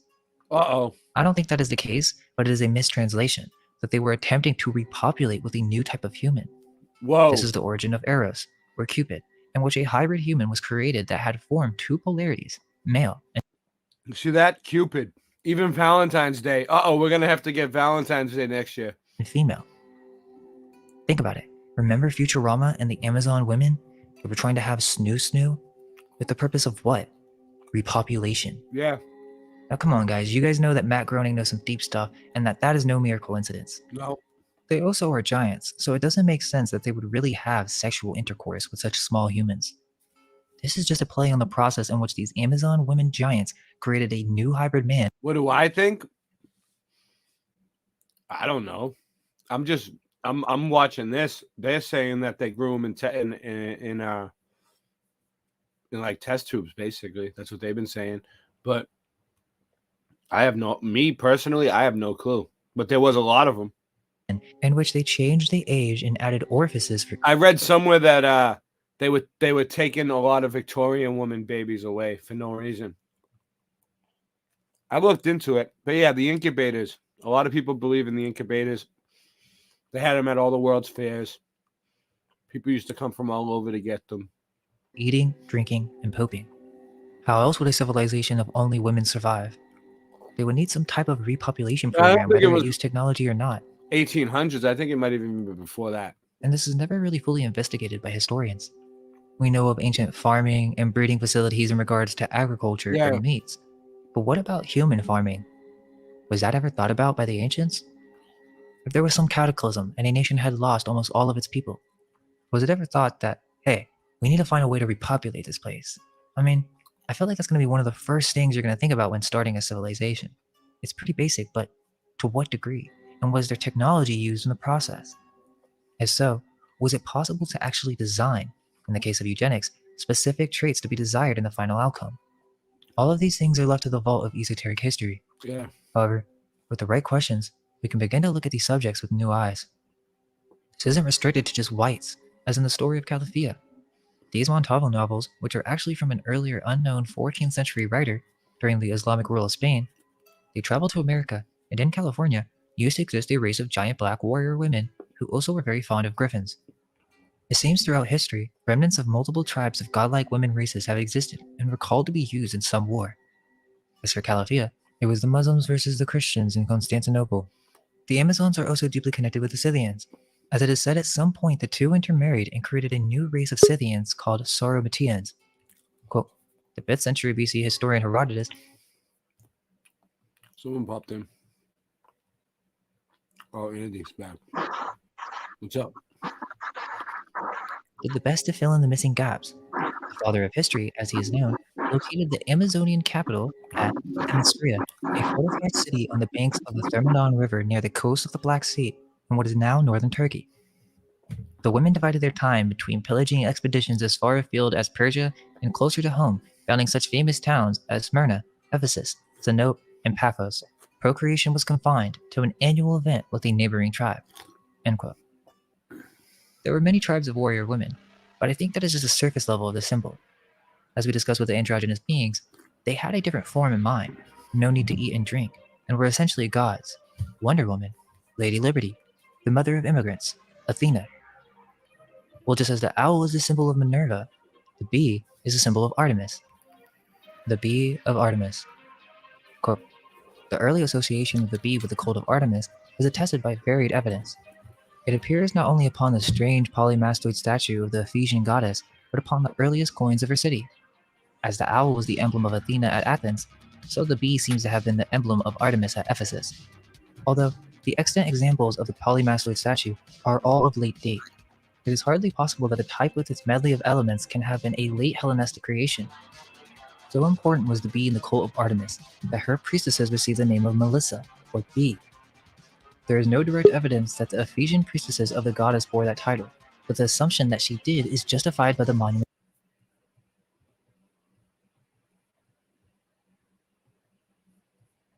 You back? Cited. Another such title was beekeeper. The first priestess with the title probably served in the temple of Apollo. There were bees head made of wax. These Apolline bees must have had some relation to the bees of Artemis, the twin sister of the god. End quote. You can even see the bee on old coins and statues. Remember the bunny bee from the Cabbage Patch story? Well, the honeybee was a sacred symbol in antiquity, and civilization supposedly worshipped it for its life-affirming gifts of honey. But the bee and queen bees are associated with several goddesses, and there's never really a good reason why this would be the case. Is it possible that the queen bee is the source mother in which the entire colony is created? Our population, and the beehives are the factories in which they are produced.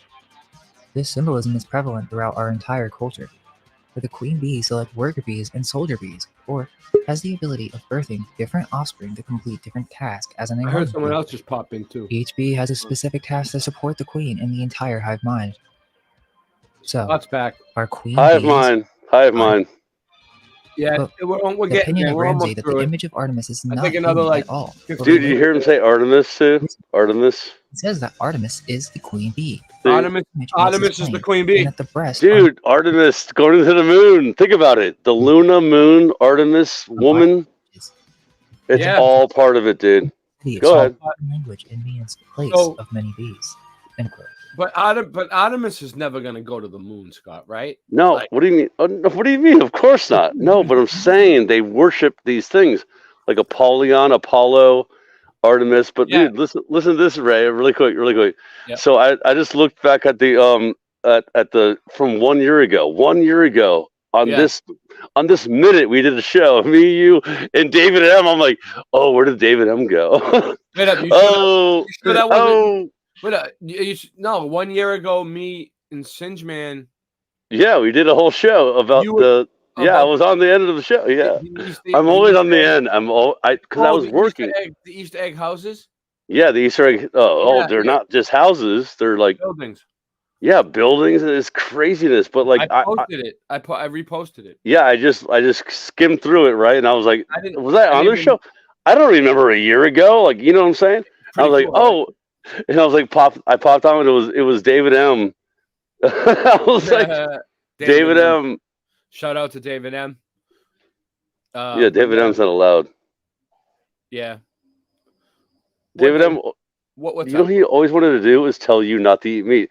You know what we're gonna do, Yeah. Ray? Yeah. You know what's funny? You know what's funny about that is Ashley is about to do the carnivore diet. It's called the carnivore diet. Wait up. I'm only like, meat. Only meat. yeah, only meat. But Oh, see, good for her. That's what I'm on. I'm always on the carnivore diet. yeah, but see, that's what I'm saying, right?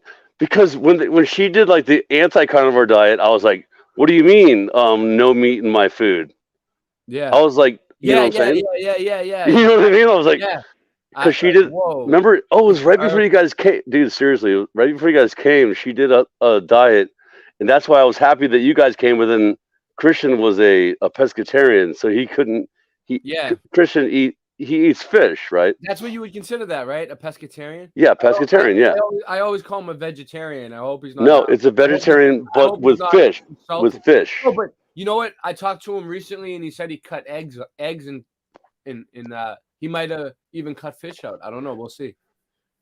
Because he cut eggs and dairy out now too. So she's gonna do carnivore, but she's like no vegetables. I'm like, well, I'm gonna put sauce on my chicken wings. Yeah. She's like, I don't know about the rules. I'm like, you're always following rules. Yeah. By men. What rules? Just eat, dude. Well, no. The thing is, though, I don't need. Just make the really good food that you guys make and just eat it. Yeah. Well, no, that's the thing, though. She wants to lose weight, though. See, I don't need to lose weight. I need to gain weight. I'm a skinny. Yeah. I'm a tall, skinny mother effer. I'm the one that never gets to eat because all the kids are eating everything. You know what I'm saying? Like, all the kids are eating everything. You know what I'm saying, Scott. Oh, you're about to have another one. That's going to eat everything. Yeah, even more. Even more. That's why. That's why. Let me ask. Let me ask. Yeah. Let me ask the guy that believes in the Bible a question. Andy. Andy, do you eat shellfish and pork? I'm having pork tomorrow anyway. Go ahead. No, not you, because you don't believe in the Bible. I'm eating a ham. Don't wait. Who? I'm eating a piece of ham tomorrow. At least. Don't eat swine, dude. I like. I'm asking Andy. Andy, you eat swine? Oh, you're muted. You're muted. He eats swine. He's probably muted. He's muted. I'm just curious. Like, I don't know, because he reads the Bible. The Bible says not to eat swine. You're muted. Andy. Muted. Andy, don't pee on the toilet and unmute yourself first. How is he muted like this? I don't know. I didn't mute. Oh, it's your headphones. Your headphones. Hit the little button. Does he have headphones on? I don't know. Maybe he needs to go back out and come back in. I feel like I'm watching myself. All right, whatever. By mainstream historians. However, as you look deeper, they are not breast, but they are actually eggs or ovum, making it even more clear that this has to do with some type of mass repopulation process. Located in Rome is a fountain. You got to go out and come back in. The Triton, which is a 17th century fountain located in the Piazza Berberini, which is a life-size Triton sea god depicted as a Phoenician mermaid kneeling on the stem of 4 dolphin tail fins. Phoenician? The coat of arms for the Barberini. Did you say Phoenician? Shows their ties to bees. This is all idolatry, dude. Also merges with golden horseflies. It's so much idolatry. It's crazy. The symbol is the bee. So just to recap, okay, we started out with the what the Christians believe in, everybody what Easter is, the resurrection of Yahusha, Jesus. The resurrection. There you go. Okay. Yeah, his ascension. It's ascension. It's Ascension Day. Yeah, yep. And then we went all the way back to the pagan rituals, and then we just went into the whole symbology of the Easter eggs and the fertility and everything else, which brought us to the cloning. Happy Easter. Which was used as an important symbol by the Barberini family, and so they would adorn their creations with the symbol. It's well known that this symbol is very important to them, but why? Bees? The Catholic Church in the early 1600s, so perhaps they knew exactly what the symbol was referring to and how it was the symbol for Artemis. Also, Alma Mater and Magna Mater are another manifestation of breeding programs. It is Latin for nourishing mother, an allegorical Latin phrase for a university school or college that one formerly attended. And in the US, it means one that you graduated. Yeah, that means you went there and you pay money to them too, by the way.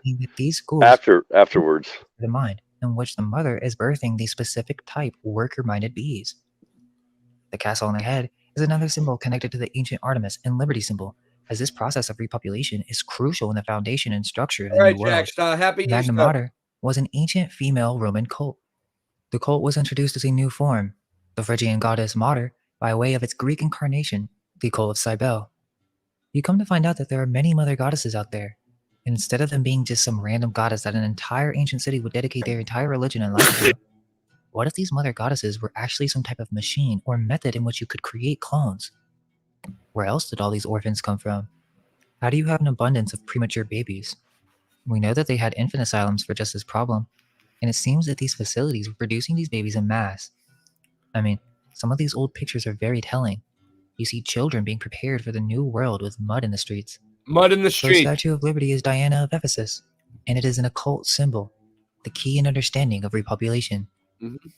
Its supposed construction by Freemasons in 1886 brings suspicion to this being a symbol on how the United States acquired its Did you know about all this before tonight, Andrew? He's completely frozen. new citizens. I also don't think that they were creating just humans. They were probably experimenting with all kinds of animal to human. I wonder if that was Ellis Island with the Statue of Liberty. I'm going. Dude, Ray, I was thinking about this, like What the constant regeneration of like in which you war. could create clones. Like think about like World War One, boom, kill a bunch of people, and then repopulate. Oh, World War Two, oh, kill a bunch of people, and then Yeah. baby boomers. You know what I'm saying? Like it's the same thing Yeah. over and over. It's called a cycle. Yeah, It's I was called a cycle. I was thinking the same thing last night, Scott. Like something similar. Like you know how like it's like one big mud flood, right? Like one big. Well, what if it wasn't? What if it was like separate wars where like some places got bombed really bad and cooked, like directed energy weapons or something? Yeah, that's how I was just, dude. That's what I was gonna say. It wasn't actually a war. Other Dude, places wait. they say like let's flood the shit out of them, and they made the water come from the source. You know. Yeah, it's all a what do you call it? A sacrifice, a sacrificial thing that they do to down there. The one down there, it's called Hasatan. I don't care what you want to call him, Satan. So this is the It's all blood sacrifices, dude. Yeah. Seriously, like, and I don't want to say it too much like this, but it really is though, and they blame it on war, but no. What they're doing is they're doing literal. Like they're doing that. They don't even know they're doing it. By the way, they're like, we're just. Let me ask you a question, Scott, because you probably know the answer to this. All right, so like Maybe. as I went down south, I noticed like there was a lot more Freemason lodges around. Like there's every city, dude. There's a lot around here, but I noticed that like every city I drive through, every little place we drove through, there was like Freemason symbols. Every little baby, like a tiny city too. By the way, tiny city. So what do you think? Do you think the Freemasons are bigger down south than they are up here? I don't know because I haven't researched that much up there because I've only lived in the southern area. I've been all around the southern, southeast, but they're in tiny towns, but they're usually like just little nonsense, like just like the Moose Lodge. Yeah, like exactly. But the thing is, though, they're always probably like recruiting, just like the what do you call it, the Scientologists, right? The Scientologists have thing. When they recruit you, right? Do they do they let you know that they're trying to recruit you? No, you're thinking you're being in a club where you're going to get benefits. You're going to get benefits through business. You're going to get benefits through social life. You're going to get friends. You're going to get. It's just like being in college where you're in the club. It's just a club. Yeah, but the thing is that you don't realize it. Like, well, if you're a normie, just a regular person, just regular people just think, oh, I'm just being part of a club that because they use charity, Ray. They use charity as their it's like a smoke screen. It's like charity. Yeah. They go charity. Charity. Don't worry about it. It's charity. It's so crazy. It's so crazy how they all dress like clowns too, and you see clowns in between the darkness and light and the duality. But what do you think about this friggin' thing, dude? Do you think this is Ellis Island or Liberty Island? Because this is like I've been to Battery Island. You can't see it from there. I know. Is that Liberty Island supposed to be? You can see it from there. Well, no. The Statue of Liberty for me was always on Ellis Island. but now it's on Liberty Island. But my immigrant family told me they came through the Statue of Liberty on Ellis Island. No, I think they said Ellis Island was where they brought in all the Jews and they put the X on their arms, and that's where we get, like the immigrants. Mm-hmm. But that's a different island, and then they moved them to that. But look, you can see the star fort right there a little bit on the. Yeah. See that? Yeah. That's interesting because you can't normally see that. That's a thing I've noticed before, dude. That's crazy. Oh yeah, the star fort. You don't like where you can't see it normally from pictures. They don't show you that. It never used to be there, but it might have been. But no, it was there. They just didn't show you it. I think there's a reason. Why they don't show you things in pictures sometimes. Yeah, like they were hiding it for a while. Yeah, they're trying to hide the truth from you. They don't want to. Just like a lot of airports, like Logan Island down the road from you is a star fort. Yeah. And you don't even know. You can't tell because you're not in a plane. Well, no, that one looks like a star fort even when you're in front of it. I'm gonna go film that fucking. Oh, even when you're standing next to it because you can't see the star. Yeah, but the one that you have to see it from above though. You have to look from above. Yeah, if you look from above, you can really see it. But you see what I'm saying? Like that kind of. I'm gonna go film it. It's a humanoid. It's a big undertaking. Ratios, creating the hybrids from myth and legend as well as the hybrid animals we know today. The Temple of Artemis is just one example. But now that we know the symbol is connected to many other goddesses, this most likely was all over the world. We see these depictions of hybrid beings from a variety of different cultures, and even the Bible says that the flood came because they of have the hybrids elephant and giants that elephant existed. nose. Michael Darsarian, who has heavily influenced our work, presents Elephant, the Garden of elephant Eden man. as after the Bonehead. flood in the timeline, in which our forms were genetically altered to be more material and reptilian. Of course, his Wow. approach at the time was extraterrestrials. However, what if this goes deeper than some Anunnaki Sitchin novel, and perhaps we were referring to some type of advanced race of ancient humans that possessed advanced technology and or knowledge of alchemy? Even the story of the homunculus and artificial man, the golem, or referencing a similar process in which an artificial man could be created through the elements. That'll have to be for the next video, but this symbolism is multi-leveled. It was called B'nai Ha-Elohim in the beginning. An artificial human could be created. Like Nephilim type people. Modern day science. Not too far out to consider that they may have been considering early forms of genetic engineering. The deeper meaning. Yeah, I could also- noticed. Yep. I noticed that like a lot of this stuff goes along with the Bible and everything else. Yeah, in the Genesis. But Mind Unveiled kind of looks at it more of like a scientific type of way sometimes. Well, because it is scientific, because they really were like messing with stuff like genetics and stuff. But it's still one and the same, you know. Philosophers. But everyone wants to say like, "Oh, it's just a long time ago." Like, what do you mean? No, they could have added on a fake timeline, and it could have been. They totally lied about the history. Yeah, completely. This could have been a lot. Could have more- been. Could have been. Could have been a lot more recent than we thought. Burning the gold is a reference for the higher self merging with the lower self, a creation of a spiritual body of light that can be controlled and manipulated. That's an entirely different subject, but this idea of Scott, do you remember like a few years back when people were like trying to figure things out, like maybe like 10 years ago, and they're like, people used to say like something happened where like nobody can remember what really happened, you know? I mean, like, actual history. yeah, Like like, true history. Yeah. yeah, I remember people used to say that like we must have been through some sort of cataclysm. Even scientists were saying it. Dude, I was talking about this. We must have been through some sort of cataclysm where we can't remember, like, you know, where we really came from or whatever, right? Like, and now, all like 10 years later, all this shit's coming out about like the cataclysm that really did happen. Like, you know what I mean? Yeah, like a more recent thing that instead of just saying, "Oh, it's just a flood." Yeah, like it happened to you. It happened to your ancestors billions of years ago. They're like, no, it actually happened to like your great grandparents, like 1,000 years ago. You know? No, I honestly think that like 200. So what are we in 2023? So I'd say about 200 years ago, something happened, and the history is all garbage, and they just made it all up. Like most of it, most of the written knowledge, like the written. Because I think that something was burnt, like papers were burnt.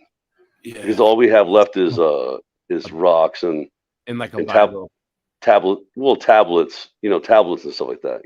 And they give us a Bible, but it keeps changing. So I don't know. That's sketchy. Well, they just make things up. Yeah, they just make things up. Existed for ages now, because again, when cataclysms occur, The bulk of the population is destroyed.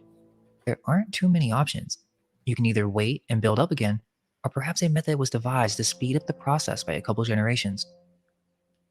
Foundling hospitals since their inception were funded by the elite royals, the choice of symbols being fitting. Look how many boobs she Are has. we not to question why their seal is Artemis?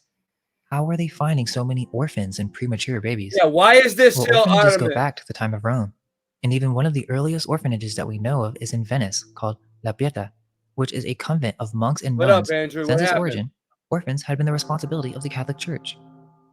Are we going to trust what they leave us with in terms of this all being an honest attempt to take care of the needy, when they are the ones who put the laws in place, are in charge of the economy, and yet all these poor families have to give up their children because of the society that they live in that is controlled by these Catholic rulers? Yeah, Machiavelli. Martin is really good. I can't compete with that guy.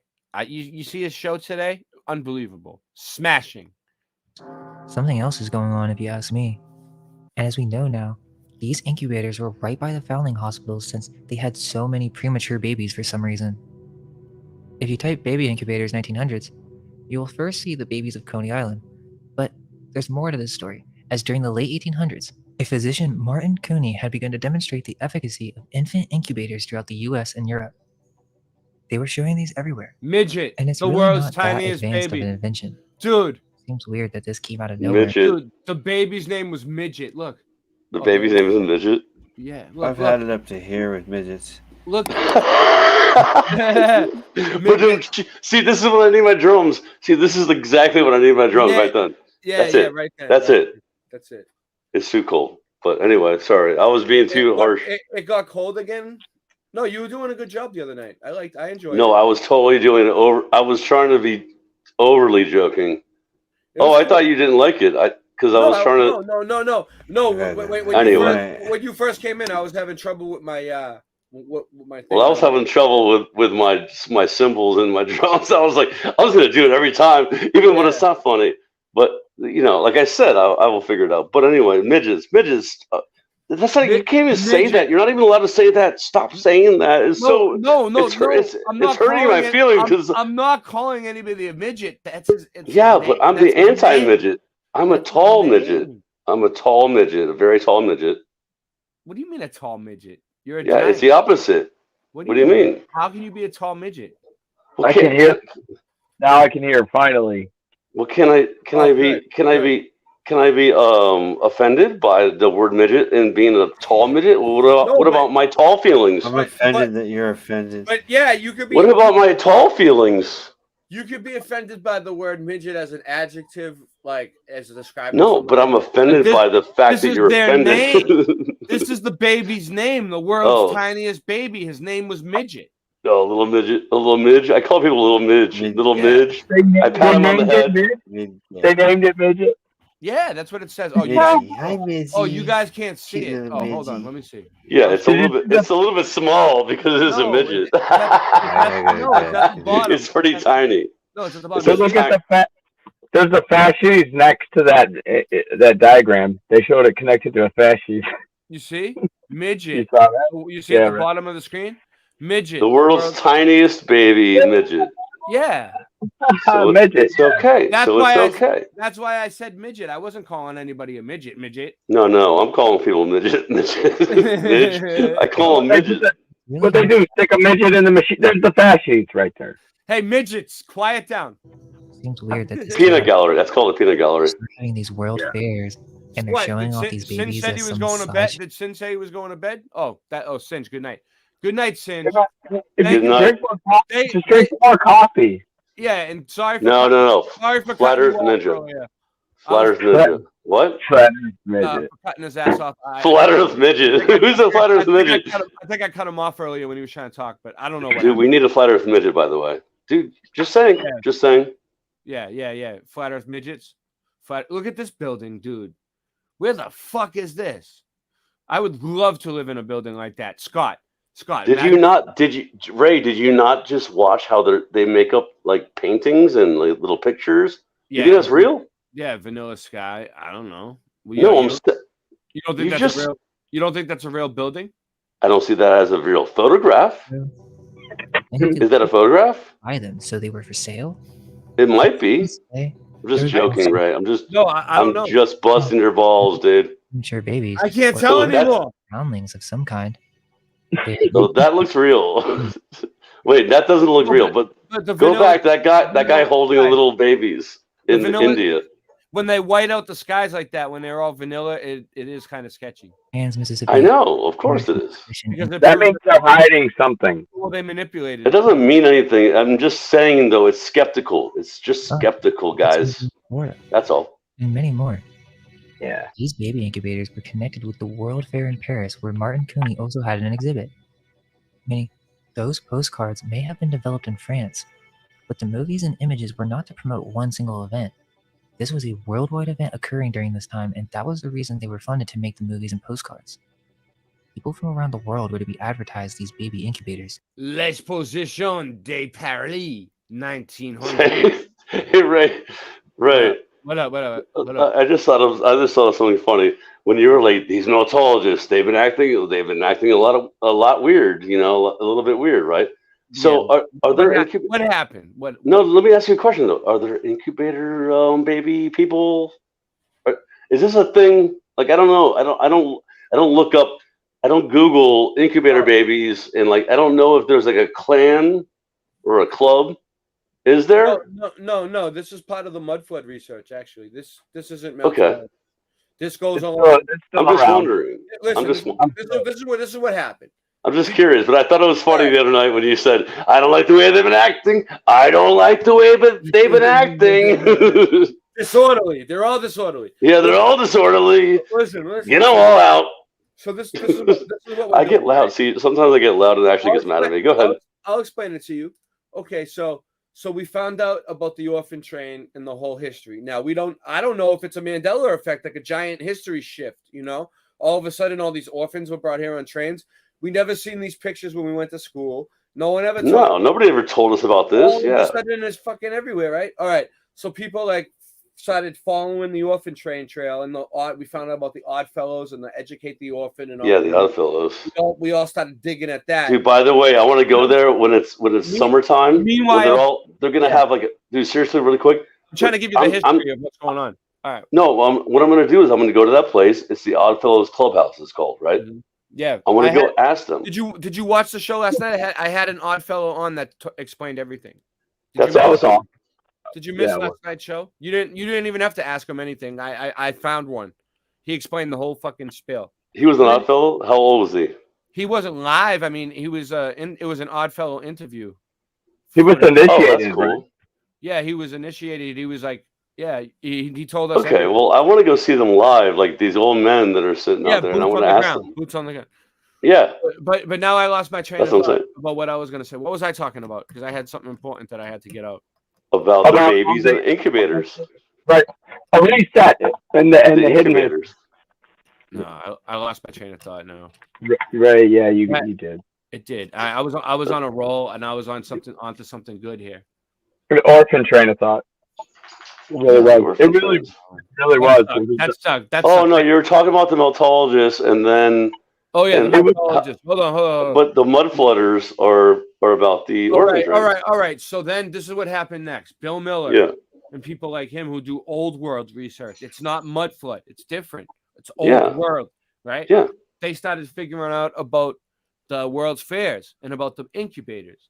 So then we started making a connection where we were like, all right, they had all these orphans. Where were they coming from? They had these incubators. They were growing babies. And now they're even going deeper to the Cabbage Patch Kids. And it all relates to fertility. If you go to like these fertility websites, I'll show you. And that's what Ishtar is. Ishtar is all about fertility. The tulip, all the symbols of Easter, and it all connects with. Yeah, exactly. You know what I'm saying? So that's. Some suggest that this may have been a factor in the sense of multiple women. So giving birth. so to answer your question, Scott, your question was something like, do we like what do we think we think that. All right. No, I was asking if there was an actual just an incubator baby community. That's all I was saying. Well, yeah. There might be. You know what I'm saying? Like there might be an incubator community. Like an incubating community. Like there's T-shirts and stuff. I'm just asking. we committee for the surviving incubator children. Yeah, right. I mean, I don't know. I'm just asking. Yeah, It's all Are good. they still making fresh incubators? Are they still freshly doing it? I don't have an answer for that. Dude, Yeah, but people are. I think they there's are babies still in doing- incubators. I think they're still doing it. Yeah, They're still doing it. Yes. they are. but the DNA test prove. All right, you can prove this with the DNA test. All right, I did a video on it. I'll play it. None of them are coming back. Look, I'll show you guys. I'll show you guys right the fuck now while I'm thinking. Were those nuns? Hold on. Let me show you the video I made. All right, it connects with this. All right, it's real fast. It's real fast. It's short. It's to the point. My channel. All right. Shorts, videos. All right. Mudfoot Adventures. Mudfoot Adventures. Okay. I'll turn this into a podcast too. Watch. A podcast? Oh yeah, I was gonna ask you about that. Dude, I've been trying to figure out how to find it. They said it's like YouTube something, music website or something. There's a Levelhead podcast though. It's just supposedly. Yeah, I was wondering. It's the Levelhead playlist just playing over and over again. It's just like a 24/7 like Glowbusters. audio version though, only on audio. Yeah, and all you choose is like what videos you post, and then it just keeps playing 24/7. No, I posted the whole playlist of like 100 videos. That's what I'm saying. Yeah, 100 videos of what you chose. Yeah. Yeah, but a lot of them that from other channels didn't go through. So I have to. I'm gonna have to start downloading all that shit off everyone else's channel and upload it to the Levelhead channel for it to work. But yeah, I was saying like I can make more clips if you want. Like, might as well. Yeah, let me see. I'll have to search for this. Yeah, you made some more that I haven't copied yet, huh? I noticed that, right? I think so, and also Yeah. I can make more or whatever, because there's some interesting things. Yeah, you found some good spots. Well, that's the thing though. It didn't sound that great because Homeboy didn't have a great. We didn't have it jacked up through the system. Well, the problem, and also the problem was we were in a Tommy's warehouse. I didn't even think about that when we did it. It sounded good the night before when me and Christian practiced. It's on here we go. It's on Tommy's Facebook, or it was. I want to try to get a copy of that. Me and Christian went jamming. Oh, see, I don't know about that. Parents, We your practiced past is not your we practiced like for like a few hours. We tested out the sound to see what it would sound like. We played a few. We jammed. The same haircut. The kid's got that same haircut. It's like past is not your past. Your life begins when you are chosen, is what the All right. orphans were told. All right. You hear that? Your past is not your past. Your parents are not your parents. Your life begins. Who's talking here? This Who's is what this guy? This is what this is me. Your parents are not your No. parents. Your Oh, past it's you. is not your past. Your life begins when you Oh, are it's funny. chosen. It sounds different. Orphans were told. The orphan train movement was a supervised welfare program that transported children from crowded eastern cities to the United States to foster homes located largely in rural areas of the Midwest. The orphan trains operated between Hold on. Pause. 1920. Well, you wanna Just see- really quick. Yeah, it's only a few minutes long. You were reading here, right? I was.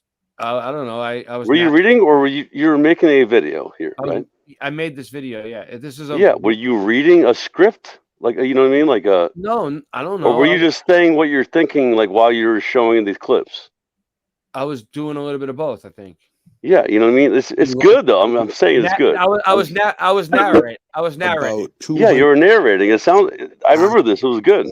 And it says here that it decreased by the 1920s. The confused and often frightened children were auctioned off and used as slaves and cheap labor. Chimney sweeps were cut off from their origins, told to forget their pasts. Chimney sweeps. That they originally came from. Some of their parents were still alive from the hospital. When the parents were in the hospital, they took the kids away. This really happened. This was a repopulation effort. Why did they need so many orphans? Why were they sending train loads of orphans? One kid on the train said, "Where are we going?" They told him, "We're going to Texas." He said, "Wait, I can't go to Texas. My mom's still alive. I'm not an orphan. My mom's in the hospital in New York." And they just took off. So can you imagine what the orphanages were like back in that day? They were overcrowded. Dude, it's crazy. That's a true story. One kid was like, "Where am I going?" They're like, "Texas." He's like, "But my mom's still alive," and his mom was still alive in the hospital. And they're like, "Okay, well, in New York." so Ray,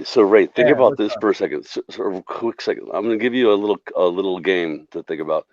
What this is reminding you of? What happened after this? What happened after this when they made up this whole thing called trains going to places? Like, oh, I'm leaving mommy and daddy, and mommy and daddy left on trains too. And they split everyone up. Watch, I'm going to show you how the DNA test. The same thing, dude. DNA, the same thing as the we're not going to say it. We're not going to say it. We're going to say the shoes. The shoes. The important part is the DNA test. Watch. Gloomy, probably disgusting. Dirty, bugs, mice, rats, cockroaches, anything you can think of. Wonder what the food was like. So this guy, Charles Loring Brace, B-R-A-C-E, Brace. His name's all over this thing, man. Everywhere I look, all the research I do, he comes up. Wanted to put the kids in families. The families treated these kids less than their family. They didn't treat them like their son or their daughter if they had kids. They would treat them more like a worker. No emotional attachment. They were shoving them down chimneys. There's pictures of them shoving the little kids down chimneys like 5-6-year-olds because they would fit, you know? You see? Just like the freaking movie. Remember when Mary Poppins will take you away with a spoonful of sugar? Look at his eye. He's like, "You look at me, son. You're going into that fucking chimney." Yeah, he's pinching his ear. He's pinching his ear. Look at that. He's pulling his ear. Yeah, he's like, "You better fucking scrub that." No, shit. he's like, "Listen here." Like he just said, he's like, "Listen here, son." Yeah, watch me. I know, Hippie. I'm gonna make some more Mudfoot adventures coming soon. Hippie Shakes here. No. It looks like a little Asian boy. Yeah, it looks like an Asian boy. You're my brother from another mother. Was more like, "Hey, you live here. You're a farmer now. Go out there and shuck some corn." When it's streets. There it is, shimmy sweet. You in rags with a tear-stained face. You cannot easily forget him, and yet you are perplexed what to do. The human soul is difficult to interfere with. His little ladder. How far you should go. I didn't even notice that before. The ladder. I'm gonna do a quick recap. Orphans were real. It's not funny, by the way. I'm sorry to laugh. Population. I used to be a chimney sweep. They were sending I know, dude. Chimney sweeping is fun, but like, dude, no, not as a baby. Now, a little bit about baby incubators. Yes, baby incubators. So, during the World's Fairs and at Coney Island and all these exhibits, they had Coney Island baby incubators where people would travel from all across the plane. Get your baby. This time, supposedly, it was like before electricity was built and probably during like right around the time electricity was invented. And it was they after. already had these high-tech baby incubators to keep babies alive. Like hyperbolic chamber. They even invented electricity. I mean, doesn't even really make sense, but people would travel for days. They didn't have cars. They didn't have airplanes back then. They had to take a ship. People would come from all over the world, like Europe and everywhere. Dude, I love for babies. They were coming for the babies. No, I love you did a good job with this, dude. These World's Fairs were set up. Thank you. And demolished. I looked into it. I looked into all of this. The structures were beautiful. Not all of it, but like a lot of it. None of it really makes sense. Honestly, I'm gonna give it to you straight. Give it to you straight. My slice of the pie. With my research, that these World's Fairs were a cover, and for people to pick up babies. And people were coming all over the world to. I don't think they were all for the cover. For the babies on exhibit. I agree with you on a half of it. When you could get your own live baby. So pause it right now. Right, seriously. So pause it. But Okay, so this was like a few years ago too. You know what I'm saying? So I know, like, dude. alright. It was a good job, but the thing is, But it was I'm part of the World Fair. I don't know if this is the one that shows the DNA test. No, this doesn't. That's But what it you was all understand- about. I think Ray's right. I agree with Ray. No, it wasn't all about the babies. It was about a lot of things like technology, world, not world, of course, flat plane, the freaking, mind control. Like what they were doing was it's really crazy when you really get into it. Oh yeah. But the babies part though is a small portion, a small variable of what they were doing. Oh man. Not a small variable, but it's like the end. It like cranks them out. It's like a baby machine. The whole thing's all about cranking them out, educating.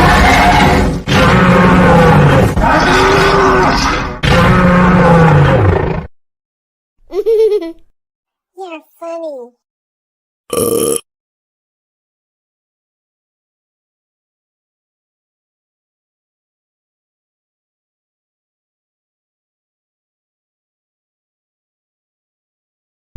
Giants.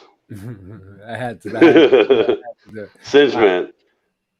But no, Ray, you're right though. There was multifaceted things going on in those world fairs. Like, dude, I looked into the world fairs so much, it was crazy. Because you see these people do that, but I'm like, I don't trust these people because they're like a lot of them are like kind of, I don't know, I don't trust them. Who? Who don't you trust? Who don't you trust? Wait, why is my name Mud? Okay, whatever. Some of these people my name is Mud. We were having fun with that. We had fun with that song. Yeah, we should do it. But anyway, what I'm saying though is like we should do it. I'll do it. The World's Fairs though, bro. Let me ask you a question, Ray. The World's Fairs. Don't you think that the World's Fairs, like a lot of those pictures, and like even our friend Billy freaking Miller Flip, Billy Miller. A lot of those pictures were kind of suspect, and I think that what they did was a facade, a lot of facades, and a lot of it was just for. There it is. I found the video I was looking for. All right, yeah, go ahead. It was a lot. I think it was a lot for like just mind control over people, like over rich people. Rich people. Like think about it. Like think about what CERN is. Think about what CERN is. It's a rich people's game. They're like, oh, I'm going to give money to this thing that makes things happen, right? Yeah. Just like Tesla, just like SpaceX, just like all these names that I could just name them off all day. All these things that like try to progress society. It's progression of society, right? Mm-hmm. But I think you're right though that they were coming to get babies or like.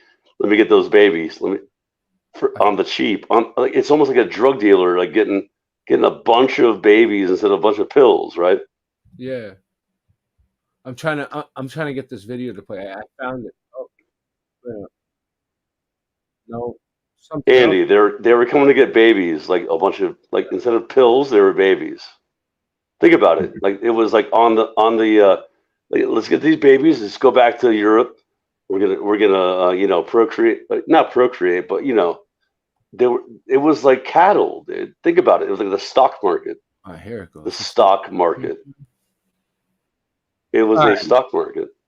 Human stock. All right. Nope. Human stock, of course. That's what it was. Always human stock. I get it. It's weird. The stock market has always been a human stock. You're a stock market. I'm a stock market. Boston Ray's a stock market. We're very low on the level of the stock market because, we ain't giving back money. Because, we're living off of nothing, right? But they want the other people, like the rich people, they want them as stock. All right, here it is. Here it is. This is my smoking gun evidence that the orphan train was real. Okay, because that's true. Well, not my smoking gun, but it's pretty good. All right, my research. All right, Boston Ray's research. Okay. Yeah. FBI warning: federal law allows citizens. Look, this was from military.com. Pentagon leaders tell troops to stop using male and genealogy DNA tests. U.S. troops, and it wasn't just them, it was all federal employees. U.S. troops are being advised to stay clear. They're not allowed to take any more DNA tests. I wonder why. I think the trains are very important to understanding what's going on right now. So the U.S. government sent out this memo saying they don't want their employees to take any more of these DNA tests. They said the reason is privacy. The reason, I think, is because of all these other articles you can see of people getting their reports back to heritages and things that they didn't expect. So people have been taking these tests and waking up. People have been realizing they're not who they said they were. You get it? Everyone's like 23andMe, Ancestry.com, all this bullshit, and they're finding out that the DNA test. Watch, I'll show you. There's so many reports of the DNA. Dude, my friend got mad at me when I told him not to do it. I said not to do it. Listen, they my go best friend, don't do it. And it goes back to an orphan, or it goes back to like some culture that you didn't even know that you were, and people, and it's waking people up because they're like, wait, I thought I was Italian, and it's coming back. Yeah, and they're like, wait, no, African. Yeah. Heritages, their backgrounds, their family stories, their bloodlines. You're right about this. To what they've been told, you know. Don't take these tests, dude. Don't give them the DNA. East Indian. And the U.S. government sends out the memo saying they don't want their employees to take it anymore, banning all employees to take DNA tests. I think they're trying to cover up the orphan trains. Everybody's DNA tests have been coming back to orphans. And oh yeah, I forgot about this. I forgot about this, dude. I forgot about this. Look. All right, look. Let's go back to. How do you mind orphans? Dude, this is something that you did. Look, this is what people look. There's a story. I was numb. Family secrets come to light as DNA testing gains popularity. 2 families with lifelong secrets unearthed because of home DNA test kits are now dealing with the truth. The truth. They don't want it. Boom. Boom, baby. They don't want them dealing with the. That's why the heritage is not lining up. The heritage don't want you doing that. Look, their heritage ain't lining up. Look. How a DNA kit revealed family secret hidden for 54 years.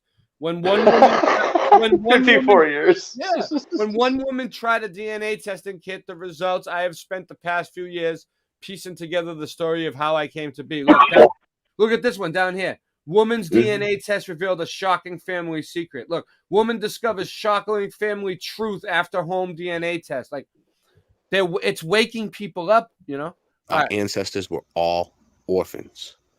And your father is not your father. Look, just like they said, your parents are not your parents, and your past is not your past. Look, Michelle. Your father is not your father when DNA tests reveal more than you bargained for. Genetic tests are seen as harmless fun. Michelle. Yeah, with one Michelle. Michelle Obama. The story may sound dramatic, but it is not unique. Get that? See, it's just Michelle Ray. No, it's not unique. No. To get the email, she says it's really scary and overwhelming. She's freaked out, dude. Look at her. She's scared. That's just a stock freaking picture. She's just reading documents. It's already made. I'm just going to. No, but dude, it's so funny. Oh, look, she thought she was Irish. Look, the Christmas present. You couldn't tear your family apart. Wait, I need my drums here. Ba-doom. Ba-doom. December 2018. Listen. Look, no, this is funny to me. They're testing us. Look, millions. This is so funny to me, though. Millions of people are given DNA testing kits. No bullshit. As presents. But yeah. That's true. Of 5 children, she had about her ancestors. The analysis came back saying they said 0% DNA. Zero. Don't give them your blood. They claim you. None of her family was her family, dude. What do you call it when you do like the whole her 5 children? None of them were hers or some shit. Whatever. It's so I love it though. Look, she unplugged into online genealogy forums, researching how other people had traced their DNA and educating herself about science. She thought she was Irish until her DNA opened You know, she wasn't really Irish. Dude, Ray, I thought I was 50%. I turned out to be 70%, which I thought. I knew it. I felt it. I'm more Irish than I thought. It seemed like a game. Look, it seemed like it is a game. Like those personality tests people often take online. The results, when I received them a few months later, changed. DNA test results came back for Anne Marie of 50. More than 100 million people will submit their DNA testing. So, like this is a and real I'll put thing. links to the channels in the description. Let me ask both of you: Are we all just not children of Yah? We're all children of Yah. Look, I'm gonna just read what I got. We are all children of Yah. Look, this is. It doesn't matter where you're from. This is old news. Like, look, 2014. Look, old news. There is no DNA test to prove you're Native American. People think there is a DNA. People think there is a DNA test to prove you are Native. How did Native Americans view tribal membership back then? The tribe I'm enrolled in does DNA testing. I don't know. Her mother said they descended from a president and a slave. What would they? Betty Kurz hopes to validate her family's oral history that they are. The rise of the consumer genetic testing industry. I don't know what that is. DNA testing can bring families. Wait, what was that? I don't know. It's just random shit. Yeah, it's just random. It's probably from the AI or some kind of bot. What do I read that before. Look, dilemma with 2 M's, like they're spelled the right way. What do you owe to these people? DNA testing creates wrenching dilemmas. Whoa. There's supposed to be an N there. Well, no. That's dilemma. Yeah. Okay, we're not doing that right now. Dilemma. It's all part connected, all of it. And there was a few Mandela floods tonight, so we got to do it.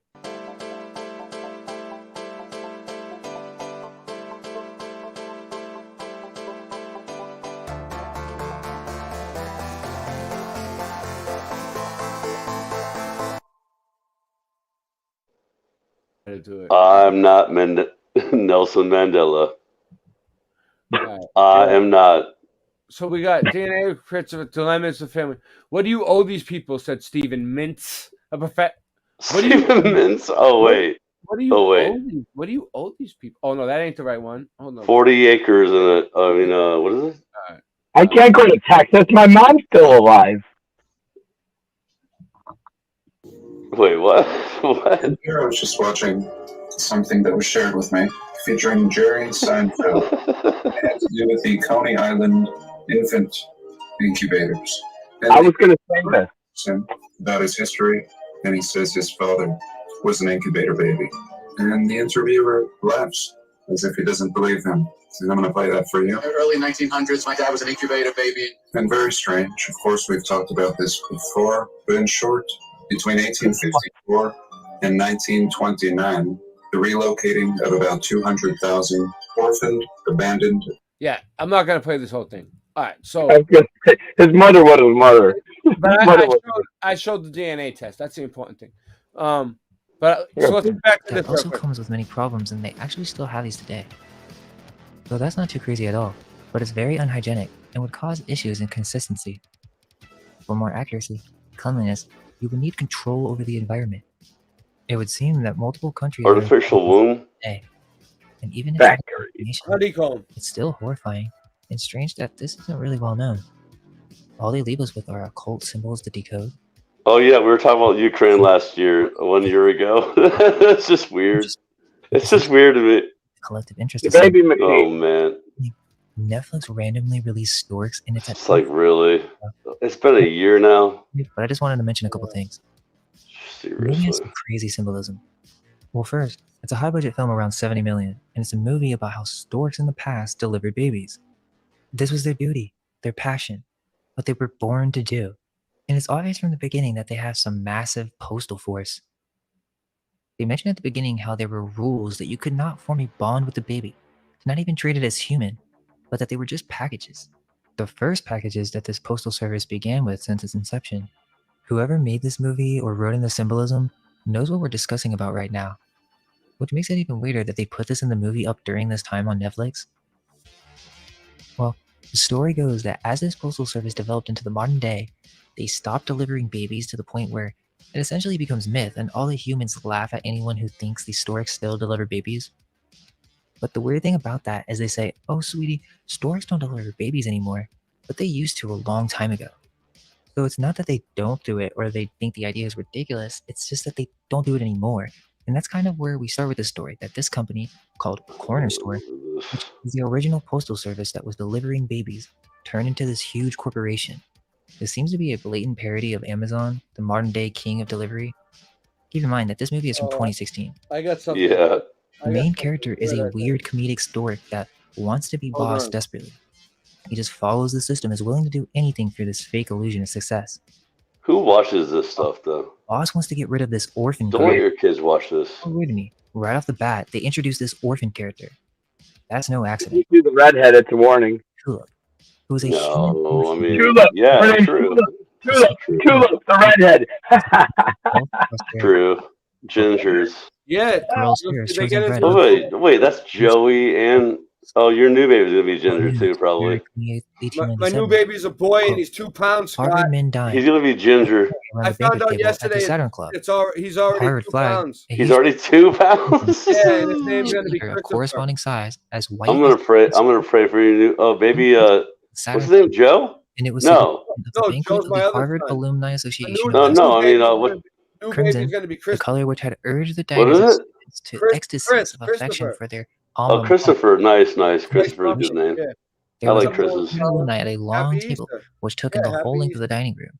The scene was as pretty as good taste could have made it. The flag draped the wall near the head of the table, and the latter had in its center a bank of crimson flowers. This was flanked at either end of the table by the university letter in perfect formation and composed of red tulips. So for their Look. altar mater ceremony, they dined with decorative I'm red bringing it tulips. around full Remember, circle. The whole we're stream. speaking of symbols. It's only when we learn to understand these symbols that a great veil Hey, can be Scott, lifted. You there? It gets way deeper. Yeah. Can you hear me? Typing red tulip fertility. Yeah. Just looking Yeah. for symbols. Remember the other day There we are tried to play companies that using Jedi these Mind symbols Tricks where they content, advertise to and grow your it was family shitty quality. using egg donors. Even specific phenotypes are possible. gone. Now, my Hey. question is, why use Yeah, the what up? symbol of the tulip? Those are the same exact flowers That the tulip means Ross the Bear showed. flower. In many ways, it represents the sex organs themselves, I know. as with the That's why. postcards. However, it means That's why I was showing you the tulips earlier because I knew I was gonna show. I'm bringing it around full circle, Andy. That's why I wanted to say that. Yeah, that's what I do. That's how I run my streams. It might take like 6 hours for me to get to my point, but I always bring it back around full circle. Just like Yeah. I'm gonna end the stream with the remix of the song that I started the stream with. People just don't know. symbol represents fertility in children, specifically orphan children, Hey, lost blood. Thank you. During the Dutch Golden Age, Thank you, Hippie. I'll keep you filled in. I'll send you pictures.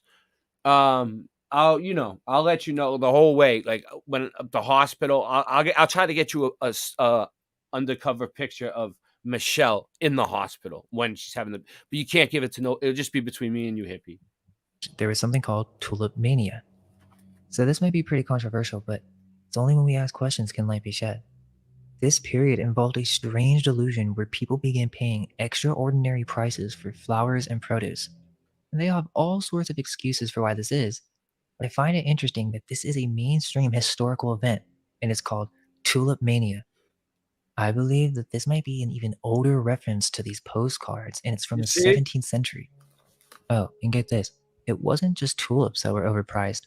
But So do you guys see how this connects? Because I just bought tulips for Michelle to try to cheer her up for and I bought her Easter lilies too. But what I'm saying is like you see how it's all connected to the rebirth, Easter, and then it goes into cloning. cabbages. Yeah. So just to recap, we started out with what Easter really means for the Christians and what the Bible says it is, the resurrection of Christ. We went all the way through what the pagan meaning of it is. Then we went through the pagan roots and all that. So we showed both sides, okay? We weren't biased. We showed both sides of the coin. Then we went to how the Easter Bunny and what he represents, the hares, the March Madness, all that. How they used to bury bunnies with people and all kinds of weird shit. Okay. Can I And ask then you one question? yeah, what's up? Does that say Harley Quinn? No. Harley Quinn? Where? Harley Quinn at the top 68. Harley Quinn. Alec Quinn. Close. Oh, Yo, my bad. why you have a thing for Harley Quinn? Yeah.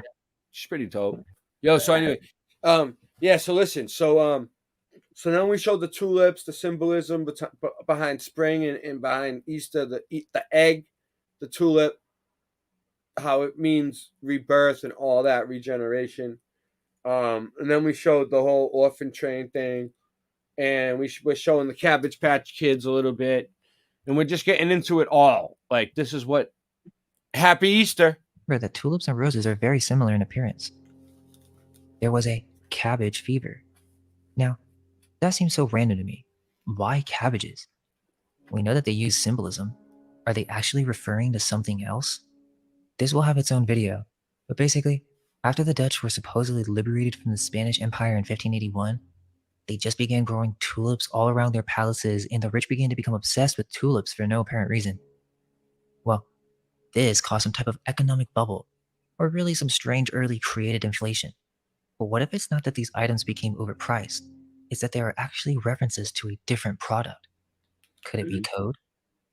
Quote, yeah, check it is this agreed out. that mania This is is a where it gets psychopathological good. disorder. There's a fascist under there. Tulip Pay mania attention. means This is the good people stuff. who buy I'll fleshy be right tulip back. bulbs have I gotta acted get madly and irrationally. End quote.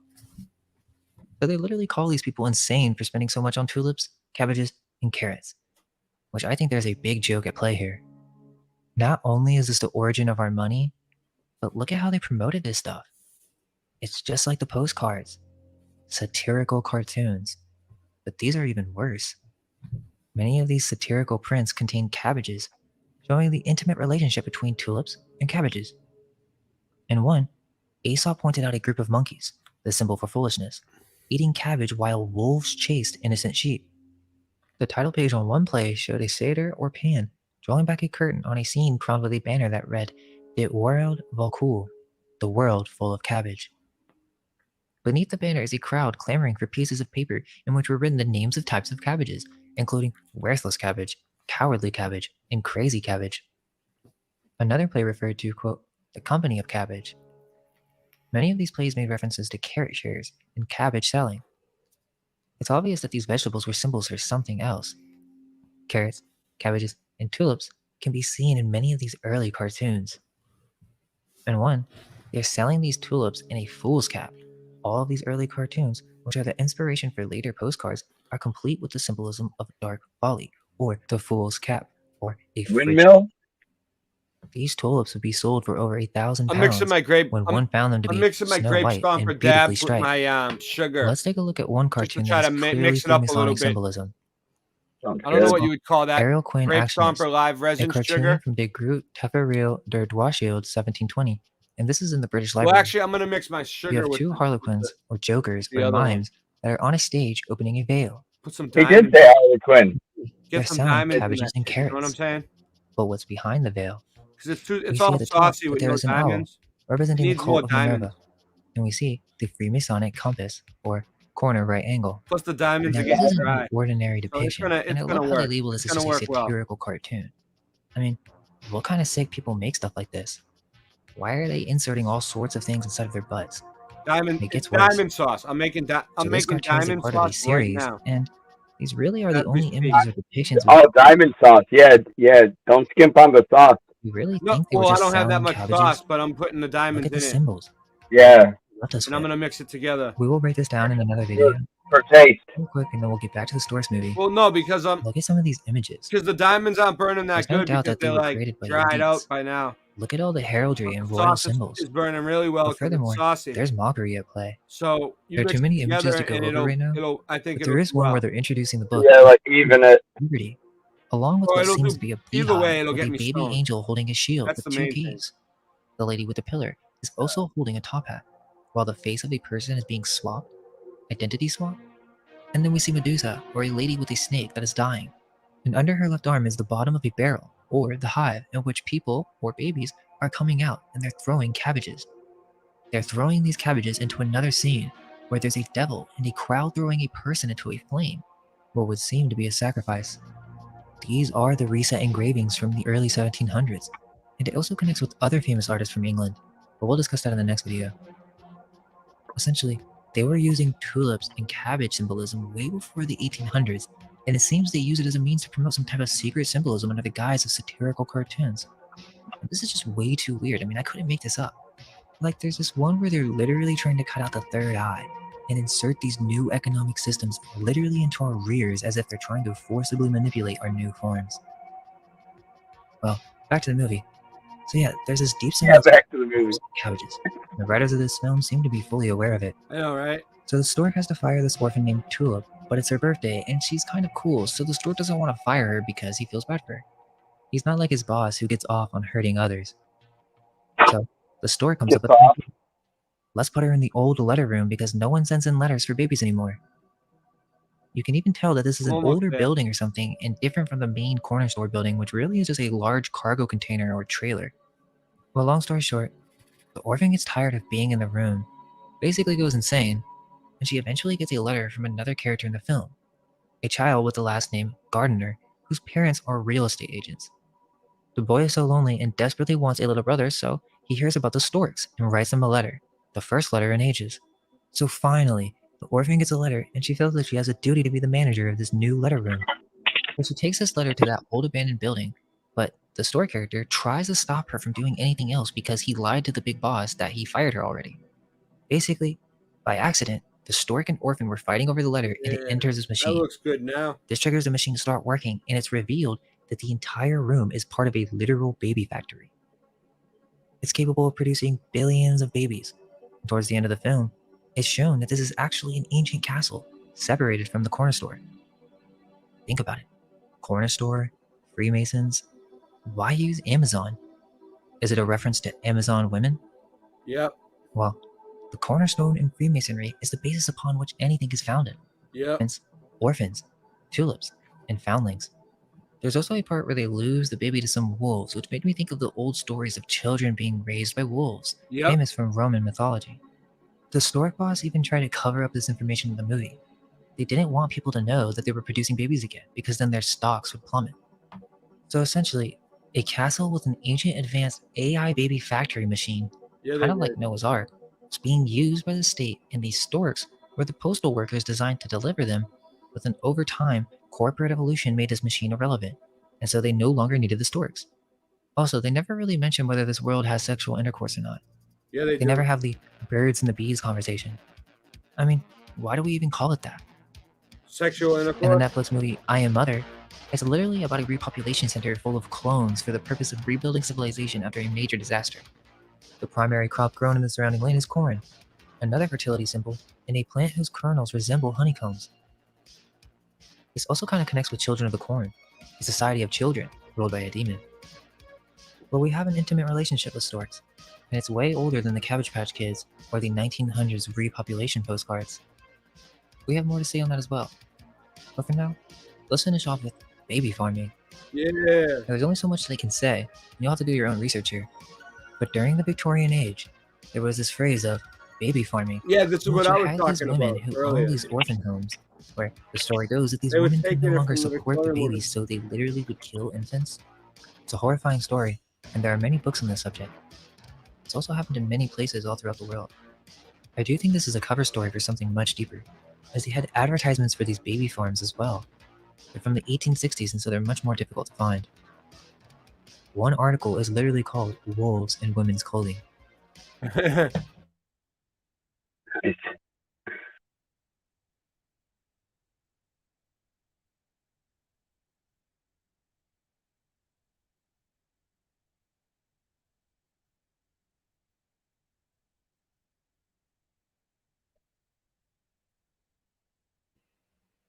you hear me now? I lost the sound again. Hold on. Now I hear you. Now I got you. All right. Yeah, it's all right. My system sucks. That's why I need the equipment. All right. You ready? Yeah. Even Vedic literature has references to hybrid beings and genetic manipulation. They had a similar science to alchemy with an understanding of different elements needed to create material flesh. There's this great channel that talks about these things where in ancient Vedic temples you can see that they had an understanding of some early form of DNA manipulation, even understanding what a sperm and egg looks like from a microscope. Mm-hmm. There was also this other temple that showed carvings on how they were experimenting with different hybrid creatures, which would also explain why we see so many strange beings in medieval depictions. Were these once real creatures? Yep. These depictions from some of the most famous philosophers and ancient historians. They believed them to be true as with monstrous races of early Christian writings. In order to conclude, Ooh, a centaur. That was cool. it's also an obscure topic. But here you go. First, you get a bunch of women. You give them fertility drugs, so they're extremely fertile. Then this simulates the development of extra eggs.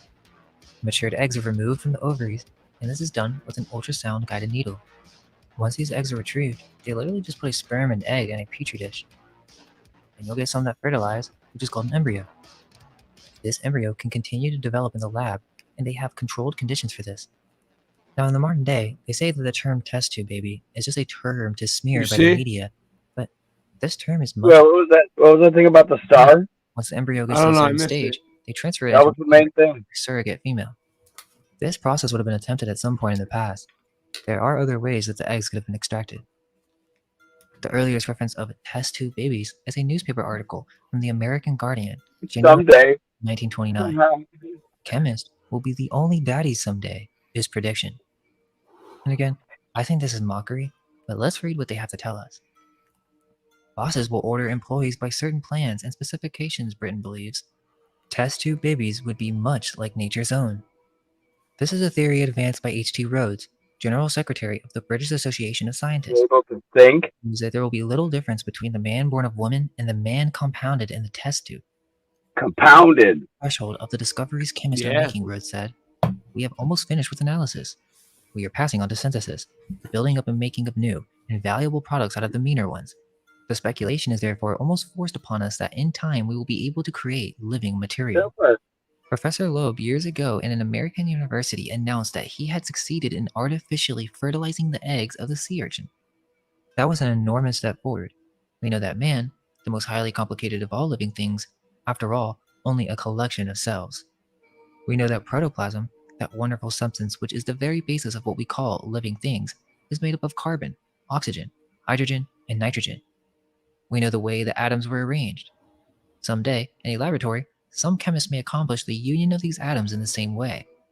We will then have created protoplasm, thus causing life to manifest itself. Perhaps it will not end there.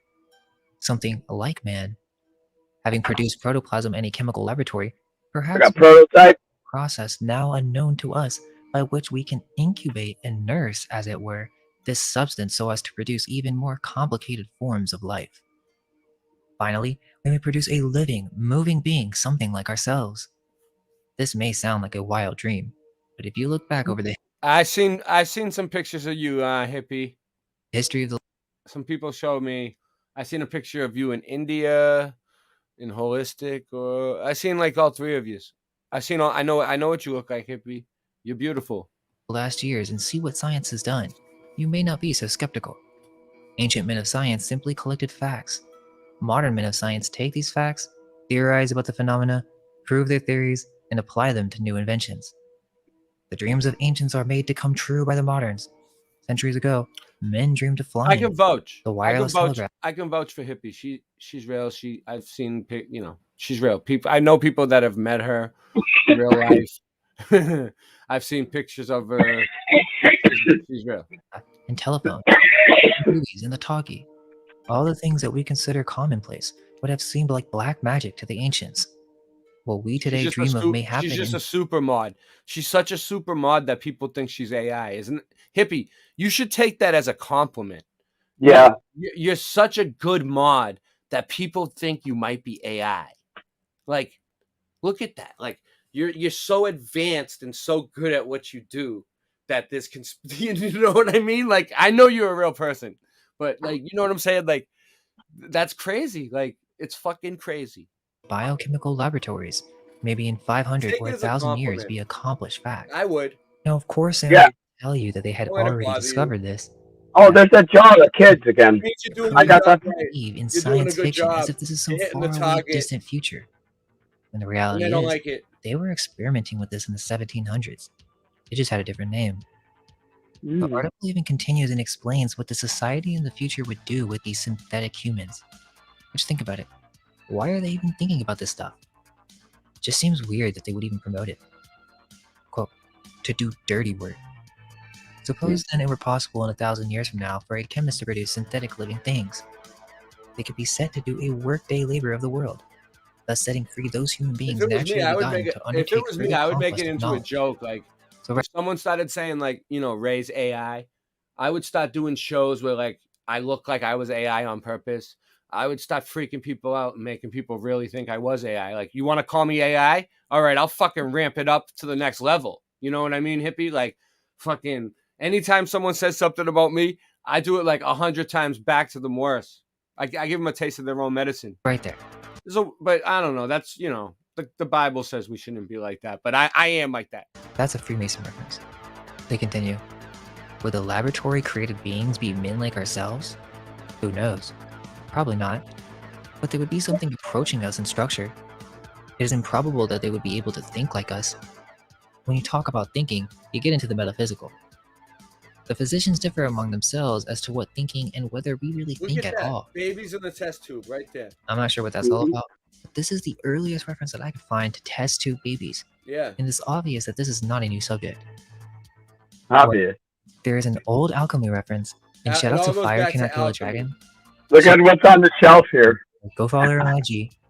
But on her page from like Where? a year ago, I- after she Right made there. Artemis the Queen Bee, and then came out with I this can't post see on the shit. Where? Cabinet of Curiosities by Levinus. That shelf right there. Listen, Look at those bottles. Cloning Center.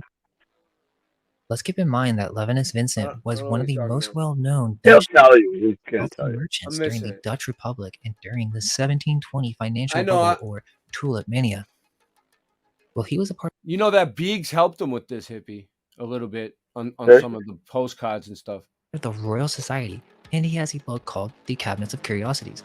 The wiki just says they're these I've been small saving animals, it. but also I've had it for a while, and I wanted to put it on my channel, but I've been saving it for the right time. What This is about one of my it? favorite videos. What about it? Well, now it's on your channel too. So now it's one of your videos. Artificialia, Now it's all of our videos. which seems to be some artificial creations of some kind. Yet, there are no references to genetic manipulation or even contributions to science, really. So what is this place? Well, that's what makes it so bizarre. It's some strange collection.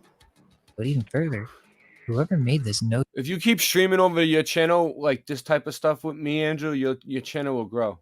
their It symbolism. needs to. Because right now Forget we're listen. Right now we're live on Andrew's channel. We're live on Late Night Live, which is Singe Man's channel. I think, right? Did I pick Late Night Live tonight, or is it or are we on Levelhead? Level. Oh yeah, we're on Levelhead. We're on 4 channels tonight. We're on Right. Boston Ray Levelhead. We're on thought Boston you Ray told me Mudboard 5. Adventures. We're on, and yeah, we were trying to get 5, but Rasta Bear didn't add his. But either way, Oh. he probably didn't notice it. But I left the option. So from that, this is the cool thing. Anybody who comes on my show now, like Scott, you could have did it too.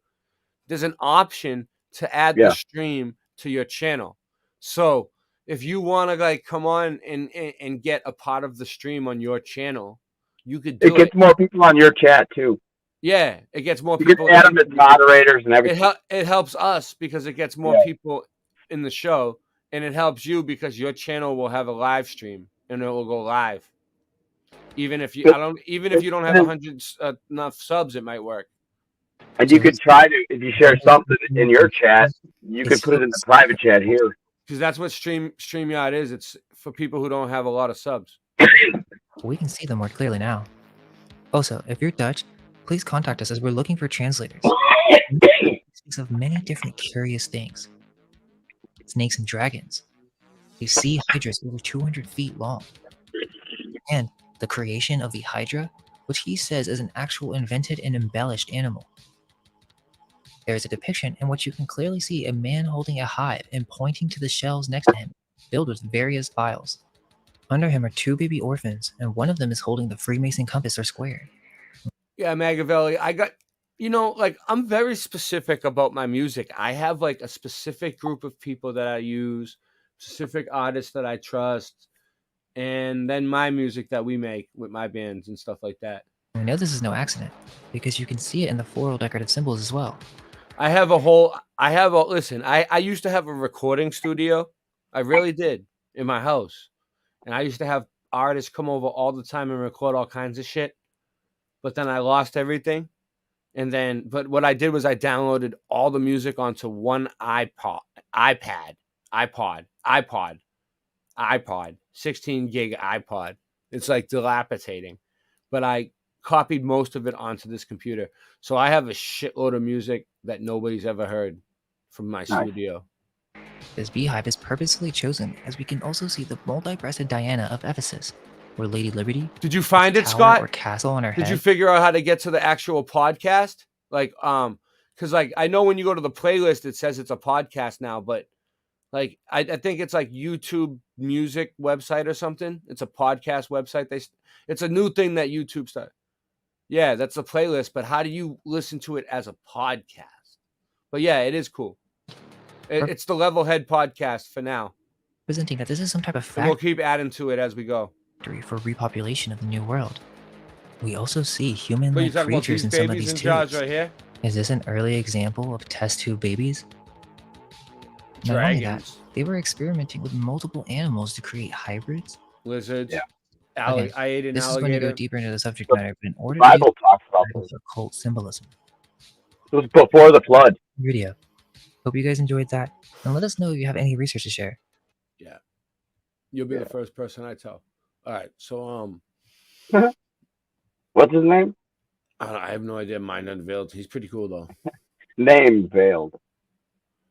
He sure does tell us what he's thinking. What time is it? It's 5:30 in the morning. All right. So Jedi Mind Tricks has been doing like their final concerts and stuff. So I found one that actually I tried to play one the other night because they're really good, but it was like the quality kind of was like just it wasn't their fault. It was someone in the crowd. But anyway, I think I found a good one. So this is from let's see. And after this, I'll probably end the stream too. But yeah, this is gonna be good. This is Jedi Mind Tricks final tour live at the Paradise. So this might be there's a Paradise here. I'm not sure what Paradise it is, but there is a Paradise in Boston. Let's see if it says. Oh yeah, this might be the one from Boston. Yeah, Paradise, because they were just in Boston like last week or something, a couple weeks ago. Motherfucking man from the streets of Philadelphia, PA. 5 eyes headed up, man, Saki. Yeah, can't let him know. There's no suboptimal, so watch you in the room and spit. Or the homicide, so I can watch you in these views. Fuck the world, fuck them all. I'm tired of this music shit. Go my go and move, regardless of who producing it. Dumb if you don't flip it, if the shock on fly. I will crush your fucking teeth. I will stop that I will pop that lie. I will say in the print, you a sucker, you the type to take advice from a bitch. We defy God, so we had to get it saved first. Off to the seat, carry metal like a chain purse. Make a list of roll motherfuckers, put my name first. Everything was honest, I decided to make it train first. I like a motherfucker, I ain't hit the ground yet. Stuck to the whole clip, empty like a sound jet. Comedic orthodoxy, made a ritual is found that. Comedic orthodoxy, made a ritual is found that. Never is enough, everybody get touched. Motherfuckers is running up on me. The drama don't stop, get your whole block shot. All the shooters is running up on me. This street sleeper, I'm the hood grim reaper. Motherfuckers is dying around me. My trigger finger stay itchy. We cooking in the kitchen. I ain't fucking with nobody but me.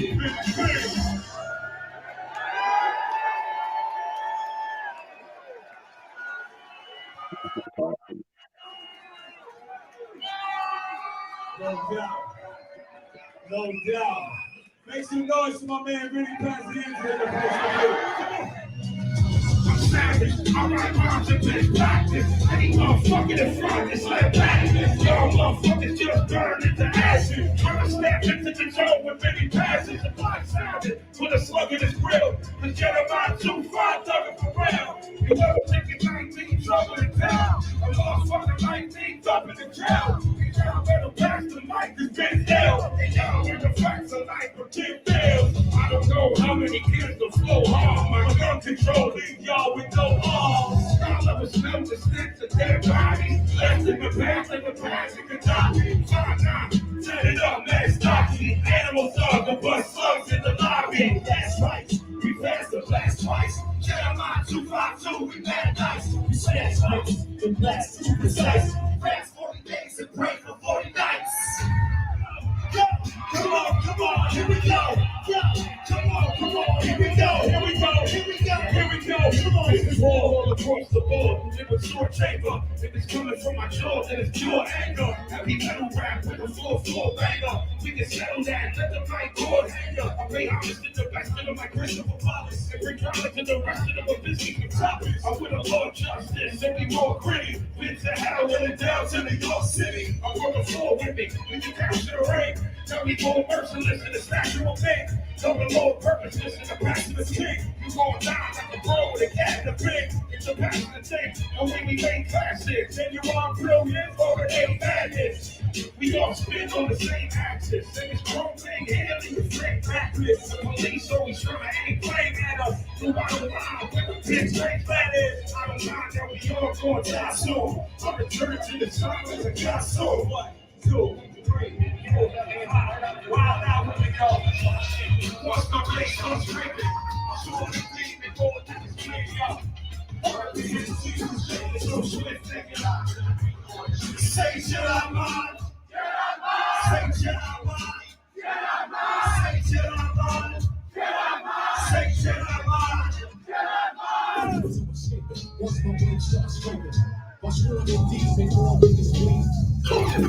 Rockin' mad rhymes over wicked instrumentals. Rockin' mad rhymes over wicked instrumentals. Rockin' mad rhymes over wicked instrumentals. Rockin' mad rhymes over wicked instrumentals. Rockin' mad rhymes over wicked instrumentals. Rockin' mad rhymes over wicked instrumentals. Rockin' mad rhymes over wicked instrumentals. Rockin' mad rhymes over wicked instrumentals. I wait for my palm, sharper than a sniper in arm. Righteous is long, tipping pin the fight to be calm. My life is strong, bipolar, icy and warm. My life is a storm, the reason why the mic is born. The bison is born, so I'm watching the mic will fall. And the 9 really rounds from the side of control. The mic is born, I'm watching the mic will fall. And the 9 really rounds from the side of control. I'm out from the ball, I don't believe in fighting at all. I'm a manic, the person never get excited at all. I was born peaceful, I was never violent at all. I was born peaceful, I was never violent at all. And my father died, I was like a knife in my core. And he loved to have it, so I'm not alive anymore. Lying in the wall, Joseph Dre, I am the law. I'm the reason playing rappers can't rap anymore. And yo, stop guessing, who the fuck I mean? Always more what has to be done, son. You know where we come from, really. Stop guessing, who the fuck you mean? Always more what has to be done, son. You know where we come from, really. Talk for love. One little man, I'll blow your face off. I'm flying out bodies, I ain't talking about a racehorse. I murder every rapper, then I break off. Scheming all this motherfucking money, burn made off. Y'all was always pussy, so stay soft. The only time beef is mentioned around me is for state sauce. I work harder than y'all, there's no days off. The knife work, scratch and cut you up like main sauce. My fam walk around with hawks on them. Big motherfuckers, infrared dots on them. It ain't a motherfucker that can box with him. Razor under the tongue and keep an ox with him. Hard body rap, God of the 7th day. I'm a sinner on the God of the 7th day. Everything I do hard and it's legendary. I spit 16 bars and you dead and buried. Make some noise, Boston, come on.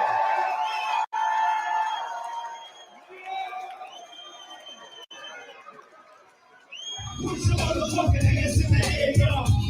Put your motherfucking hands in the air, y'all. Put your motherfucking hands in the air, y'all. Put your motherfucking hands in the air, y'all. Put your motherfucking hands in the air, y'all. Put your motherfucking hands. I'm built with Alexander the Great. You know the version makes you stay on. Then he told me about the oracle of Amon. He gave me no clue where it is. Then bedtime, one bedtime, been a pyramid. He gave me more tools. Sure, told me that Amen, Hotep was a mortal. I can't understand how to live. So I called Killer Priest and he told me how to follow it. I walked through the valley of the king with a white rose and a rally ring. And your whole team Judas, I'm both in, don't stand like Judas. I speak the tiger laws of the dead. Practice the same war tactics that came off the head. Let the swordsman kill the beast. It's a legacy of blood within a vine to kill a priest. Fucking hands in the air, y'all. Put your motherfucking hands in the air, y'all. Put your motherfucking hands in the air, y'all. Put your motherfucking hands in the air, y'all. Put your motherfucking hands in the air, y'all.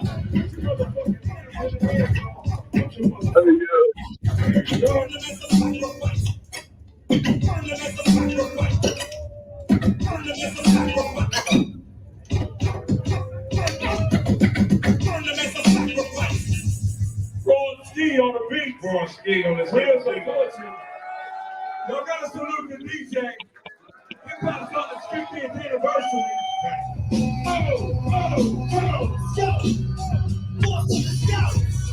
Come on, let's go. You know the motherfucking 10 a.m. tricks. Let's take it back. I'm the type of shots all wild. The age of the sacred terror.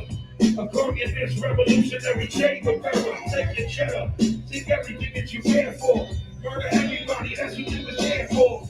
And therefore you get away from the heat. Take the food from your plate, they let you eat. They do nothing that I don't want you to. You a grown man, that's why I like to fuck with you. I don't care about anybody except me. Until my late man might be the set free. You waiting for the revolution to start, but you ain't on the front line. Thinking to the hard, illusionally smart. It's why I hide from the fence. Chasing 4 style, 5-7 heads. 5 corpses, 5 state troopers dead. I get shot in the face and the room is red. 1 shot is all. I'm the type of take it there, 1 shot is all wild.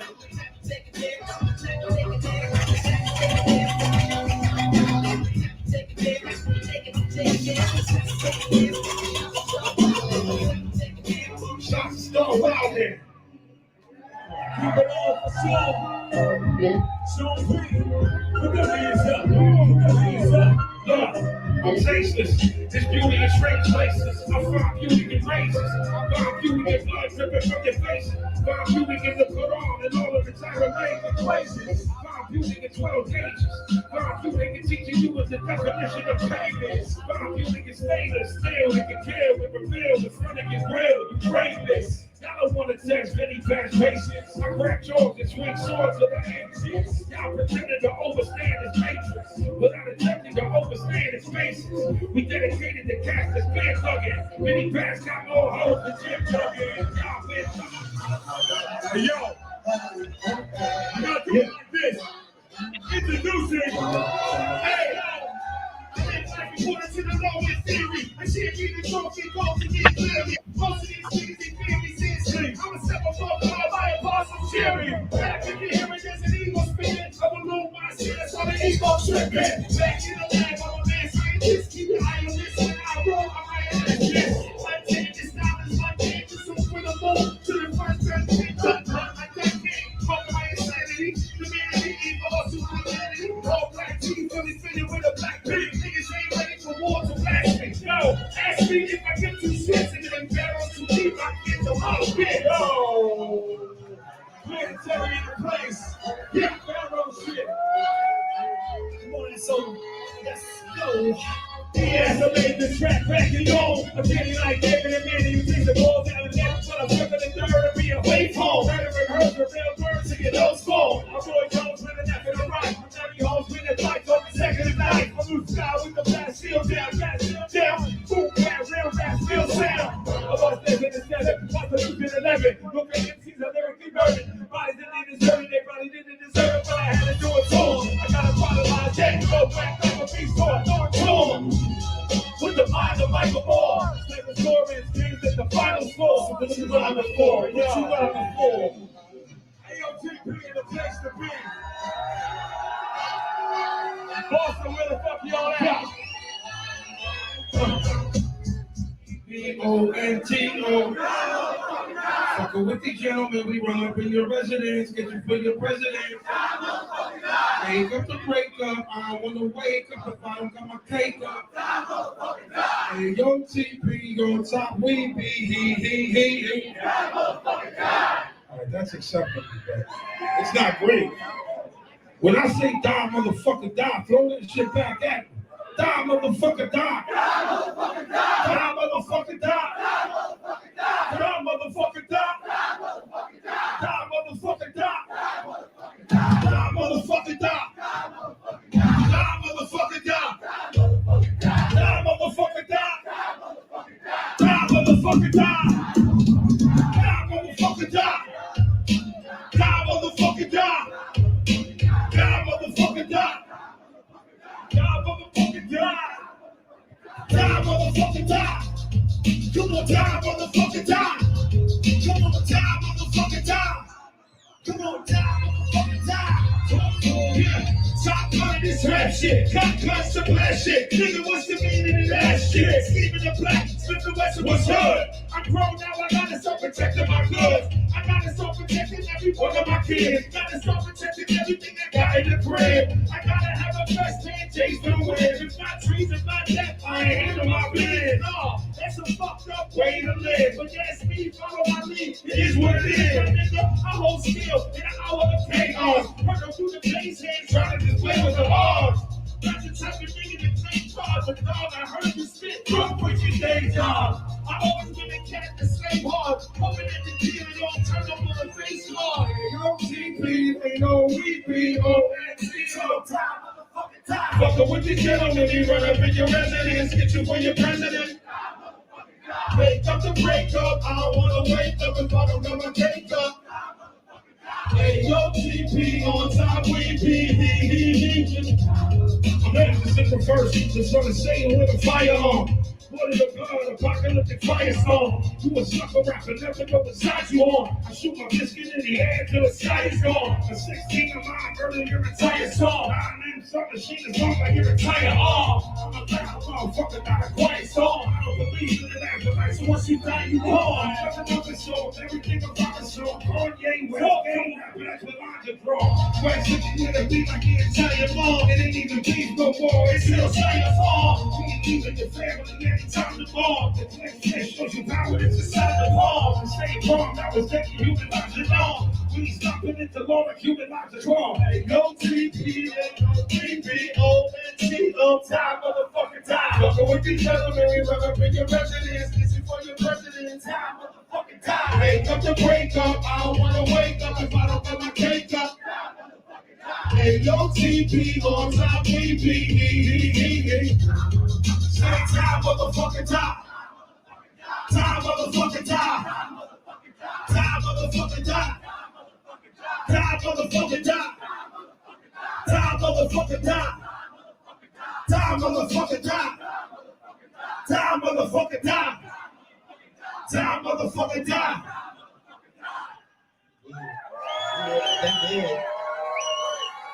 They gonna see Philly, Philly to Boston all day. They still with us. Boston, everybody put their hands up. Boston, let's get it back. When the beat drop, we gonna go side to side. Yeah, come on, come on. Am I historical oracle? I'm last metaphorical, editorial, educate. Am I territorial, get torn? Heavenly arm with 70 bombs that'll blast the bomb like a heavenly song. Your men will be born. If you explore my deepest thoughts, I beat hearts in truth and ask demons for sure. Dreaming the walk, MCs in the dark, I walk. When I fall in the back, golden. Watch how you talk. My style is an art. Recognize lyrical purity. I'll break loose like a ball with no security. The dopest vocalist. With my third eye, I'm focused with. Proceed, over the speed of an any motorist. This morning is situation. Shining chains and bracelets. Attracting the top, wait for the brain to raise it. Amazing, angelic. Tell it to your people. Your mic, come on, y'all are equal. And the top is like the sun, so we shine with bomb. The underground's active on your only hands in time. And in times when light shines, when the stars recline. Jedi mind out of space, from the side to bomb. And the top is like the sun, cause we shine with bomb. The underground's like the moon, you only see us in time. And in times when light shines, when the stars recline. Jedi mind out of space, come aside, combine. I'm a help with the beautiful mind that spells hatred. Your friend is free, the belt faces. Don't work the money to bring out payment. Trick him for God's brother to my chest, David. What's craving? Turkey, aggravated. Keep the iron blazing. Get his domination. Educated. Come on the constellation. Birth abomination. Out of second basement. I'm from the level football field. Beat the shit out you. Give me one hand and spit out you. Bitch them up and scream, take a rip out you. If you been good to walk away, just we don't live by rules. And I'ma make my foot smell every inch I move. Rob gave me to the sleep before the licks I bruise. That make me rip your fools. We can wrap the back around a bunch of sparking shoes. And the top is like the sun, cause we shine around. The underground's like the moon, you only see us in time. And at times the light skies when the stars recline. Shit, I'm out of space, no inside of your mind. And the top is like the sun, cause we shine around. The underground's like the moon, you only see us in time. And at times the light skies when the stars recline. Shit, I'm out of space, yo. I'm never gonna give you war. I said the scores of open doors. Rappers fall on all fours like dinosaurs. With Jeremiah, the is. We ominous, we detonate the bomb. Head spread, hallucinogenics in Vietnam. I spit a song, we get girls like interacting. Swear on the Bible when they lie to Ecclesiastes. It's all battery, battle the energy with tissue. Storing enormous amounts of energy in the crystal, we roll with the straight shoes. The possibility, you fight these quick on the left like you was impotent. Y'all in the ring, the whole clique is split in half. Step in a long path and face a long wrath.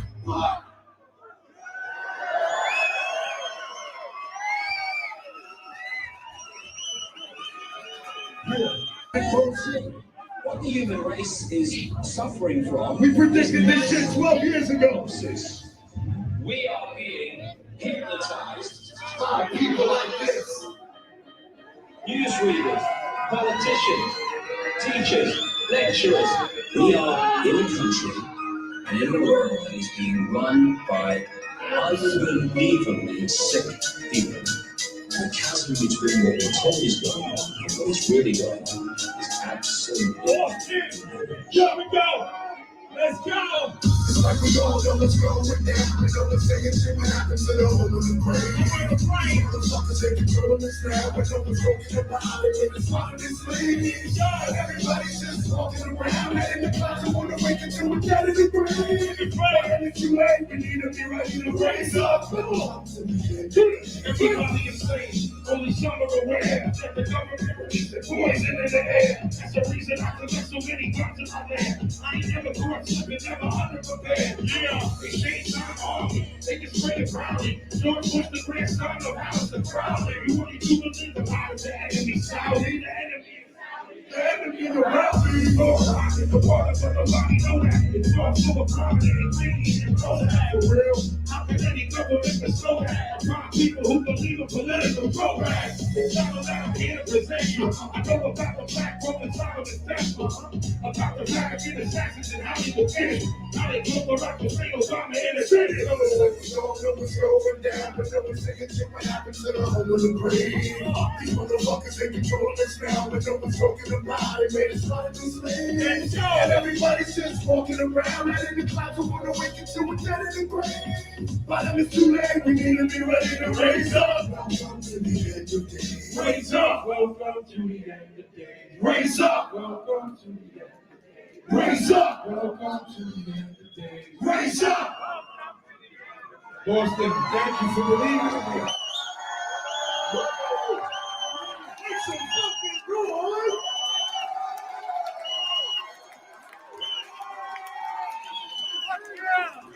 I will never forget the love that this city showed me. You will always live in my heart. Thank you for being a part of my life. I'll see y'all when I see y'all. Peace.